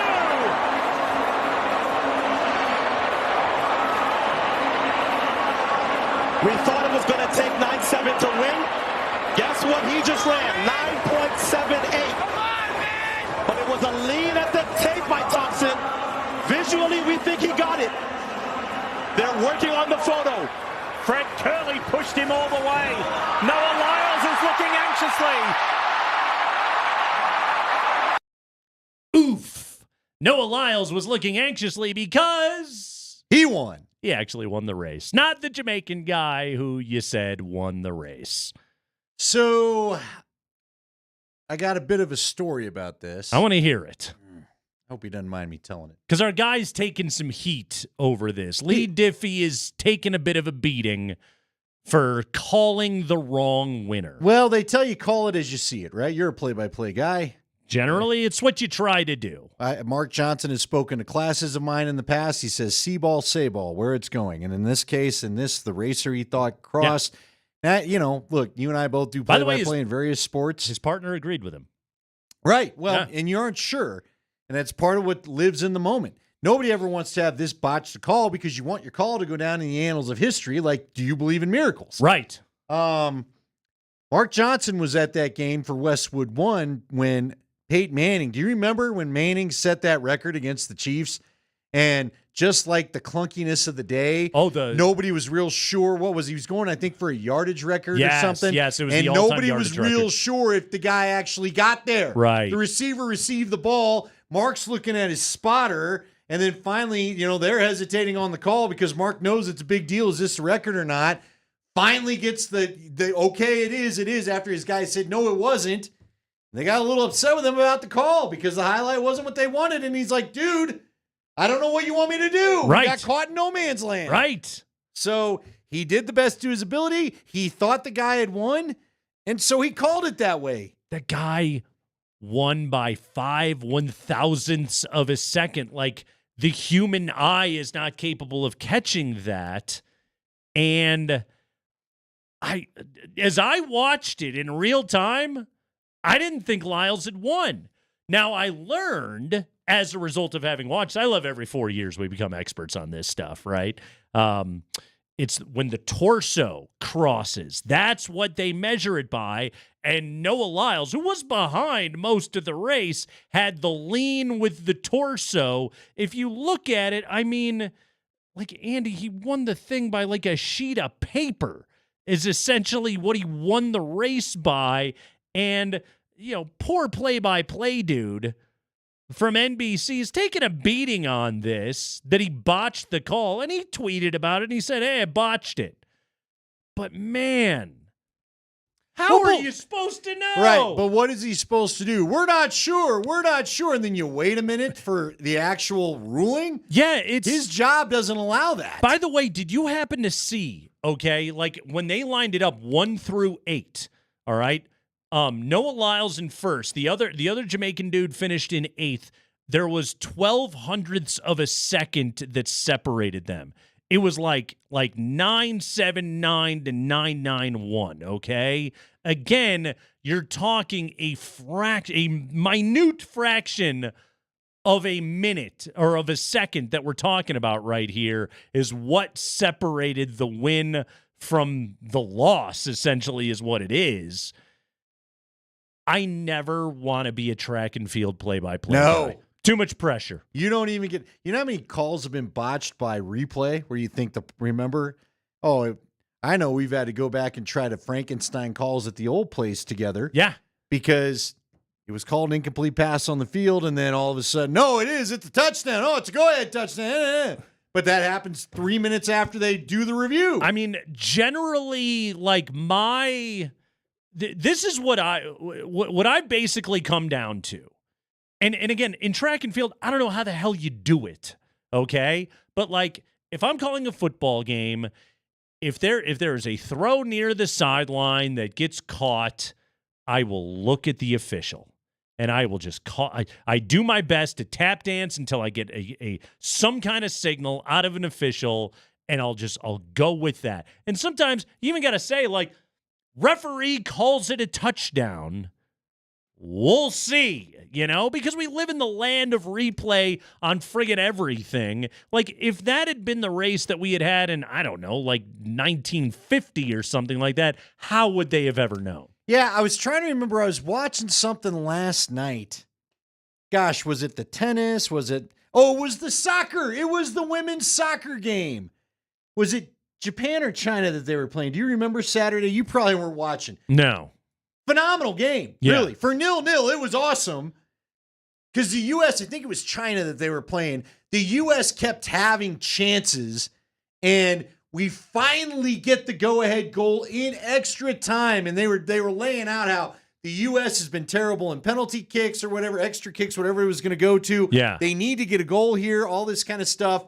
And the announcer had to say, if this holds up, we've got ourselves. But they in the call had to handle. We could have an offside. She might have been offsides by a hair. I guess we'll see what happens. And it sucks because you want to give full enthusiasm to them, but you may find out. Oh, never mind. You're calling the 100, man. Japan. Thank you, Christina. You want to freak out and give it to somebody. Yes. You want to.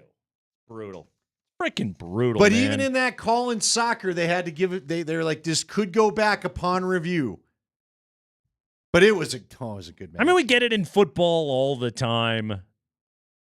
I honestly feel for the guy, and he's taken a beating, and it's like, sure, he could have sat back and said photo finish or whatever.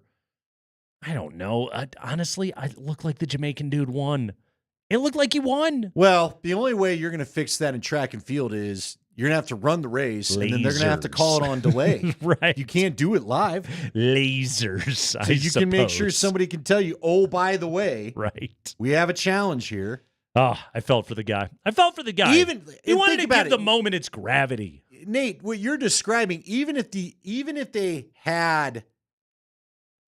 were like literally sitting at the finish line as their vantage point, you would not have seen who crossed first. Noah Lyles didn't know he won.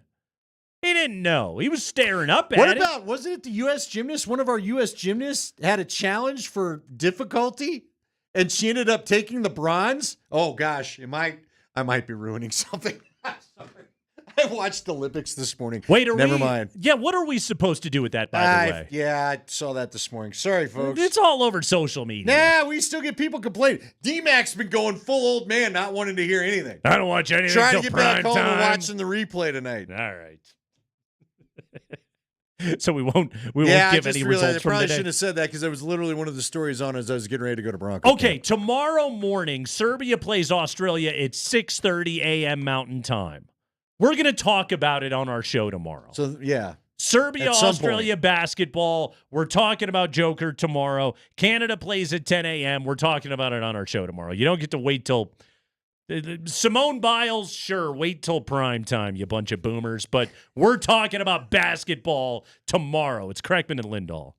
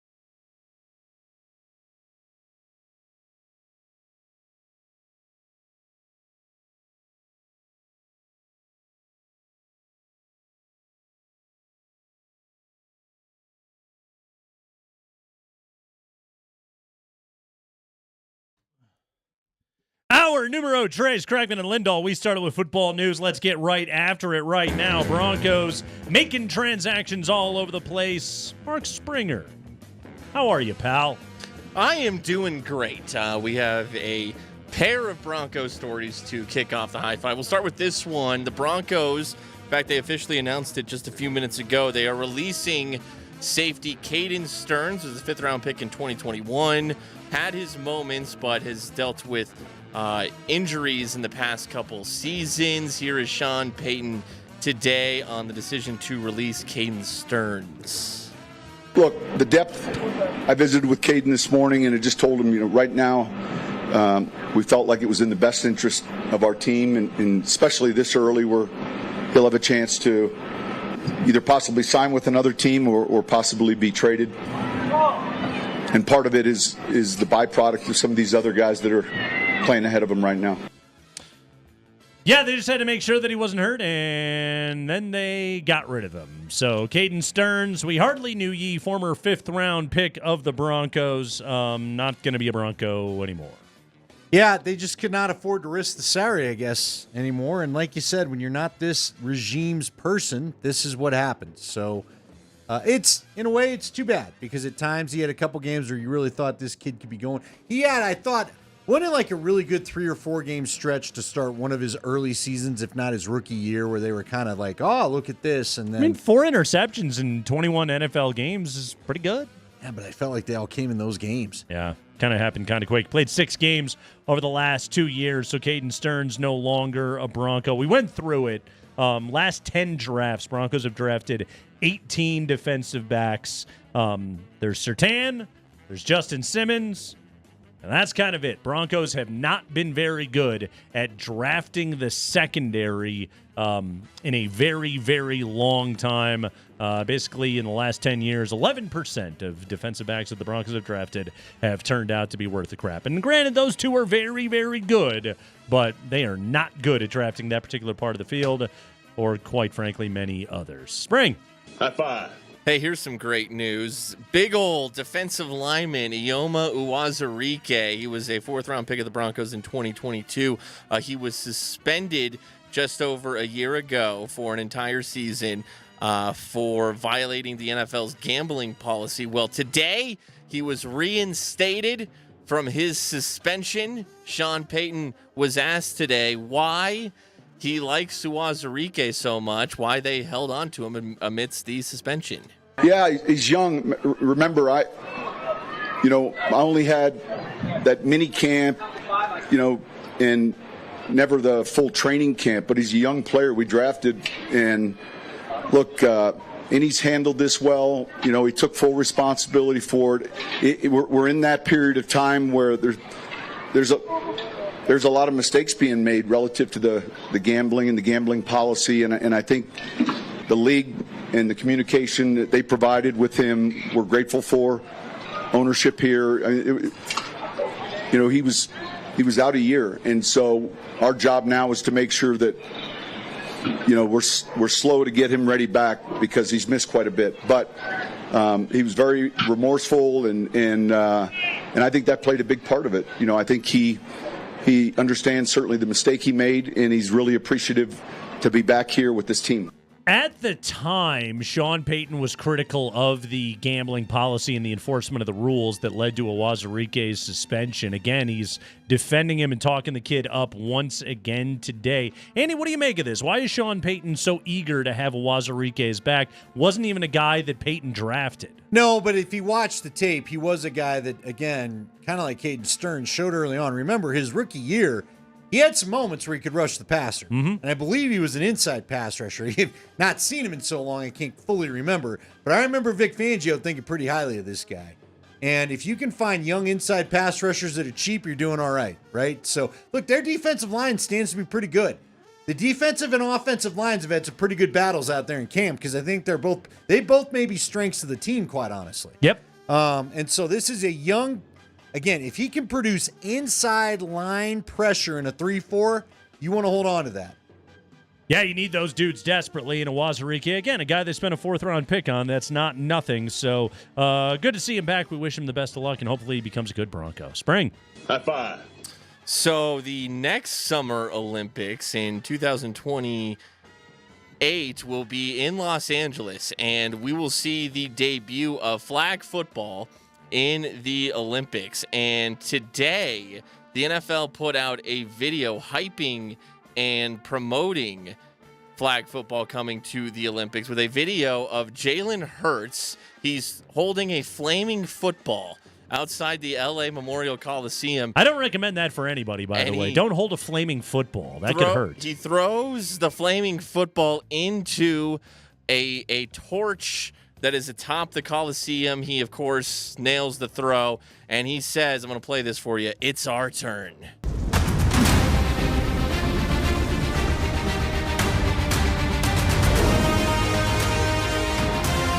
It's our turn.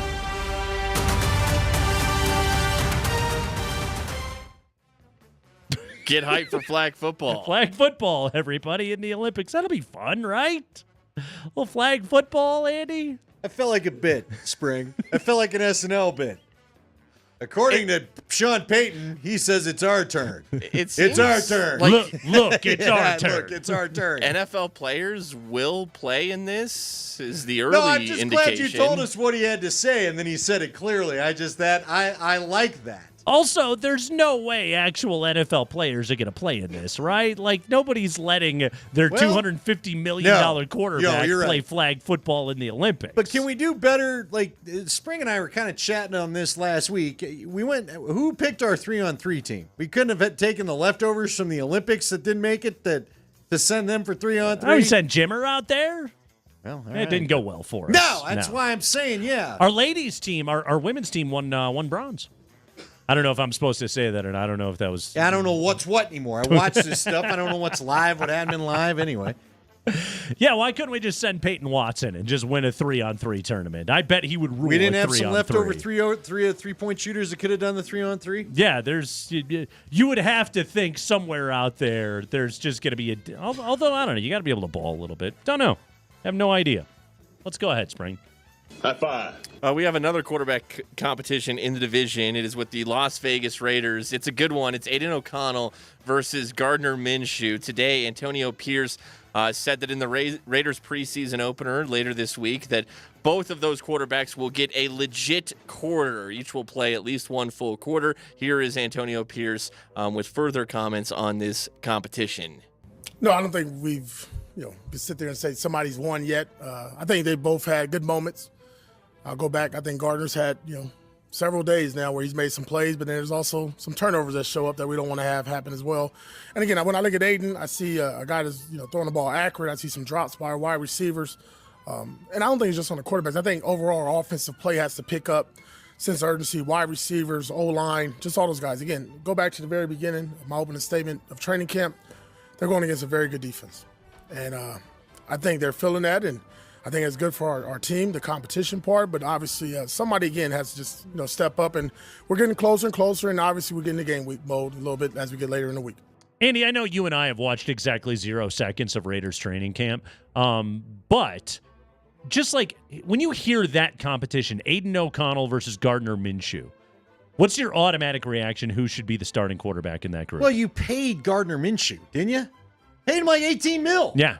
So I guess I'd go with Gardner Minshew. Mm-hmm. I mean, Aiden O'Connell had his little moment. Aiden O'Connell was... It's funny because I think O'Connell has like the higher ceiling. I just don't know how much higher it actually is. Right, but what kind of ceiling are we talking about? It's not a cathedral. Let's just put it that way. It's not the Sistine Chapel. So, and you paid a guy $18 Quick, name another famous ceiling. Go. Yeah. The one in, what the ceiling, what I think Gardner Minshew and Aiden O'Connell's ceiling is? The one at the sink. There It looks like it's falling on you whenever you look up. No, I'm just telling you, it's whatever. I just assumed it would be Gardner Minshew. That's why you signed him.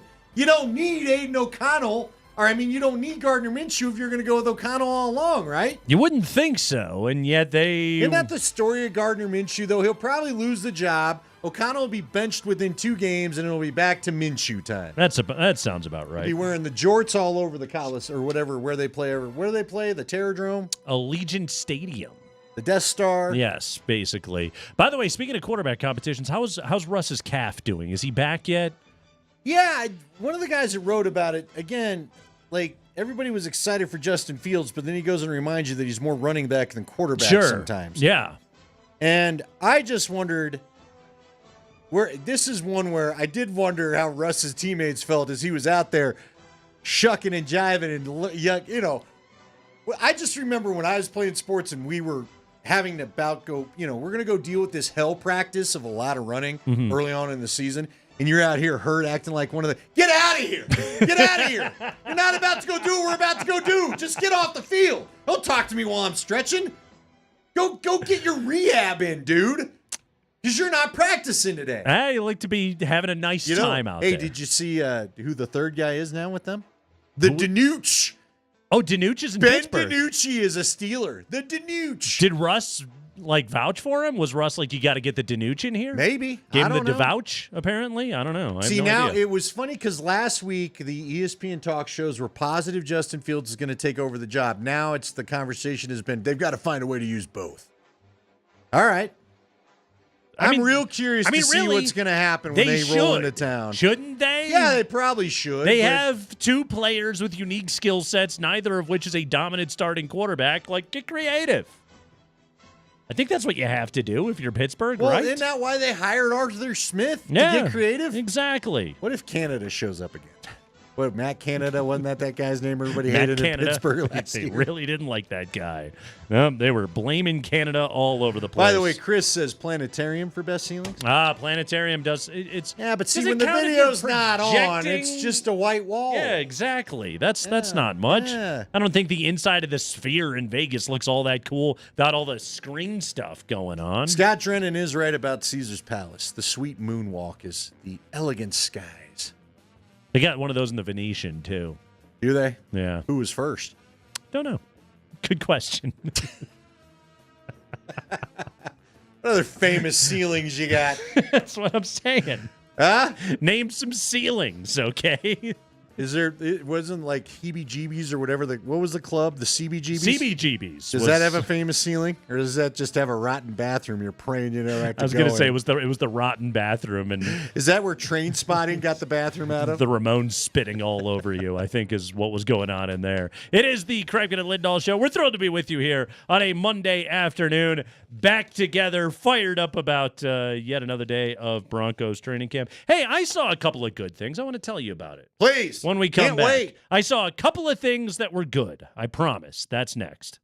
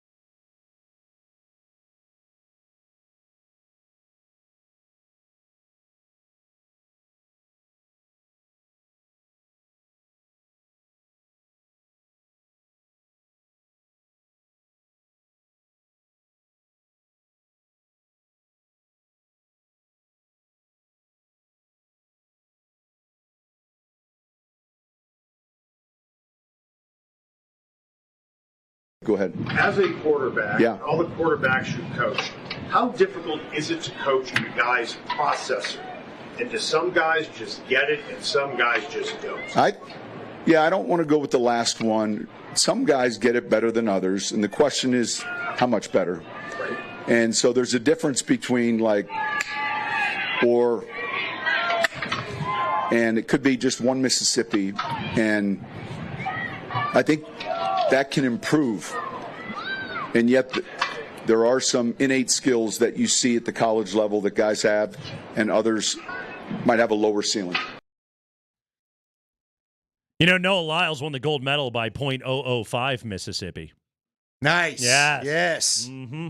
It's Craigman and Lindahl. Hope you're having a lovely Monday, everybody. Yes, the processor.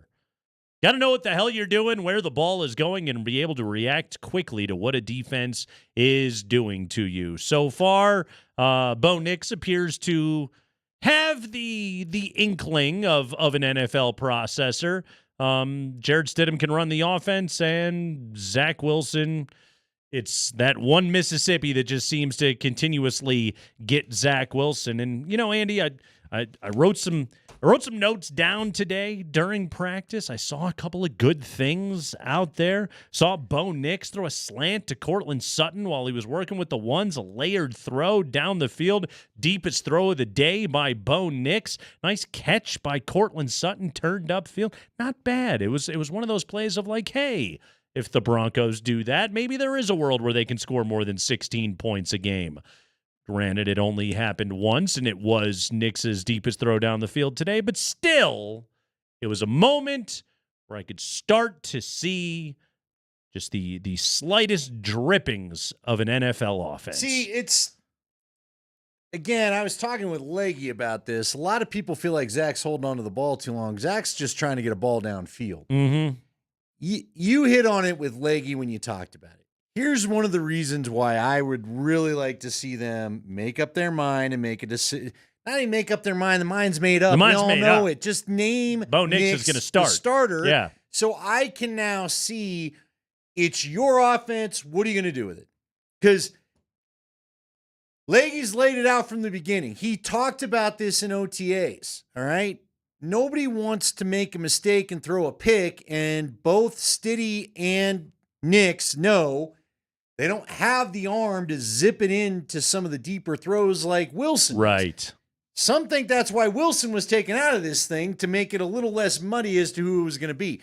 I'm not telling you you're right about Wilson's decision-making. You need to see Wilson with the twos. He's moved the twos all right. Yeah.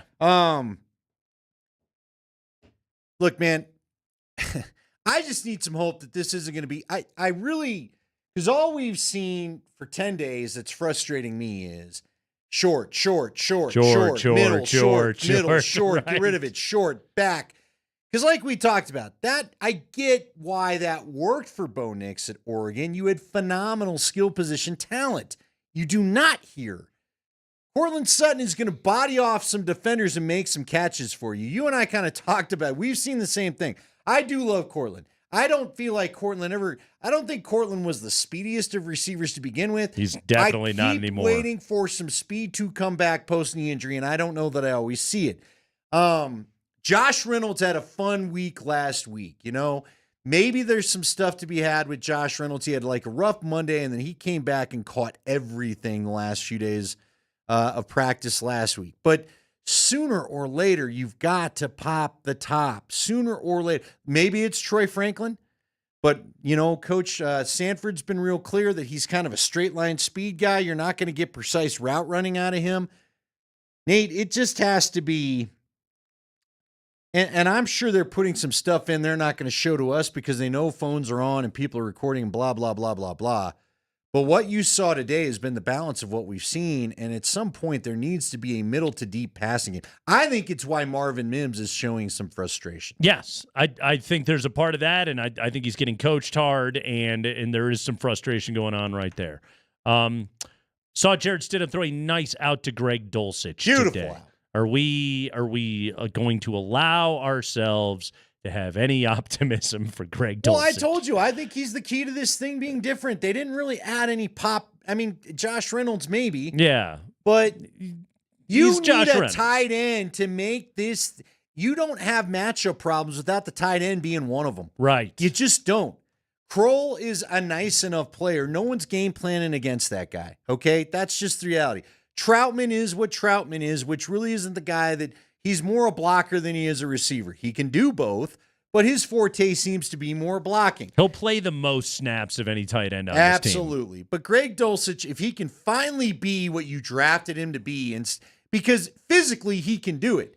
The health is the question. He's like Jake Butt. Unfortunately, I saw some good practices, some good camps out of Jake Butt. The minute they started playing for real, the knee would swell up, there'd be a problem, and he never seemed to make it more than 2 weeks.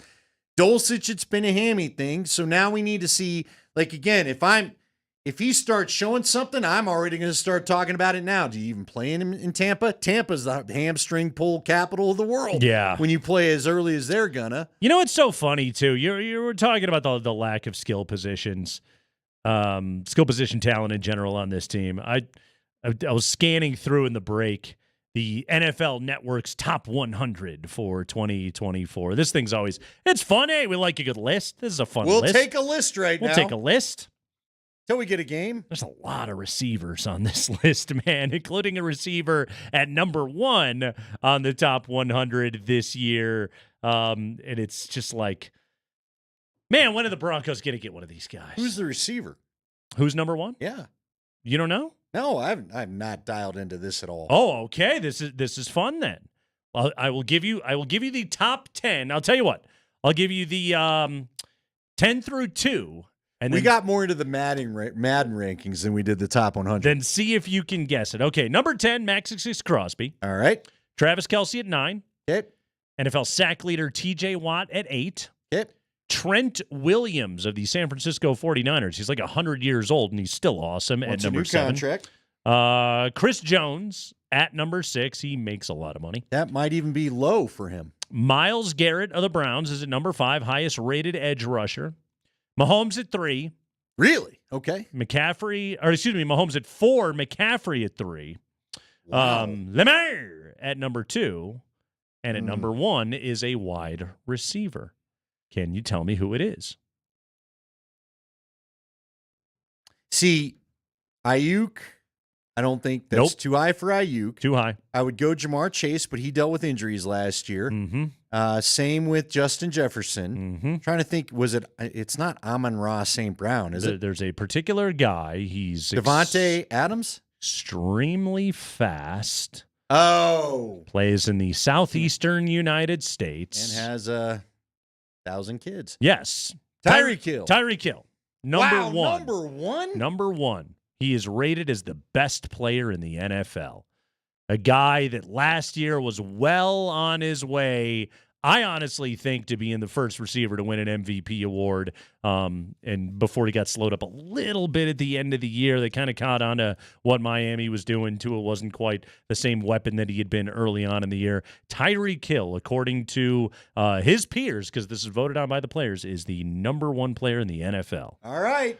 I would not have had Lamar ahead of Mahomes, but, you know. Lamar did win MVP last year. I get it, but Mahomes still got him to a Super Bowl. Kind of got the big prize. Didn't even have a good team necessarily. Yeah, exactly. That's what's crazy. No, Mahomes would have been number 1 on my list as well. Well, sooner or later, you can't just name the guy number 1 every year, right? The players tend to respect a guy that can run faster than everybody else.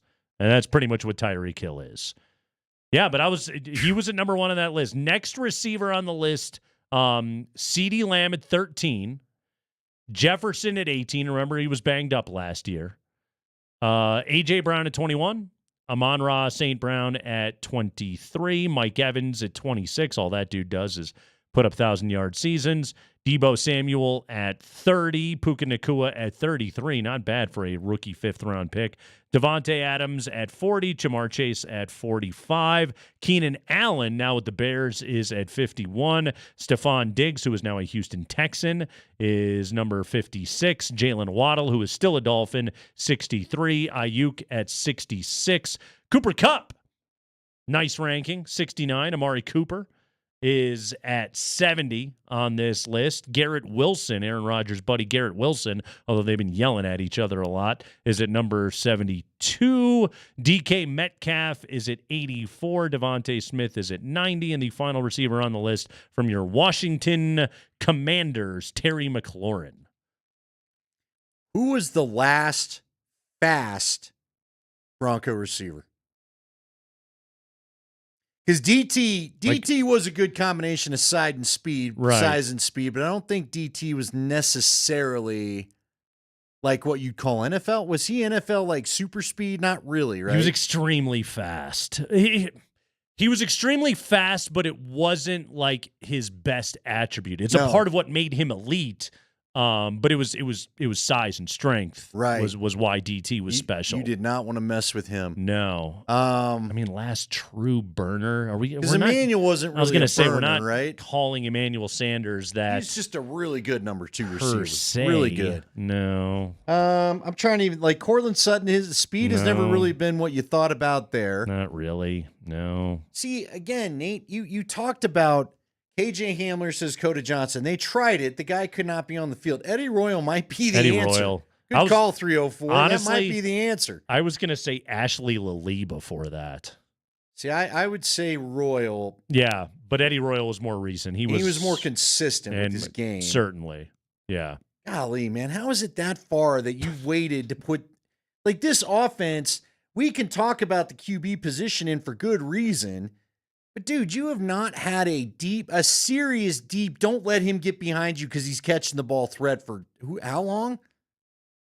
Yeah, it's been a while. It really has been. Now, maybe Troy Franklin becomes that dude.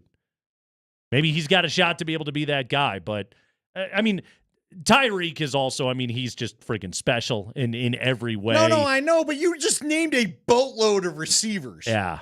Mm-hmm. But, no, the Broncos are not necessarily – That's not what they have done well.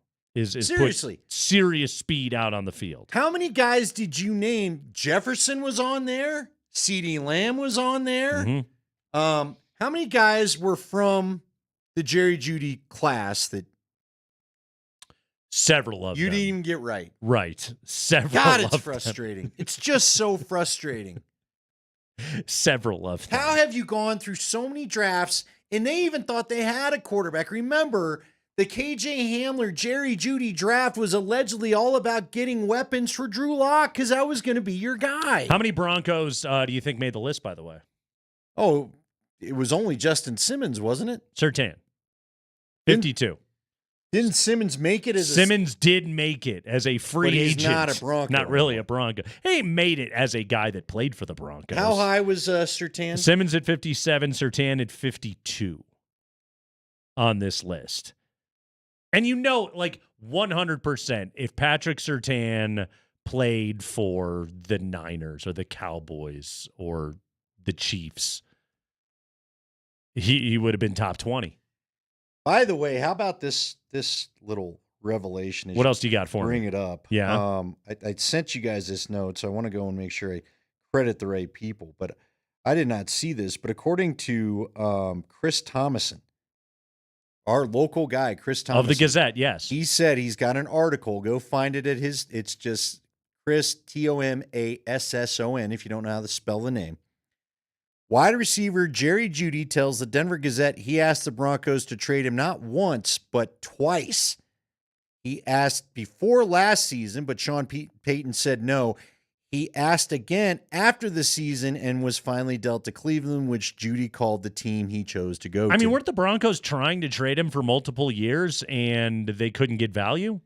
They didn't get the value that they were hoping to be able to get out of him. You know what I mean? I really think they wanted, at the very least, a second, because they didn't like the optics of trading a former first-round pick for. Didn't they eventually move him for a fifth and a sixth? I will say, I think so. It's not good optics. It really isn't. I mean, it makes it look like you screwed it up. But you did. You did. I'm sorry. There's no winning. When CeeDee Lamb, Justin Jefferson, Brandon Ayuk, I think was top of the second round. Yep. T. Higgins was in that draft. He was. You passed on all the dudes that have had good careers to Good this draft. point. Yeah, it was a very good draft. Now, we'll see. Maybe we'll find out in Cleveland that it was not Jerry, it was everybody else, but I don't think so. I don't think that's how this story is going to go. Jerry Jeudy is a nice NFL wide receiver. That's the highest compliment that I can pay him right now. He is the kind of guy that you move for a 5th and a 6th rounder, and you get, what do you get, like a $56 million contract or whatever? At the time, we were all like, man, that's nuts, and I still wouldn't pay him that, but boy, you see what some of these other wide receiver contracts pop, you're like, all right. No, I guess that's not such a big deal after all. Nobody was looking to give Jerry Jeudy like Justin Jefferson money or anything else like that. He gets paid like a nice NFL wide receiver because that's what he is. I'm just saying, you brought up all those defensive backs. For those that missed it in the first hour, how many did you say 18 drafted the last 10 years? Last 10 years, Broncos have drafted 18 DBs. And just Justin Simmons and Patrick Surtain have been what they've wanted. Yep. Again, this team has spent a lot of years trying to draft a better offense. Can't get Noah Fant, a tight end that you drafted. You've tried. Now, they haven't been first rounders, but still, third-round picks are supposed to still be good. How many third-round picks have you spent on tight ends? How many third-round picks have you spent on running backs and receivers? Yeah, some of these... you put draft capital into this thing, and you still got a whole lot of not much sitting out there. Some of these guys are supposed to turn into NFL starters. Some of them are. And the Broncos have certainly tried with a number of these guys. You got your Damari Mathises of the world, your Isaac Yadams of the world that you shoehorned into starting roles, and then they just got smoked out there because they weren't very good. By the way, real quick, your reaction to Tua Tagovailoa getting $53 million per. Woo! And you got the top receiver in the game. Yeah. See, I get it. You and I have this. We talk about it all the time. If you don't have a QB, you got to kind of pay the one you got. But woo! I don't know, man. That's tough. You know what, though? Okay. I don't know what else you do. Think of it in the very least. Think of it this way, okay? And again, you're right about that. That's a big matzo ball out there. But we do know this. Mike McDaniel will get the most out of Tua. Get the most. And Tua does have an accuracy that is his innate gift that he has going for himself. And so with McDaniel pulling the strings, with those wideouts and Tua in there, it's the best the Dolphins can do. No, I get you, but now you can't really keep the team. You saw Bill Barnwell put out there that Brock Purdy is on pace to be a $60 million guy. Brock Purdy. You're not going to keep the Niners team together for that. I know. It's wild. Don't do it, Kyle. Whatever you do. We'll take a break. When we come back, there's an Olympic event we haven't discussed, and you will have plenty of discussed when I tell you what you would have to put yourself through to participate in this event. Would you do it? Triathlon edition, but not for the reason you think. That's next.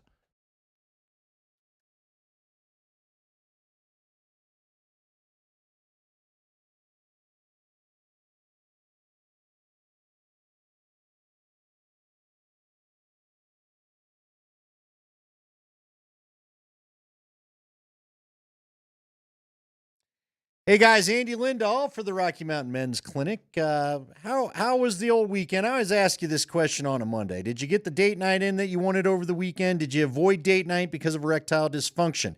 Is it causing problems in your life? Are you dealing with things such as depression or pulling away from the one that you love simply because of this problem? You don't have to sit there and suffer in silence. It is a terrible condition that can cause stress in relationships and anxiety and undue hardships on a man and often the partner as well. So if you're dealing with this, seek treatment, and the place to do it is the Rocky Mountain Men's Clinic. They have treatments that work when pills or herbals fail, and treatments with success rates well over 90%, and some that will have you even lasting an hour or more. They've served the Front Range of Colorado for nearly a decade and have successfully treated tens of thousands of men. It's real simple. You want to talk to somebody over there?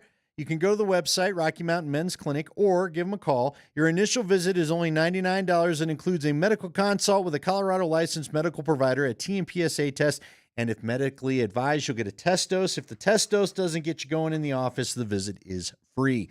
They have 5 locations to serve you: Fort Collins, North Denver, Central Denver, Castle Rock, and the Springs. The number is 720-440-7900, or hit him at RockyMountainMen'sClinic.com.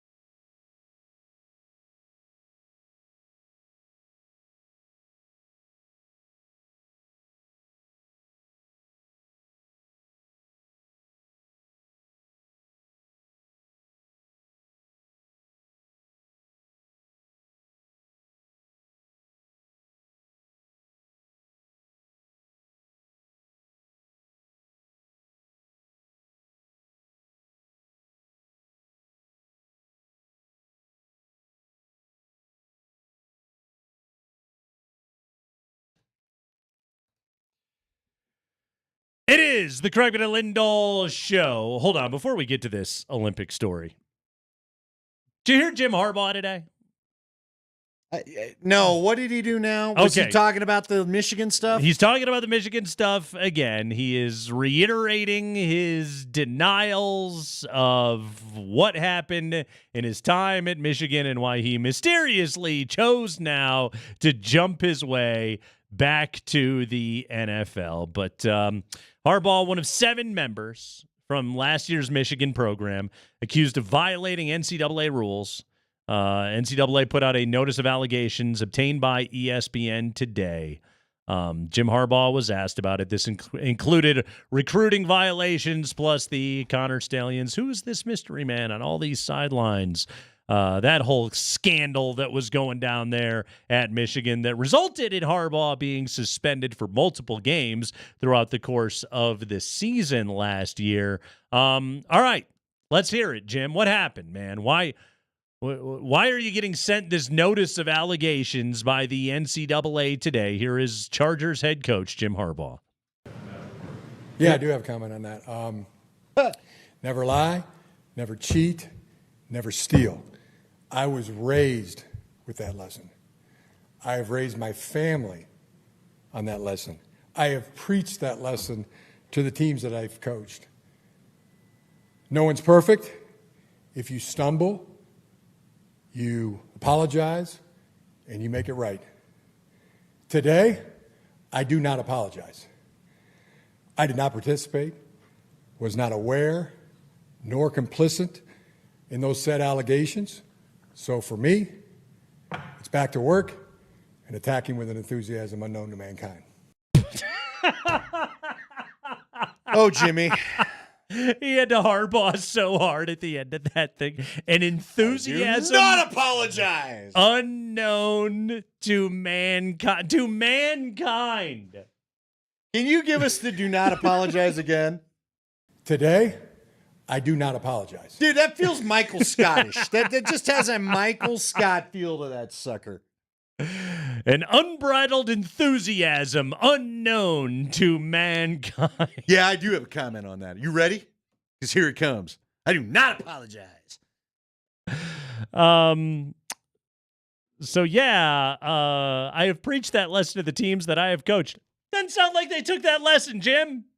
Doesn't sound like that message was getting through. Also, were you not the head coach? Yeah. Are you not all of these people's bosses? Every single one of them that is named in these allegations, including yourself, are you not in charge of every single one of these people? However, never lie, never cheat, never steal. I have raised my family on that. Just so happens this was the year that I decided to leave college football and go to the NFL. I just want to say from the bottom of my heart, I'd like to take this chance to apologize to absolutely nobody. Just it was a coincidence is all it was. If this stuff had heated up a year earlier, is Jim Harbaugh coaching the Broncos? Yeah, I think so. Mm-hmm. But he had one more shot at it. He had the team. He had J.J. McCarthy. He had to go back and win himself a national title, and he did it. And then it was time for him to be able to jump ship. But yeah, he got away with it for one more year.